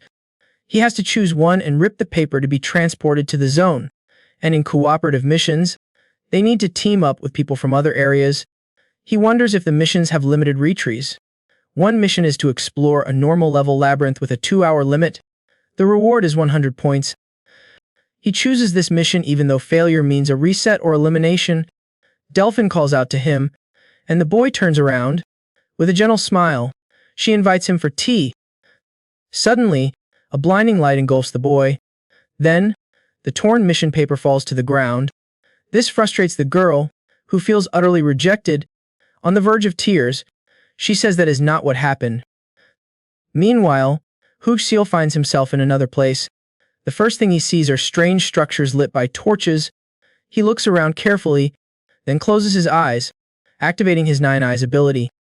Each person a different color. There is only 1 green, 3 orange, and 1 red. His choice is the green one. Meanwhile, back in the neutral zone, suddenly, Huxil is back. Everyone is surprised by the speed. Since only 20 minutes have passed, he wonders if he should try another one, maybe one with a better reward. The young man then spots one with an impossible difficulty, but a very high reward of 172,800 points. But there is something that catches his attention. To investigate, he activates the 9 eyes. 1 paper stands out from the red ones. It is a mission worth 1,000 points and can have up to 6 participants. The yellow signal tells him to proceed with caution. The mission still has 15 tries because no one has tried it yet, and he remembers Kang Suk, who also glowed yellow. Anyway, life is full of risks, and he accepts the mission. Delphine calls him again, and asks if he remembers Thong Che. Ho Seal asks if he was the guy ranked 5th. Whispering, she says that it seems he was eliminated while trying to do the mission to find the exit of the labyrinth. That leaves the boy very surprised. He then notices Howen's presence. Hofseal admits that they warn about the possibility of death but asks why she would think that. She says she is not sure, but it has been 2 hours, and he still has not come back. However, Hoof says that the mission did not seem complex at all. The girl repeats his words, not complex at all, with a sad look. Once again, she invites him for tea. Her eyes line up as he says yes, but once again, he rips the mission paper and says they should leave it for another time. Rejected once again, a few people even laugh at the cruelty. Howen takes Seal's mission paper and is shocked to see which mission he went on all by himself. A curious Delphine takes a look too and thinks he is insane for doing it. With that, Howen declares that they have lost their 5th and 1st ranked participants on the very first day. The girl is saddened by that. Meanwhile, in another place, Hook Seal is on another mission. Everything is pitch black, and he can't see a thing. The solution is to use his phone's flashlight. To improve his vision, he activates the Man Eye ability. After that, he sees some very strange shapes. Using the flashlight, he illuminates the dark area, revealing zombified and hideous figures. There are tons of them, and in the middle, something even bigger. This leaves the kid pretty freaked out. One of the skeletons raises its weapon and declares an attack. Husil takes a few steps back, but there is no escape. The skeletons start to close in. Quickly, the young man rummages through his bag for any remaining magic orbs. The lead skeleton then screams to attack, and Husil scrambles even more. Terrified, he shines the flashlight on the creatures. One of the skeletons is closing in on him. With a leap, he narrowly dodges. As he lights up a section of the place, Huxil realizes something. And to test it, he shines the light directly on the monsters, but he needs to dodge another blow. Quickly, he searches for something in his bag. He takes out an orb and throws it at them. The blast hits them all, but it does not have much of an effect, and Huxil believes it is because he did not use the right combo. The creatures are ready to strike again. Thinking fast, Seal throws another one. The magic orb contains a web to trap the creatures. Then, the next one he throws contains hydrochloric acid, which melts the monsters. Seal is cornered, and more monsters are coming. He throws another orb, thinking this is no time to be stingy. The magic orb hits them. Bones fly everywhere. But the fight is far from over. This is really starting to freak the young man out. The skeleton drags its giant axe. The monster is even bigger and about to attack him. He thinks it is too late. The hit comes along with a strong light. Seal's bag has been hit and its contents spill out. All he can think is that it was just a mission that needed a bit of caution, and that he is probably going to die a stupid death. The giant skeleton is ready for its next blow. Meanwhile, in the neutral zone, everyone assumes he has been eliminated, and Howen thinks it was a complete waste of time, until a light appears behind him. Surprisingly, Seal is back. That shocks the man, making him suspect the kid must have cheated or something. But then he notices something. Seal is completely exhausted and looks terrified. In his room, he is collapsed near the door. The horror is written all over his face. He still remembers what happened on the mission after the monster struck his bag, the mirror that fell out with the other items, and went to the ground, reflecting a powerful light that hit the big monster and slowly began to turn it to dust as it screamed. It was the item he got from the machine in the library. Back then, he picked the mirror off the ground and aimed it at the creature. This made the light even stronger, annihilating the monster. Out of the corner of his eye, he noticed something. The smaller creatures were still there. Only a few were left. One by one, they were eliminated, leaving Seal exhausted. And slowly, the mirror began to crack. He had successfully cleared a hard-level mission and got 1,000 survival points. Despite that, Seal was shaken, wondering if he was too careless and doubting his worth as number one. In the end, life is made of risks. Unable to hold back tears, the kid calls himself an idiot and a total loser, asking how he could have been so arrogant. Someone knocks on the door, and he quickly wipes his tears. He opens it and is surprised to see who it is. With a kind smile, Seal and the others are standing at his door. He is embarrassed as she calls him by a more respectful title, a hero. Sitting on the wooden chair, Seal finishes telling her what happened, saying it is a miracle he came back alive. Then, smiling, the girl asks if he wants to go for a run. This leaves him confused. The girl gets excited and says that jogging helps him forget his worries and makes him feel better, and that he finds it strange to do it with everyone else sleeping. However, she says there is a place. It is a cooperative jog mode to run 10 laps on the track with unlimited attempts. She asks if he finds it too easy, but the boy does not understand the point of doing something like that with no reward. But Seal says jogging helps her sleep, and with all the effort she put into bringing him there, Seal considers accepting and asks how the co-op mode works. She explains that they will be registered as a team as long as they are in physical contact. When one of them rips the paper, Seal then touches her shoulder, which embarrasses her, and asks if that is how it works. He asks if they can start, and a bit awkwardly, she agrees. The girl then rips the paper, and they are both transported. Seal is amazed that such a place exists. The two of them start stretching, and it seems it was not a bad idea after all. But the young fella just threw a few punches in the air and bailed on Seal. I figured he needed to get the kinks out. Seal was totally wiped, feeling like he could hurl any second. All he could think about was how much farther they had to go. Catching up to Seal, a cheerful told him they only had 2 laps to go and reminded him not to forget to breathe. But he would already hit his limit. Collapsed on the ground, Seal aghast that he had 0 stamina, and asked how she could be so good at running. Smiling, she answered that she came from a family of athletes, and he thought that sounded way too intense. Now he was just a defeated heap on the ground. But then again, it had been years since he would exercised. He would been drowning himself in booze, smokes, and gambling. Anyway, he relaxed and realized that jogging was not so bad after all. Happy to hear that, Seal said jogging was the best for building up stamina. He then simply thanked her, leaving the girl completely baffled. He said that he could think more clearly now, and it was all thanks to her. Getting shy, she said she did not do anything special but was glad she could help, and that really, she was the one grateful to him for saving her. Husil suggested one more lap, and she accepted the offer from her Arabion. Coolly, he took the girl's hand, but she remembered he had not even finished his last lap yet. Meanwhile, back at the co-ed dorms, Huxil Ray walked into one of the rooms. She dropped her bag on one of the beds and sat down. The others pretended to be asleep, all while keeping an eye on her. Her injured arm was still hurting, and she tried to fight back the tears. The girl believed she could not ask for any more help, having already caused them so much trouble. She wanted to prove her worth, and needed to survive on her own 2 feet. Meanwhile, Sangha wanted to know where Yoon Seal Ray was, but Sang Mai said to just leave her be, since she was avoiding them anyway and helping her was not going to earn them any points.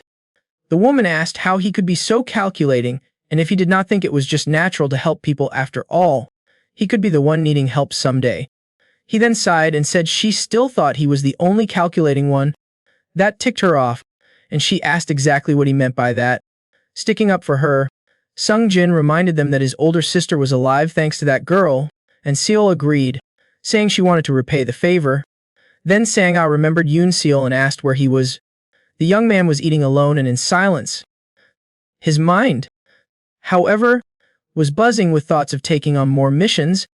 Something like the maze mission was doable, but the reward was way too low and would be a waste of his time. He recalled people saying that the whole point of this place was to increase one's chances of survival. The young man wanted to focus on his own growth and self-improvement. His bag was all stitched up, and he had to admit, it was a pretty solid job. But then suddenly, something clicked, and it all made sense in his head. He rummaged through his bag. Remembering Han had told him not to forget the slip of paper, he would picked up the guide's ticket. On it were the guide's notes, with tips for the neutral zone and a mention of an elixir item that could boost one's strength. Yoon Seal got curious about the item and realized they would mention the VIP shop again. With that, he decided to head over there and see what all the fuss was about. The clerk was snoozing on the counter, groggy and drooling. He managed a welcome to the VIP shop. The man was dead tired but still took a moment to size up the person in front of him. "Woo, not so fast," he said, adding that only those with at least 30,000 survival points were allowed inside. Taken aback by the attitude, Ju Seal asked if he could at least take a look around. But from the look on the clerk's face, even that was a no-go. Seal said he just wanted to know what elixir was, and that piqued the clerk's interest. Surprised, the man asked if he really said elixir. To prove it, Seal even read from the paper, and the clerk, realizing it was the guide's note which changed everything, demanded he hand over the ticket. The man walked over to a cabinet behind the counter. He then opened the doors. There were several vials inside, and the man explained that you could find elixirs in the lower tier shops, too. He took out one of the vials and said the ones from other shops could not even compare to the VIP ones, thanks to their cost-effectiveness and potency. That got Ju Seal curious, so he asked what the difference was. He explained that it would boost training efficiency 4 times for 12 hours, while the VIP ones are twice as effective. It is like getting 8 days of training in one go. That blew the kid's mind.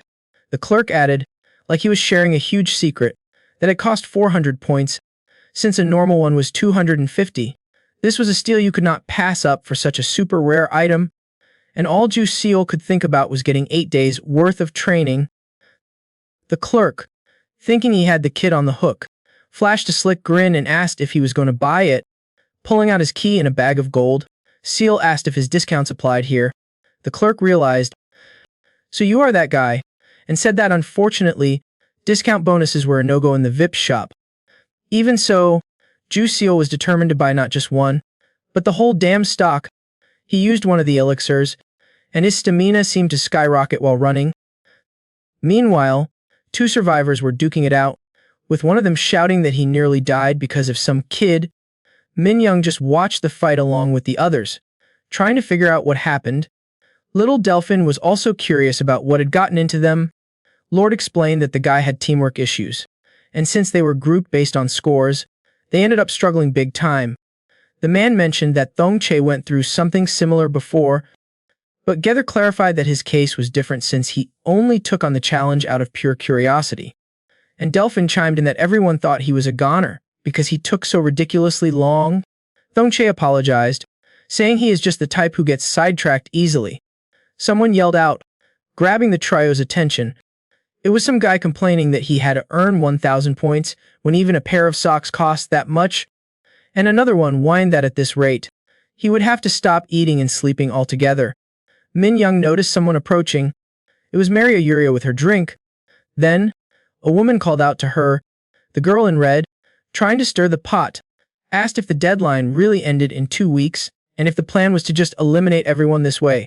One guy piped up that they should let them use Earth money, and everyone else agreed, but totally unfazed. The girl said they were just a bunch of broke-ass losers who could not even buy a coffee from a vending machine. That pissed off the crowd, who demanded to know who the hell she thought she was, talking all that trash. Looking bored out of her mind, the girl said if they had a problem, they should take it up with the person in charge. However, just the memory of that woman was enough to make everyone shudder and send a chill down their spines. The other Maria said they should use the time they were wasting arguing with a stuck-up girl like her on an actual mission. Hao-Wen was sitting with the others, while Maria Yurio calmly walked away with her drink. At one of the facilities, there were concerns about whether Seal was doing okay, since he was apparently even dumber than they thought. They also thought the kid was nuts, and that he would spend a solid half-month just on physical training. They never imagined someone like him would show up. The woman in charge remarked that the gods must be very pleased.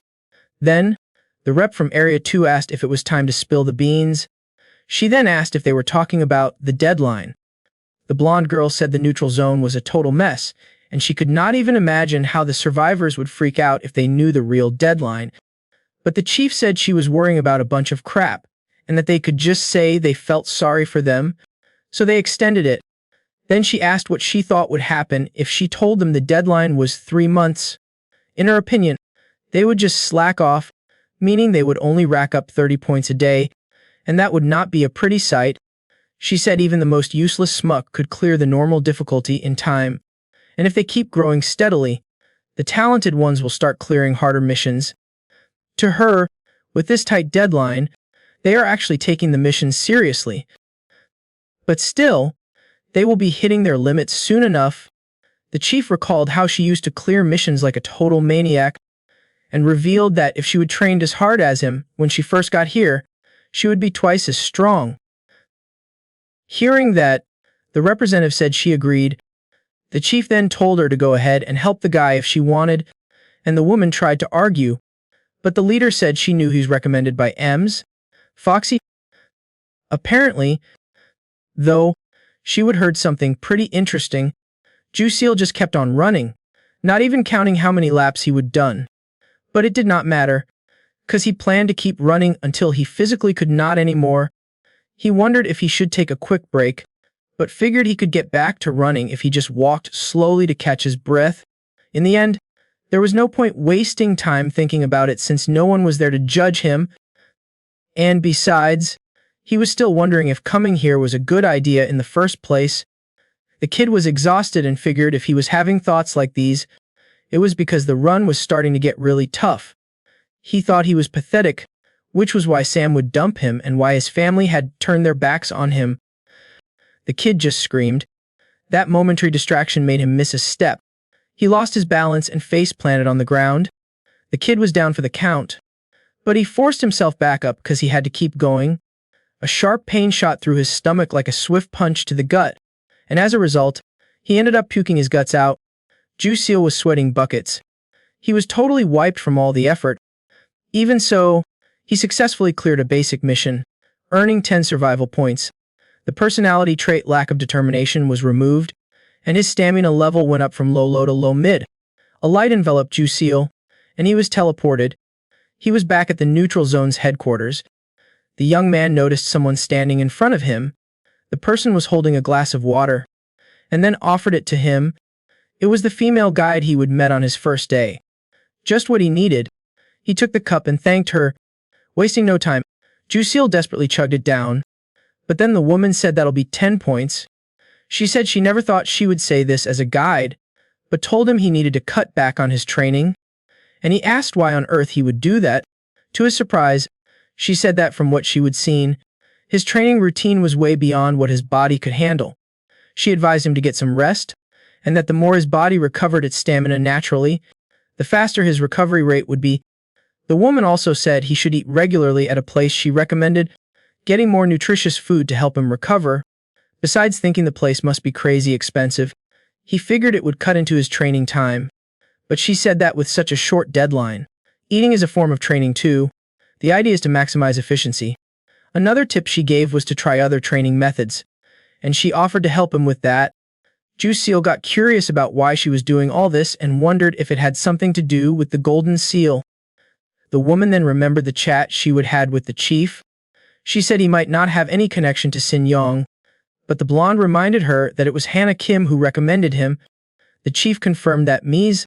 Foxy was part of their group, but the main thing was that the golden seal was not sent by them, even though she owned it. Then she said that for Ains to help him, she would have to go all out, since he was an anomaly with a golden seal, just like Sung-Shi was 2 years ago. That freaked the woman out, knowing that an executioner had trained the guy. Aang said she was not taking the blame if Seal ended up becoming some powerful enemy who got in their way down the road. Back in the present, she explained that he had potential, and as a guide, she wanted to steer him in the right direction. He asked if that was really okay. The young man said that if possible, he wanted someone highly skilled to be strict with his training, and that he would heard rumors about someone just like that. Aang said that in that case, there was no need to introduce him to anyone else, and introduced herself as Claire Ains, also known as the demon instructor. Everyone in the academy was terrified. Once the training started, she did not go easy on him at all. Seal was completely wiped and paused for a second, but then he got smacked as she asked who the hell told him he could rest. The woman demanded he start over from scratch. The dumbbells were thrown to the ground. Gasping for air, the kid was almost out of juice. Agens asked what he was doing, and he begged for a short break, saying she was the one who said resting was important. But the woman shot back that rest is for after you train, not in the middle of it. The kid was absolutely miserable with her. Besides, she said she could be even gentler, though she thought she was still going easy on him, and she threatened to assign someone else, which made the kid immediately say he would do whatever she said. Eggs then told him to stop whining and get up. She was pissing him off even more, and now the kid understood why she was called the demon instructor. Seal got back to his intense training, but while he was training, his legs were shaking like crazy. The woman yelled that she told him to watch his knees. From the doorway, you could hear the doctor saying the situation was getting worse and needed proper treatment. The woman bandaged Uniseal's arm and said that a basic treatment would hold for now, but a better one starts at 2,000 points. But the girl did not have that many points, so the woman suggested she borrow some from the kid with the golden seal. The girl got even more embarrassed, and the doctor told her this was no time to be shy. Uniseal bowed her head, thanking her for the help. The doctor told her not to forget to use the regent to prevent infection, and then begged for survival points. Suddenly, Maria showed up and sarcastically remarked on the lovely advice she was giving out. She said priests are supposed to look out for each other before awakening, but Maria was just talking about the arm, and Maria actually seemed to agree with that. Uniseal looked at the price of the regent. She only had 23 points, but she could die if she did not use it. Depressed, she thought that if that happened, she bet her dad would be so disappointed. The girl remembered what the woman had said about this being no time to be shy. She crumpled the paper, getting anxious just thinking about it. Someone spotted her and called out. It was Seal, who greeted her cheerfully. They caught up on what they had been doing, and Uniseal replied that her arm was doing fine. Seal asked if she would eaten yet and, to thank her for saving his life, said he would treat her. Uniseal, looking super shy, asked about his sister. He replied that she went on a mission with Sang Mei, and Yuna could only think how sweet he was, even though all she did was give him a potion. Some jerk walked by and bumped right into Uniseal's injured arm. The girl collapsed to the ground in pain. Seal angrily whipped around to see who it was, and told the guy he should apologize for bumping into people, but the man turned back and chai ra yu tuo lupilin jiki and no I. The girl just asked him to apologize, saying the other girl's arm was hurt. Getting even more threatening, the guy asked if she was saying the shoulder bump was his fault, but Seal just explained what happened. All cocky, the guy told her to put in a cast or wear a sign saying her arm was hurt, and a crowd gathered to see what was going on. Meanwhile, Seal got scared by everyone's comments about her. She even asked what her chances were of getting into paradise, and they told her she should just get lost. Someone else even called her a burden, making the girl even sadder. And Seal got worried because this was not how she pictured things going down. Not wanting to hear any more of it, Seal asked to be excused. The man spat on the ground in disgust. All the girls in red watched the scene with disapproval. But Seal thought she was a real idiot for causing such a scene. Seal just walked off without waiting for the other two, and said she just remembered she had something to do. But before she disappeared from sight, someone called out to them. It was Sanga, rocking her new, stylish outfit. The woman slammed her hand on the table. Furious, after hearing the whole story, she said she should have been there, but Seal told her not to worry, and Seal said it was her fault. Sanga said the other guy was nuts and got curious about the girl's medicine. She asked to see it for a sec. The girl agreed and tried to get the paper from her pocket. That is when the woman realized she still could not use her right hand. When the girl finally got it out, she handed it over. Sanga remembered hearing that antibiotics were pretty pricey. The woman gave it back and asked about her points, saying that what she was going through was because spending more than she was earning. The girls felt embarrassed talking about it. Then Sanga suggested they ask Seal. But Seal said she had to find a solution on her own. But the woman reminded her it was not easy to collect 1,000 points alone, that she had less than 10 days left, and that she should get her arm treated. But Seal said she did not think they actually had just 1 month. That left the other two confused about what she meant. Meanwhile, in the neutral zone's training room, Seal continued with his workout ritual. He was pushing himself to the absolute limit while the countdown clock kept ticking. When it hit 1, Ains told him to stop, but he kept going even after she told him to stop. Seal said he just wanted a little more time like that.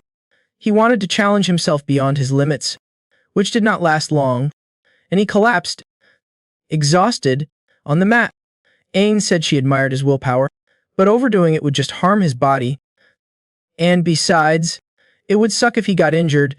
But for her, it was amazing that Seal was sticking to the schedule without complaining. Her concern was that he might get impatient or greedy with the stats. Seal wanted to ask her something, and the woman encouraged him to go for it. The young man wanted to know what people do in paradise, and that seemed to catch her off guard. Ains said that for someone with a golden seal, he was asking a question only a contractor would ask, and wondered if the person who used the seal had explained it. He thought Hannah Kim had explained some of it, but either way, he did not have many memories of the dream. To explain, Ains said it is like a medieval fantasy game, except it is for real. And Seal asked if it was like killing monsters and selling the loot, but she said the only difference is you are actually risking your life, though she kept quiet about the war. Then Seal stood up, more determined, and asked if he should not be learning some kind of technique. To his next question, Ains said it was not time yet. He said there were only 9 days left, so they should be doing some missions, but she told him to just trust her if he still wanted her as his coach, or he could leave and do whatever he wanted. Seal tried to argue that at this rate, when he got there, he would be nothing but dead weight. And Ains did not get why he was so worried when his class had not even been decided yet. She then asked what he would do if he just kept up with physical training until the very end. He thought about what he would do in that situation. The young man said that even with the short amount of time, he knew she was being straight with him, and the woman just wondered how he could say something like that without feeling embarrassed. But he seemed a little unsure because of her weird reaction. Anyway, she was not supposed to say anything, but she would tell him if he promised to keep it a secret. Back with the girls, Seal revealed the truth about the 3 months and that they still had not done the most important thing. Then she revealed it was the awakening. Eggs also explained this to Seal, that he would be granted one of 4 classes in the awakening room and then would be trained. The kid did not get this and said the time was too short to do everything, and she said they would have more time, which got everyone excited to hear. While Sela was celebrating, someone was secretly watching the girls. The kid thought he would just heard a bombshell revelation. He ran to one of the dorms and yelled that he would heard great news. But Min Young was not alone. Annoyed, she said next time, he should knock and not be so rude. The man asked him to close the door because the room was getting cold. The kid asked what he was doing here, and the woman asked if he thought they were just dating because they ate and slept together, told him not to be so naive. Her words left him stunned. This move was one of the witnesses to what was happening. The man did not hold back as he punched the other guy, and the kid fell to the ground. Min Young asked if he was ready to cooperate. The boy said he had not collected all his points either. She simply gave a signal, which the other guy quickly understood. Then he punched again, hitting the boy hard in the ribs. He collapsed to the ground, drooling from the pain. Min Young stepped on his head and asked if he wanted it to continue. She threatened that they could go all night, but he gave in, begging them to stop, saying he would hand it over, and she said it was that simple. He did not even need a second guy. They only got 70 points, which pissed Min Young off, saying they still needed 500 more. The man asked what they were going to do now that there was no one left to squeeze for cash. The whole situation was stressing the woman out. On the morning of the 30th day, the instructors gathered, and Cynthia made an announcement to all the survivors in the plaza. And clearly, it did not please everyone, and the man got frustrated, asking what they were talking about. Cynthia asked if he was deaf. After all, she would said that everyone who did not rack up 1,000 points had failed. Though annoyed, she said she would announce those who passed. The ones announced were Jifusil, Delphin, and Lurida. And finally, the hunter from Area 1, only a few survivors. A little annoyed, Cynthia called him a cheapskate, but the man defended himself, saying it was each to their own. But a win from Area 7 said that was not what he would heard. Cynthia said she did not know what he would heard, but he should not forget she was the one in charge there. He and his partners did not look too happy. Then, Yusiora from Area 1 asked about the awakening. Sarcastically, the woman asked if she thought the 7 gods would bless someone who could not even scrounge up 1,000 points, but that revelation only caused confusion, and everyone wanted to know about the awakening and the gods. How Win then asked what would happen if he gathered 1,000 points right now. This piqued Cynthia's curiosity, and she asked how he was going to pull that off. He then ordered his lackeys to send all their points, and they did so without complaint. And that is what everyone realized they could do too, and started begging each other to lend points. But this attitude just pissed Cynthia off, and she told them all to shut up. She said they were all trash, not even good enough to be human shields, and not worthy of asking about the awakening. To her, they were all worthless, just like they were back on Earth. That was enough to shut them all up. Cynthia then said she would give them one last chance, giving them 2 months to prove to her they could become recyclable trash. And everyone was thrilled, thinking they were saved. But she told them they should only celebrate after they meet the 7 gods, because the experience might be discouraging for some of them. Everyone lined up to the 8th floor in the awakening room hallway. At this point, Jusiel was next in line. Something caught his attention. It was Delphin, who had just come out of the machine and was collapsed on the floor. He asked if she was okay. Though exhausted, with a smile, she revealed she was a sorcerer. That caught his attention because of something he would heard when Aang was explaining the 4 primal classes in Paradise: warrior, archer, priest, and sorcerer.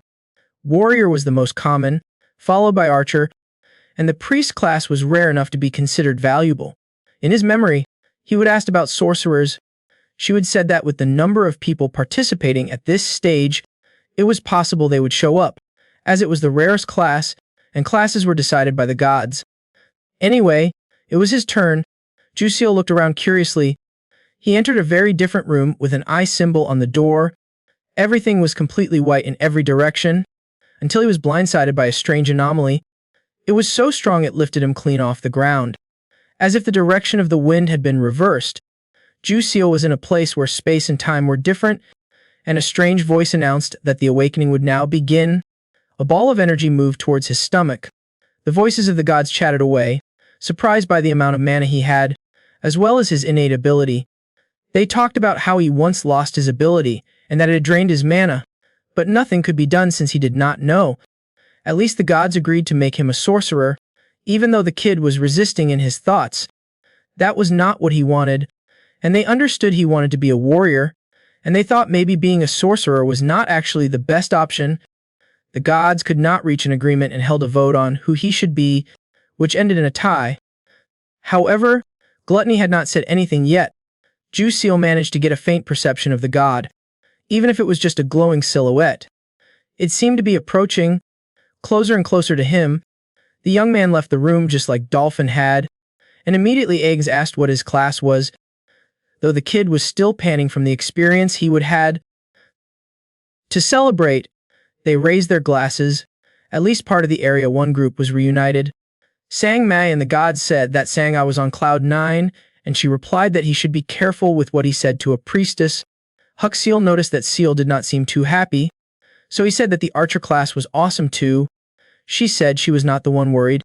Her brother was, but Sung Jin said he was not the only warrior. To reassure them, Seal said they would all be significant in every class, each in their rightful roles. However, Sang Mai said he was only saying that because he was in a privileged position and that not everyone, like Seal, accepted the results well. Meanwhile, Maria Uriel was listening in on the conversation, but she thought they were a bunch of idiots for thinking it was easy to survive with an injured arm, especially in the warrior class. One of the customers said the order was wrong, but the only thing she was concerned about was figuring out why she cared about this. Even as the customer complained, her thoughts were focused on not worrying. Seal was not going to give her money. And with a wicked smile, her conclusion was to seize the special benefits and get rich. Then, with an angelic face, she said she would take care of the customer. Cinzia was sitting while being served another drink. In total, the awakening had created 1 sorcerer, 4 priests, 22 archers, and finally, 51 warriors. She asked if Aang was disappointed with the result, and Cinzia tried to guess that what she was thinking was that if he had at least become an archer, he could be made the leader of an expedition. She said warriors were necessary too, but the problem was there were too many, so a lot of them would end up being human shields, and now Seal was one of them. However, Aang said she just had to train him properly. She was in a meditation session with the kid. The exercise did not seem easy, judging by his face, and Aang held firm to her belief that she just needed to train him well. She then said they would move on to the next phase of the training. To his surprise, it was about sensing mana. The woman explained that mana is released as soon as the class is decided and asked if he could sense it yet. He then remembered the energy he would felt in the awakening room.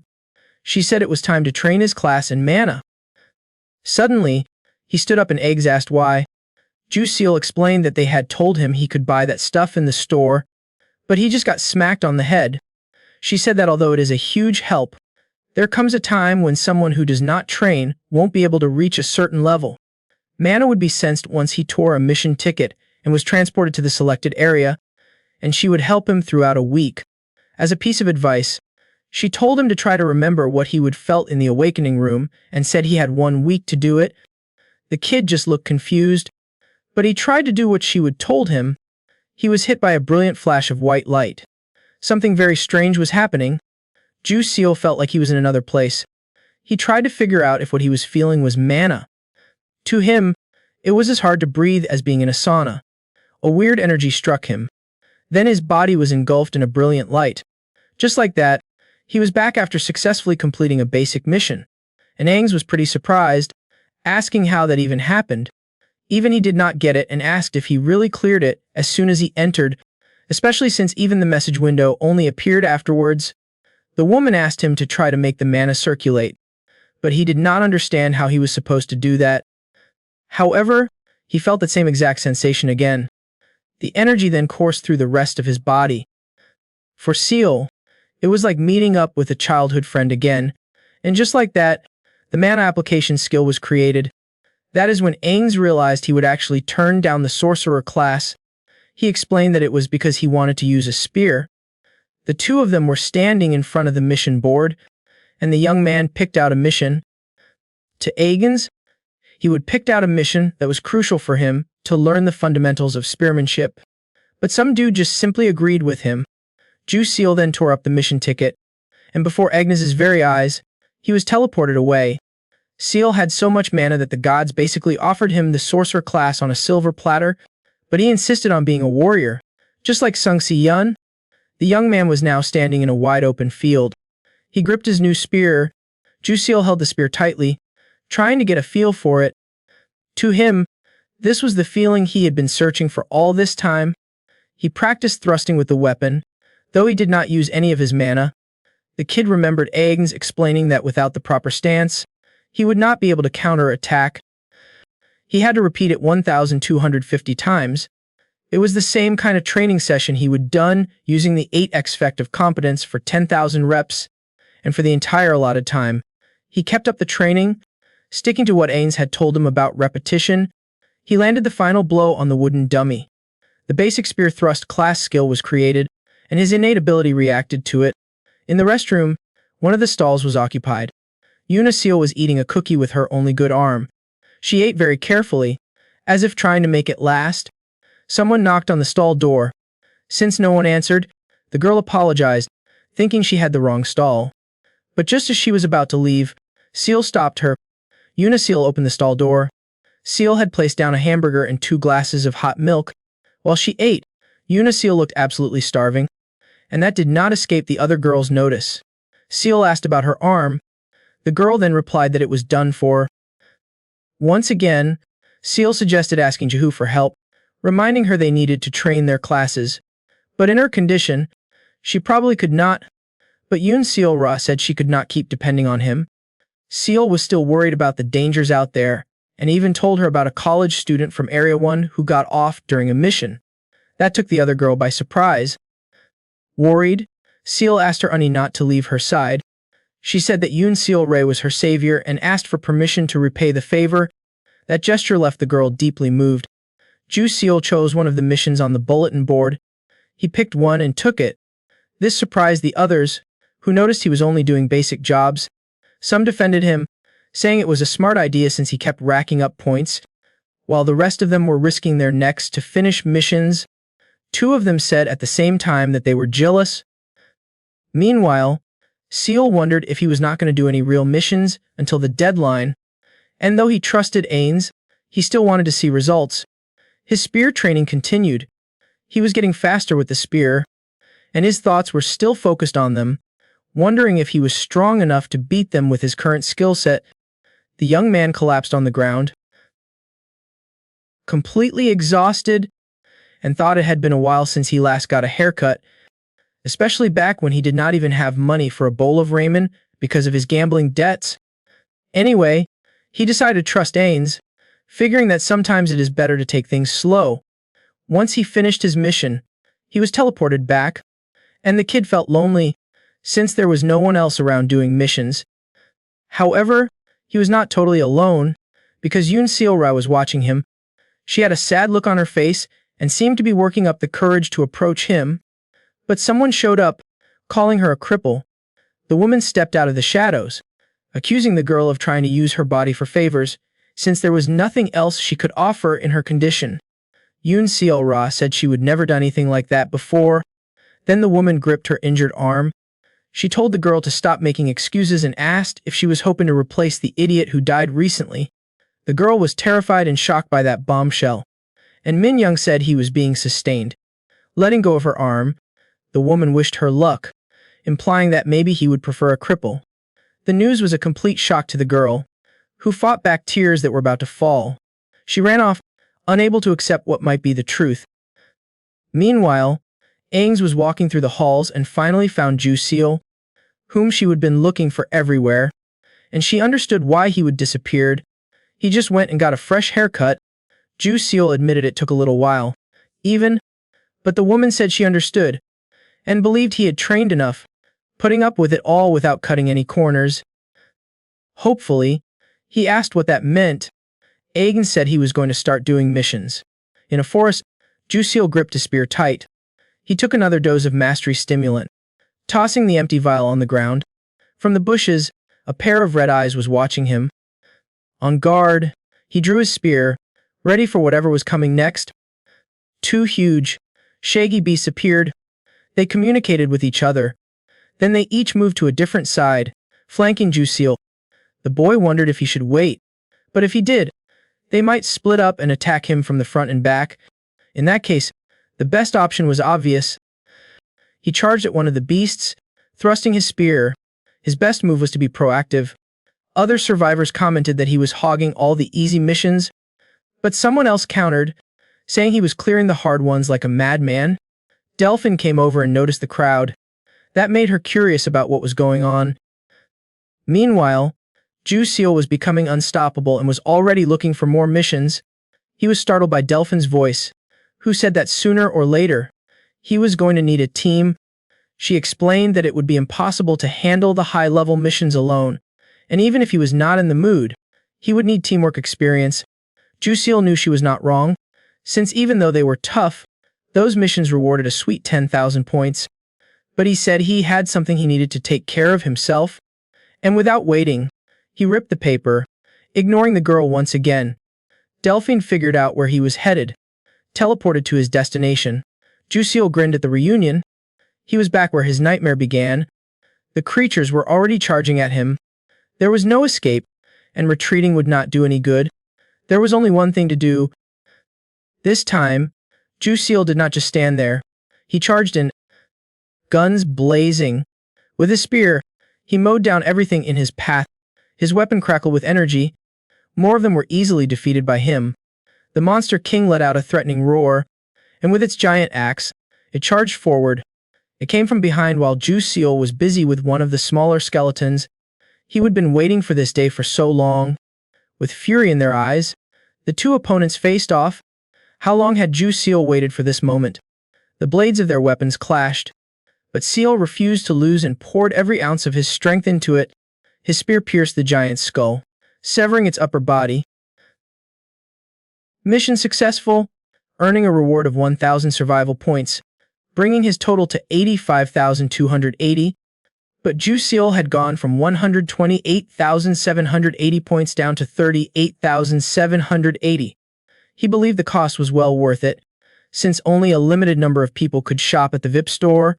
Saving the magic power enhancement potion for later, he chugged another one. His priority was the 9 eyes.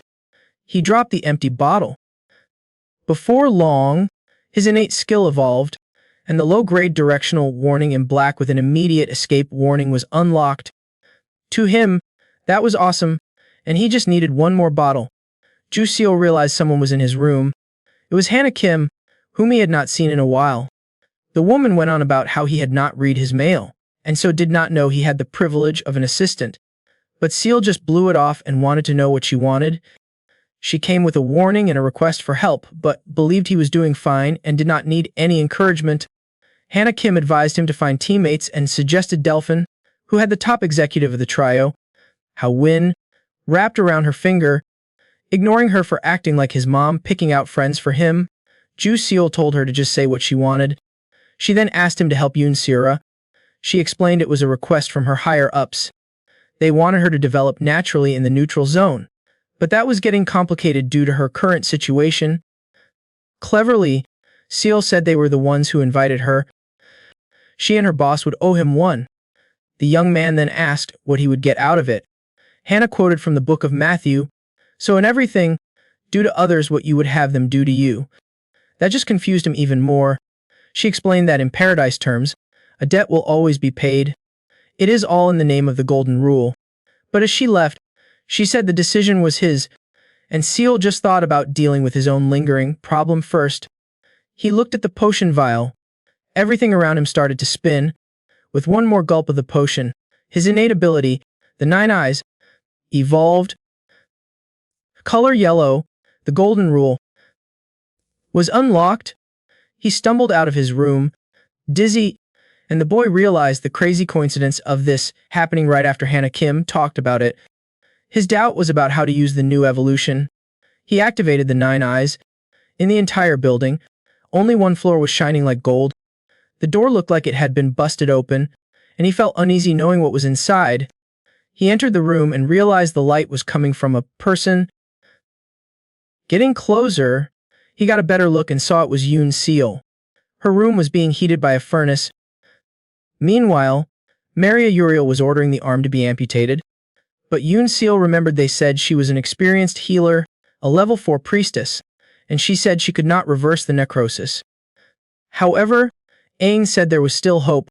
If she reached level 5, she would be able to learn an incredibly powerful sacred technique, which was a treatment for major wounds.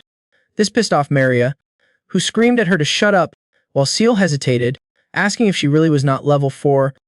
Aang said a priest could pray to their god, hoping to be blessed with a timely skill. But the girl did not want to hear it, because of the high cost, and after the ceremony, there was no guarantee a god would answer the call. If it failed, the priest would be bedridden for 7 days with a high fever and banned from using magic for 2 weeks. Another problem was that if she left the neutral zone before the deadline, all the points earned there would be lost, and the materials were not cheap either. Juwoo Seal realized that if they pooled their points, Maria could do it, and she revealed she had 30,000 points. The girl said she was an area assistant, and for that reason, she took the liberty of asking if he was a pushover. She said that if he had points to give away, he should spend them at the VIP store or just give them to her. She did not get why he would spend them on something like this. To her surprise, Seal replied that it was a request from the person who invited him there. She quickly assumed Hannah Kim had come for that exact reason.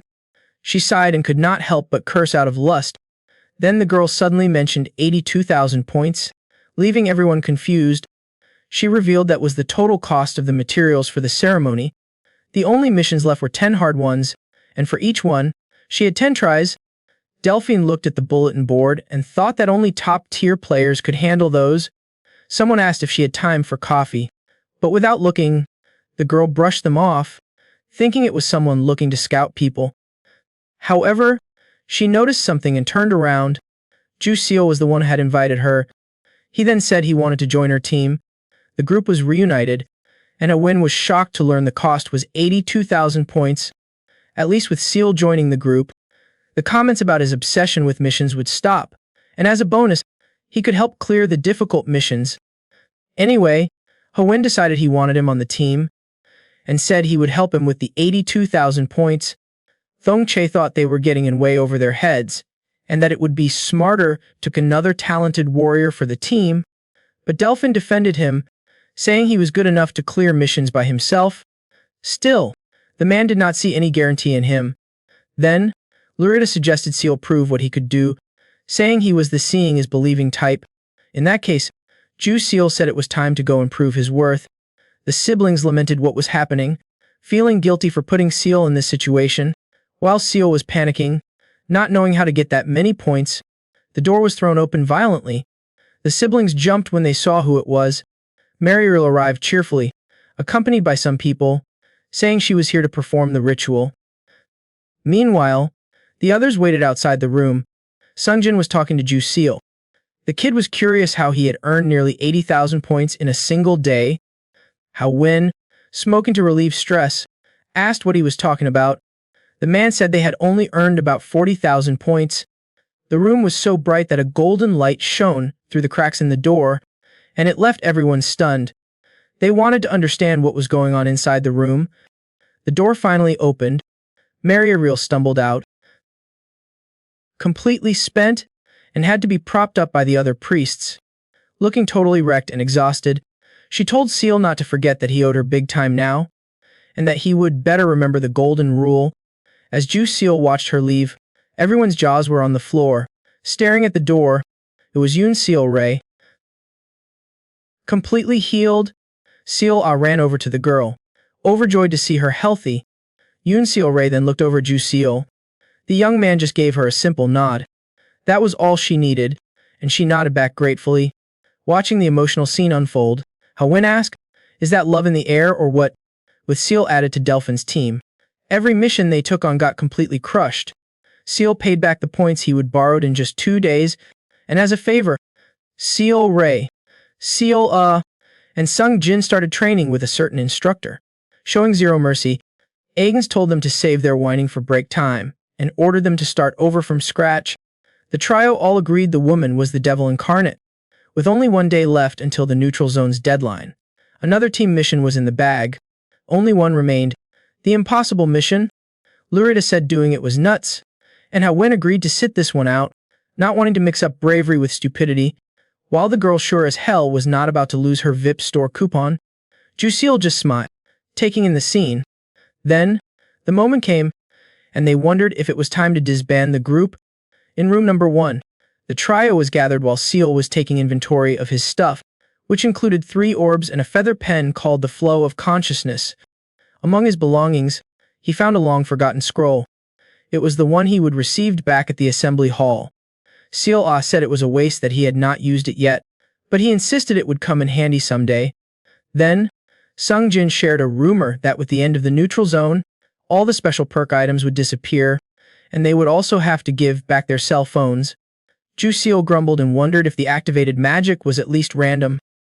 Curious, Yoon Seal Ray wanted to know what kind of magic could be on it and revealed that hers was an imprisonment type, but he had a feeling the scroll was not about that. As the end drew near, the place became a ghost town. Meanwhile, Ju Seal stared at the only mission left on the bulletin board, thinking about one last gamble. He grabbed the mission paper. Ripping the paper, he was ready for anything. This time, for him, it was in the bag. The mission was a one-shot deal. Exterminate the Guardian race and destroy their fortress within 48 hours, with failure meaning elimination. A blue envelope was slipped under Yoon Seal Ray's door. Yoon Seal Ray was there and got curious about what it was. She picked up the envelope and saw it was addressed to her. It was a sword training mission scroll. But there was another one that made her eyes go wide as she read its contents. The hallway was empty and dimly lit. In her room, the girl in red lamented that the boy was not there anymore. With him around, she felt like she would not be in this awful situation. She noticed something happening outside. Her room's door suddenly flew open. She shot up. On guard. A hand shot out from the darkness and grabbed her. The woman looked completely terrified. It was Yoon Seal Ray, gripping her dress. Suddenly, a light engulfed them both. They were teleported to another place. The girl stared at her, trying to figure out what she was trying to pull. Yoon Seal Ray told her to pick up her sword, offering her a chance, but the woman snapped back, reminding her the deadline was the next day. The girl said she knew she was the one who forced the situation to happen. That night, when everyone had gathered, it was Min Young who told Burrito what to do, and the college student realized something was seriously wrong. There was no one else around that day, and Burrito had heard her, telling her to keep quiet because it had not even started yet, and even said he could spot her some points. But someone had noticed everything that went down, and told the man to leave. The young man demanded a rematch, and the man flew into a rage and asked if he wanted to get eliminated, tearing the young man's paper. He said not to underestimate a former surgeon from the Korean military. The two of them were teleported far away from there, leaving the long hallway empty. And just like that, Yoon Seal Ray was free to go, finally able to walk away in peace. But the woman could not believe the young man would do something like that. Yoon Seal Ray accused her of knowing everything from the start, saying she was just too scared to admit it because without her benefactor, she had nowhere else to turn. Pissed off, the woman drew her sword and told her to shut up, screaming that the girl did not know a thing as she charged. But Yoon Seal Ray was ready with her own sword, so the two faced off right then and there, and Yoon Seal Ray eventually gained the upper hand, plunging her blade into the woman's chest. Reluctantly, it was not how the girl in red wanted to be eliminated. The woman collapsed to the ground, and the girl promised she would not be the only one she would be sending packing. A one-time use VIP shop ticket dropped to the floor. As if back from the dead, Ju Seal announced he would just cleared an impossible mission. The reward for a successful mission was a VIP shop ticket and 172,800 survival points, for a grand total of 477,977. Aegis asked if he was hoping to get himself killed, but either way, she believed he had some kind of plan, and it was obvious he had something up his sleeve. Ju Seal remembered his talk with Hannah about the impossible mission being maybe clearable, and he would ask why it was even on the board in the first place. She then told him about the only person who'd ever cleared it, Sun Xia, but she did not believe it was done fair and square, saying it was more like a total fluke. The cube that Seal opened gave him the exact lucky charm he needed for the situation. A magnitude 12 earthquake would be triggered in the player's current area. His winning move came down to 2 lucky breaks he seized during his gamble. Ju Seal intended to take that information to his grave. As he handed over the ticket, Aang asked if she could offer one last piece of advice. Everyone was gathered in the plaza for the deadline announcement. Cinzhi declared the end of the neutral zone process. With her terrifying gaze, she asked if they had any idea how to get out of there. A door opened, and a powerful golden light streamed out. Some closed their eyes, but Ju Seal kept looking and realized they were not in the neutral zone anymore. They were in Lost Paradise. He wondered if it was really over. Claire Aang walked through the gate. Looking at her, the young man understood, and the scene itself was the answer. It was not over yet. This was just the beginning of everything. A voice came from behind, saying that now he looked like a real earthling. It was Hannah Kim, offering him a ride home. But apparently, Ju Seal did not look too thrilled about it. The woman freaked out, saying that even though time passed 3 times slower, he would have been there for 3 months, and asked if he wanted people to file a missing person report. Every survivor was being received by an assistant, and he wondered if he would ever see all of them again. But he held out hope that it might happen, as long as they were still alive. Ju Seal was taken to Scarazade, the Temple of Lust. Hannah Kim mentioned that Yoon Seal Rai would be staying at the Sinyoung headquarters, and that this was a good time for them to say their goodbyes. Smiling, Seal said it was fun while it lasted. He then told her to take care of herself. But before he left, the girl ran up to him, wanting to know his name. She asked if Seal was his last name and wondered he could tell her his real first name. With a smile, he told her his name was Seal Ji-hoo. The new facility was pretty slick. A portal was open nearby. She asked him why he did not want to say his name, and that she only knew it because she would looked him up. But Seal said he never used his name when he went to casinos, as he felt he did not deserve to use it. After a few years, it just became normal, and he did not want to tarnish the name his parents had given him. Hannah Kim asked if now would be a good time to start using it again. Without answering, he simply said he would see her soon on Earth. The room was still a mess, just as he would left it. Only the portal light shone for a few seconds. Ju Seal opened the long-closed window. Unlike before, there were tons of people walking on the street now, and with that, he confirmed he was really back. He took out his phone. The battery was dead. After all, he would have been gone a month, and all that was left was to charge it. Once a loser with nothing, the young man now sat in a luxury car. Hannah had told him about the wire transfer, saying their job was to make sure Earthlings had a peaceful life, but he was floored by the 150 million won. He was back at the casino, and that was still where the taxi had brought him. You could see everyone smiling, remembering how long it had been since he had been there. However, it was not where he decided to stay. Another car took him to a place that was way less fancy than the casino. He entered the house, hoping no one was there since he did not have the guts to look them in the eye. But a grumpy voice asked what he was doing here. The man's name was Hyan. And again, he asked what he was doing there, this time more seriously, handing over the bags. He said he would come to pay back the 50 million won he would borrowed, and added that the laptop and the car were for Jin Hee. Curious, the man asked if he would win a sweepstakes or hit the lottery. From upstairs, a girl asked who he was talking to. Her smile vanished when she saw who it was. She came down the stairs, asking how he had the nerve to show his face. After all, she had sworn she would get rid of him if she ever saw him again, but she noticed something was different. The girl looked at the car and asked if it was his, saying she thought she would never see it again after Seal sold it. The man asked if he was coming from the casino, then told him to just leave and take his dirty money with him. But Seal said the money was not from gambling, and that he only went to the casino to get himself officially banned. Then the man asked where all that money came from, and the girl immediately insisted it obviously came from some shady source. Jin Hee ran off with the bags and refused to give them back, no matter how much the man insisted. She said she would take them even if she regretted it later. The man said they would talk some other time. Jin Hee tried to stop him from leaving, but it was too late. The kid lamented that was not how he wanted things to go. It was past lunchtime, and the coffee shop was open. The staff were not sure what to make of the guy, and were curious about his relationship with the manager. Samwoo said she had gotten a call from Woosuk, asking if she was lending out money for gambling. But Ju Seal said he would earned it through work and got a bonus for his performance. She asked what kind of work, but Seal said it was a secret. Samwoo could only guess what it might be. The woman asked if he had gone there. Ju Seal was rushing through a crowded avenue.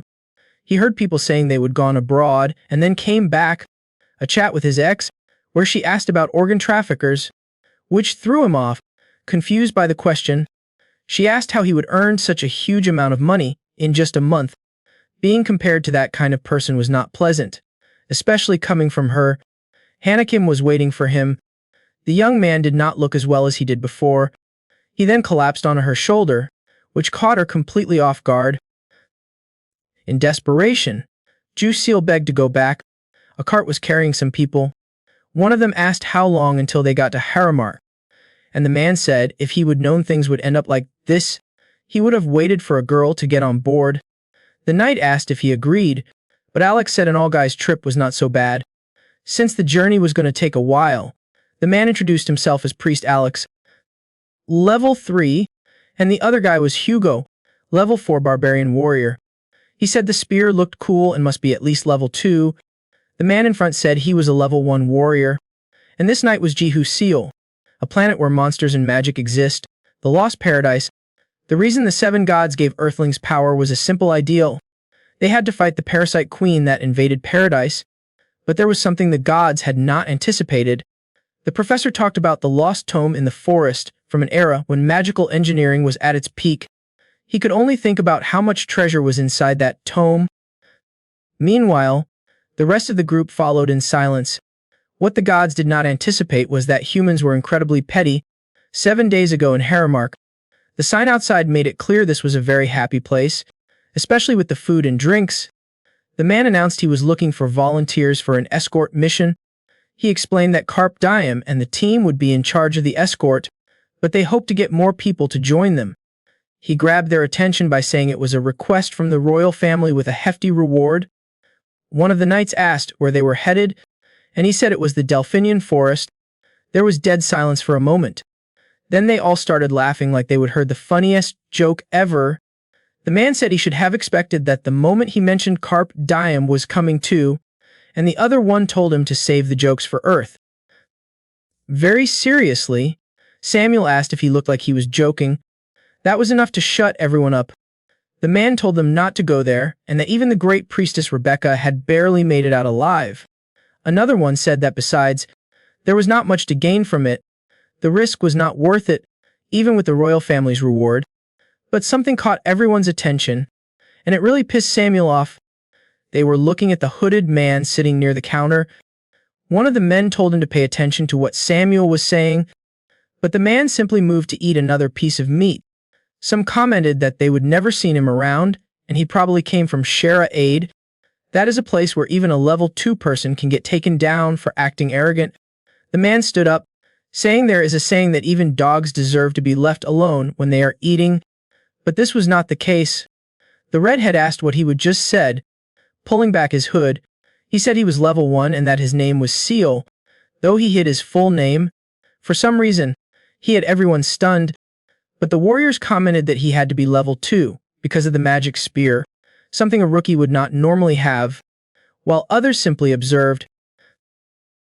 Feeling offended, the man charged at him, telling him not to mess with him, but his punch was caught just in time.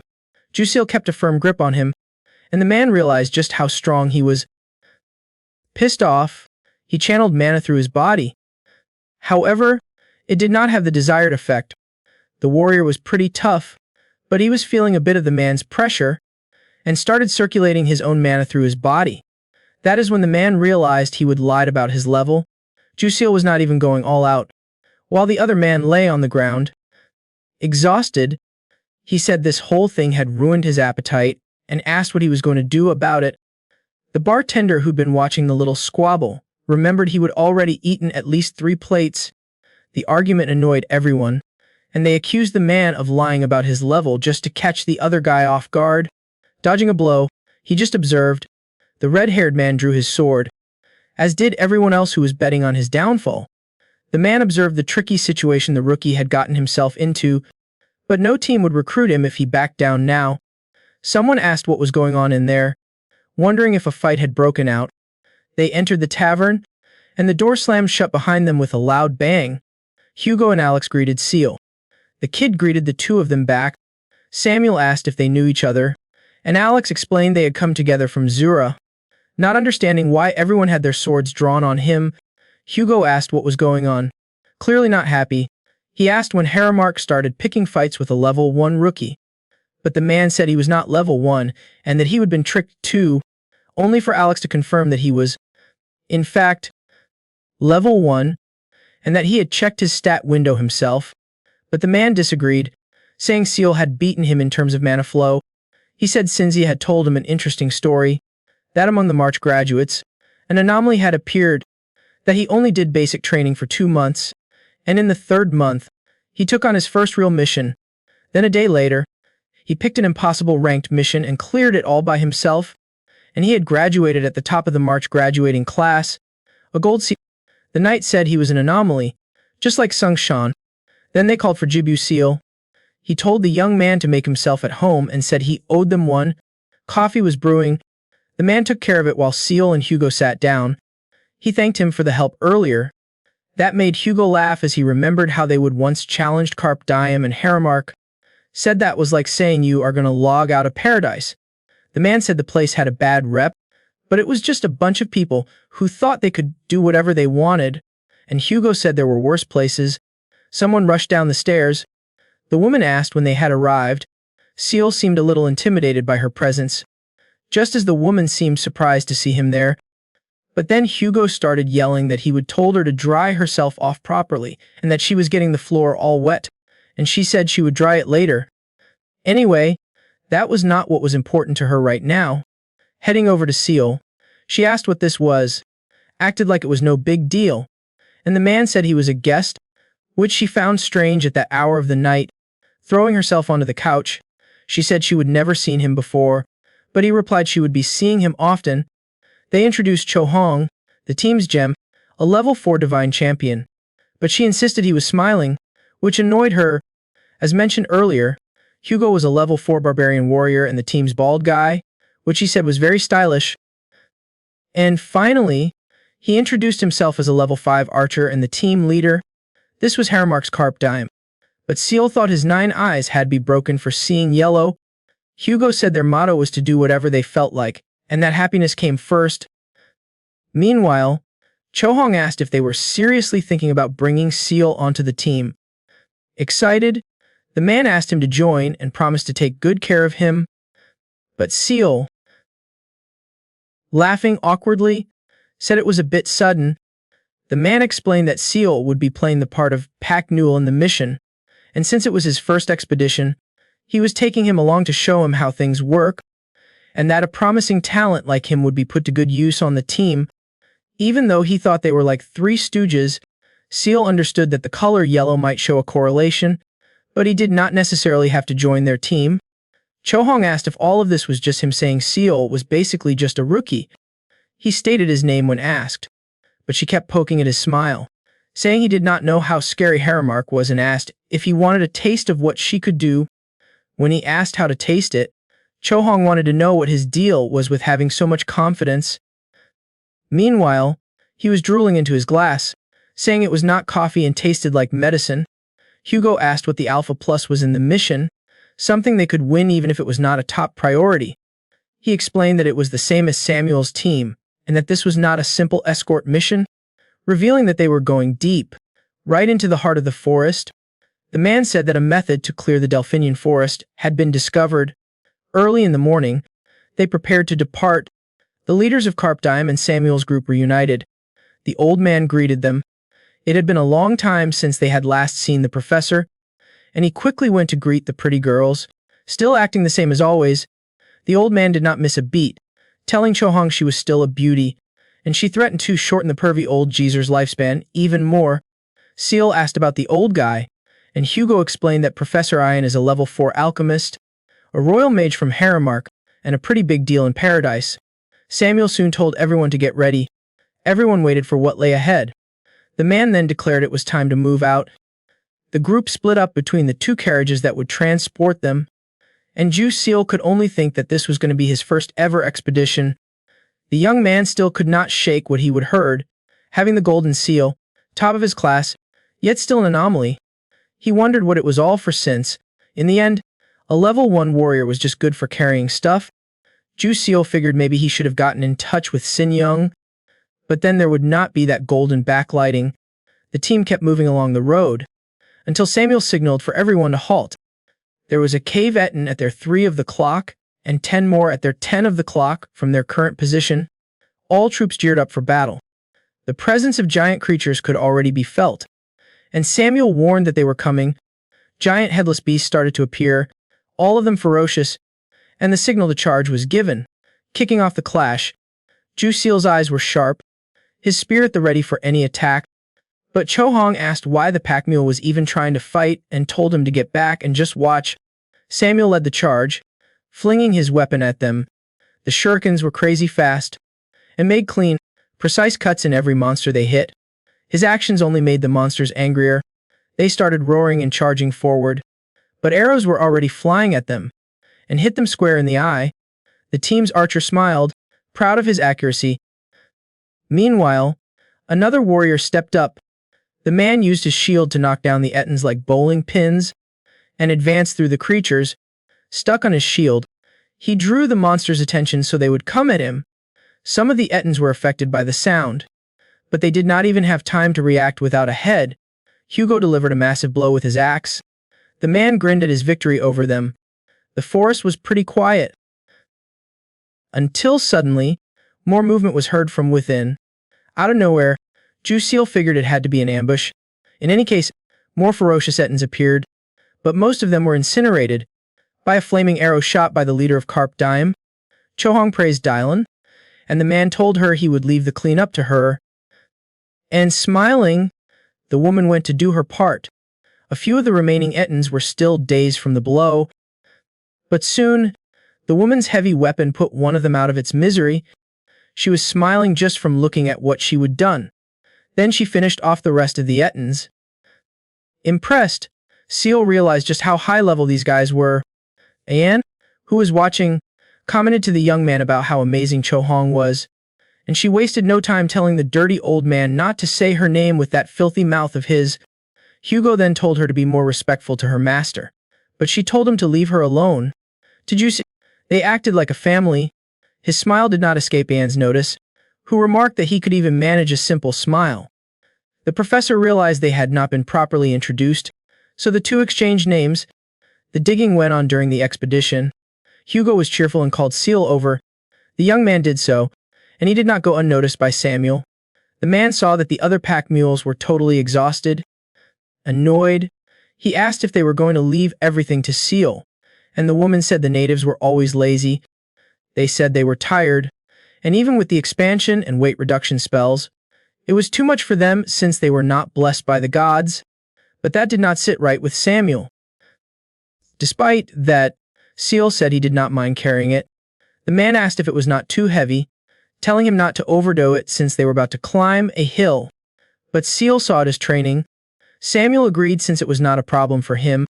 They watched the young man walk towards the other mules. Even Carp Dime noticed, and Hugo walked over, saying he was a perfect fit for the team. Cho Hong said he was not as weak as she thought. Curious, Hugo asked Dylan what he thought of the idea, but the man said no way. Hugo tried to argue that Seal had potential and was dedicated, but that was exactly why Dylan turned him down. That left the two of them confused. To the leader, this was the most important stage for Seal, and he needed a team that could lead the front line and provide support in the rear. And Hugo said that sounded an awful lot like their team. But Dylan said the old man was about to retire and did not have much confidence, and told them not forget that they needed a solution ASAP.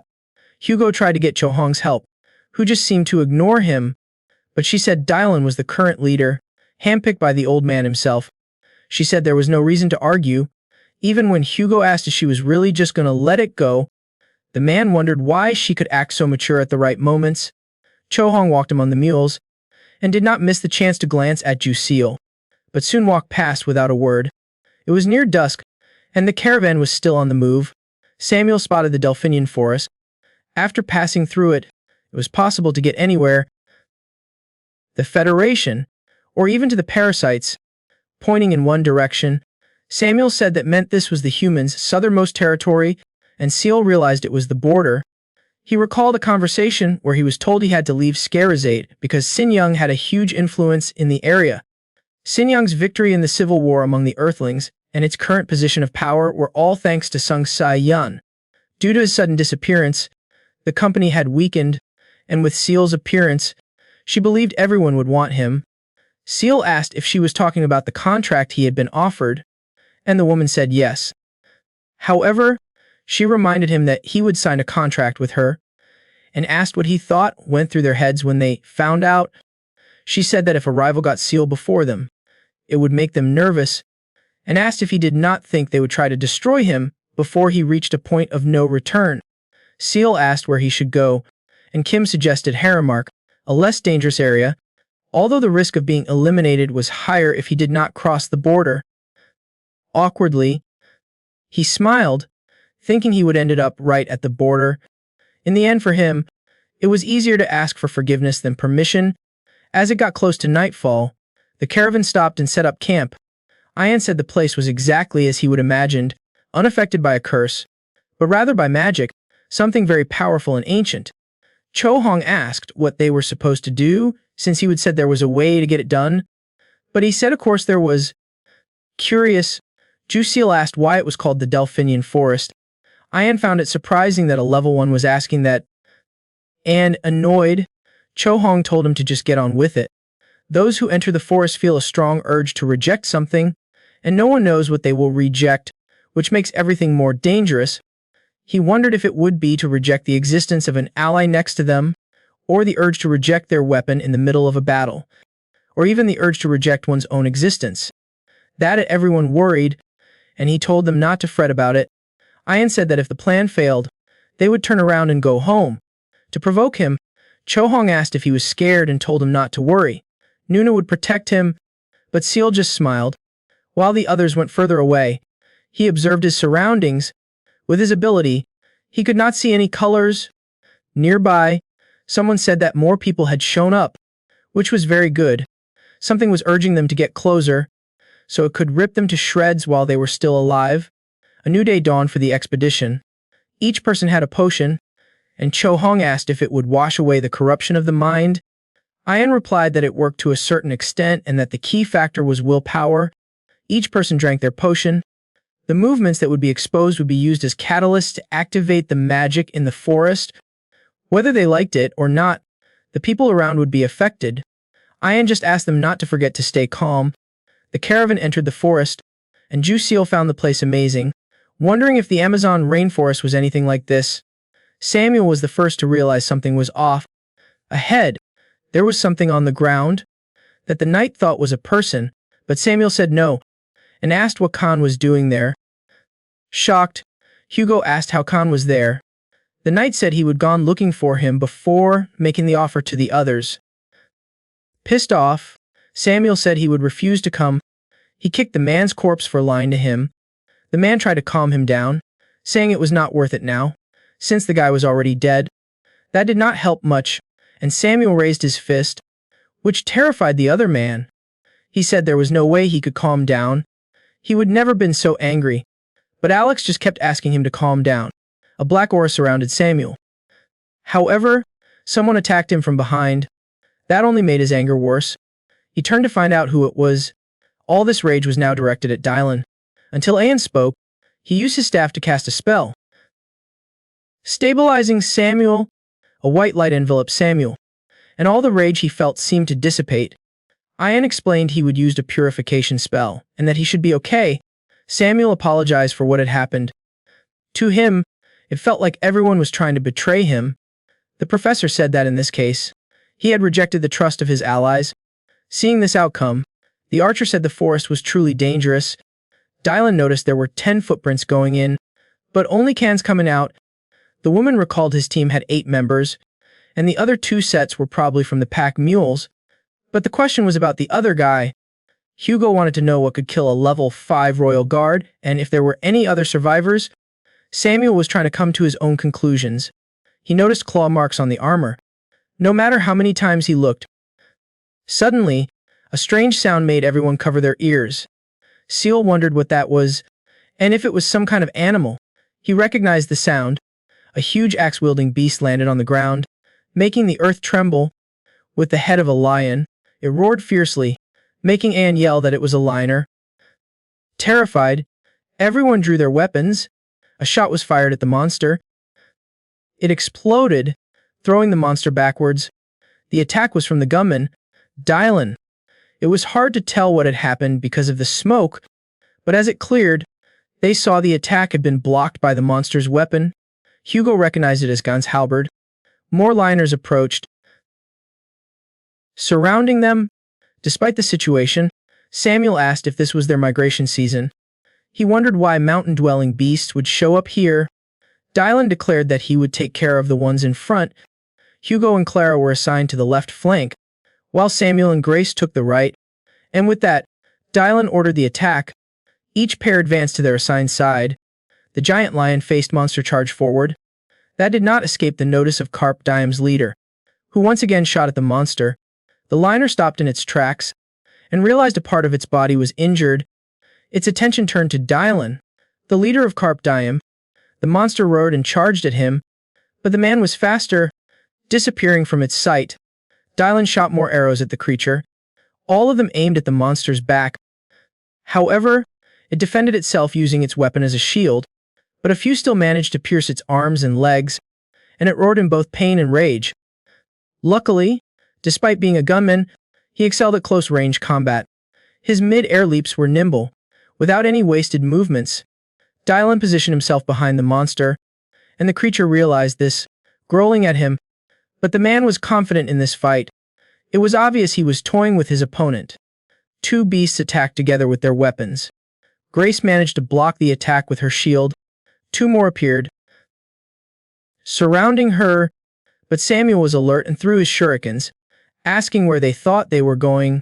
Samuel's moves were also magnificent, and his stars hit their liner targets. Even so, Juice Seal was worried about whether there was actually a chance of winning. He noticed Chohong was by his side, watching the battle with a worried look. Hugo was fighting a pack of ferocious liners, and he seemed to be having a hard time. The guy yelled at Clara to do something. The girl quickly knocked an arrow, and infused her mana into it. The shot was fired toward the liners, but their bodies were as hard as stone, and the arrows just bounced off their chests and fell to the ground as if they were nothing. Hugo said it looked like he was expecting too much from a level 2. The beast charged at him, and he managed to defend both his flanks. However, he received a warning. A third one was coming from behind. The lioner attacked his back, but Chohong had accurately blocked his blind spot with a magical shield she had created. Hugo complained that she would broken the master's rule. But annoyed, the woman asked what he wanted her to do. Let one more person get eliminated. Grace was still holding firm under the blows of the beast, but her shield had started to crack. The advantage in battle was slowly shifting. With another blow, the knight's shield shattered, and the impact knocked her to the ground. Lust was what protected her from a tragic end. In disbelief, she looked at where it came from. With his cross, Priest Alex had protected her. The object started to disintegrate in his hand. Juice Seal knew the pack mules were not allowed to interfere, but faced with what he was seeing, he wondered if he should really just stand there and do nothing. Even An, who had not been called, tried to help, using all his power to fight back against the creatures. The old man looked like a powerful sorcerer. He summoned Gladioventus and launched magic crystals at the liners. The crystals hit several of the monsters, protecting all the others. Chohong even praised the old man's good performance, which did not please the leader of the liners. He was hit in the knees, and the magic crystal began to dig deeper into his body. With that, the beast collapsed on the ground in front of Dylon. The leader of Carp Diem shouted for them to continue the attack. Grace and Sammy would defend their side. Chohong was now helping on Hugo and Clara's side. Meanwhile, Juice Seal remained still, as the morale was set, and he really believed they could win. But the lioner roared again, making everyone cover their ears because of the terrible sound. Seal felt like his skin was being ripped apart. Then the tide turned, and he believed they would not make it, that they could not win. Ian summoned Mo to stabilitate him, and his magic hit Jusiel. The young man seemed to snap out of the effect caused by the Delphinian forest and had crushed the expedition team's hope in the blink of an eye. The young man felt the need to clear his mind and assess the situation logically. He noticed that the lioner seemed to be smiling, and Jusiel tried to understand the creature's intention. The young man then looked at Ayan. Believing he was no match, he backed away. That did not go unnoticed by Chohong and Hugo. Even with his spear in hand, he believed he should not be so reckless. Jusiel tightened his grip on his weapon and prepared to throw. He no longer cared about anything, and with that, he threw his spear. Ayan watched, not understanding what he was doing. The spear grazed his ear and struck a beast that was behind the old sorcerer. Sammy would have thought they had walked straight into a trap. The humanoid beast with a female lion's head was enraged. The two opponents faced off. It roared as it jumped to attack him. Its blow was blocked by Seal's spear, but its power was overwhelming. He needed more mana. Even more energy coursed through his body and was channeled in his spear, which absorbed the impact. Jusiel would not let things be in vain, and the beast seemed to sense that its opponent was now different. The young man was even stronger and countered the lioner. From the impact, his spearhead cracked. He looked quite exhausted from the blow he had just delivered. The beast stood still, then collapsed at his feet. The battle had exhausted him immensely. Meanwhile, the others watched the scene in awe. What happened seemed to have enraged the other lioners, and Dylan said he had been caught off guard, then shot another arrow at the monster. The lioner seemed to have realized it too late, as it was hit with such a strong blow that it was sent flying. The creature fell to the ground, and the shot was fatal. With its fall, the remaining lioners tried to flee. Just like that, they were victorious. Jusiel collapsed on the ground. Completely exhausted, he had attacked without even using his 9 Eyes ability beforehand. They called his name amidst their victory. Hugo was proud and said he should have joined the formation instead of being a mule, but Clara reminded him that he was only level 1. Ian approached and asked if he realized what he had just done, saying the lioness he had fought surpassed the power of a level 4 warrior. The old man told Seal he had saved his life. Samuel commented that he had thought all the talk about anomalies was just gossip. He said he was looking forward to working with Seal for the rest of the expedition, but as an official member of the team, the man asked what he thought about that. Dylan, the leader of Carp Diem, watched the scene, as did Chohong, who was waiting for his answer. With a smile, Jusiel accepted the offer and said he was counting on everyone's help. The team continued its expedition. Samuel, as always, led them. A cave appeared ahead, and they wanted to know if that was really the right place. Ian said the energy of negation was widespread throughout the forest. However, the place was as quiet as the eye of a storm, and just as he suspected, the spell had been cast to keep the area safe. Jusiel recalled that as soon as he entered, he felt more at ease, and the pressure on his chest and head was gone. Hugo asked if this was the place, and Ayan confirmed that it was where the saint's tome was located. Clara said they should go inside since she was dying of curiosity. Meanwhile, Alex was so excited he could not even imagine what kind of rare artifacts were waiting for them. However, Jusiel did not seem happy with the situation and wondered if they were really going to go inside.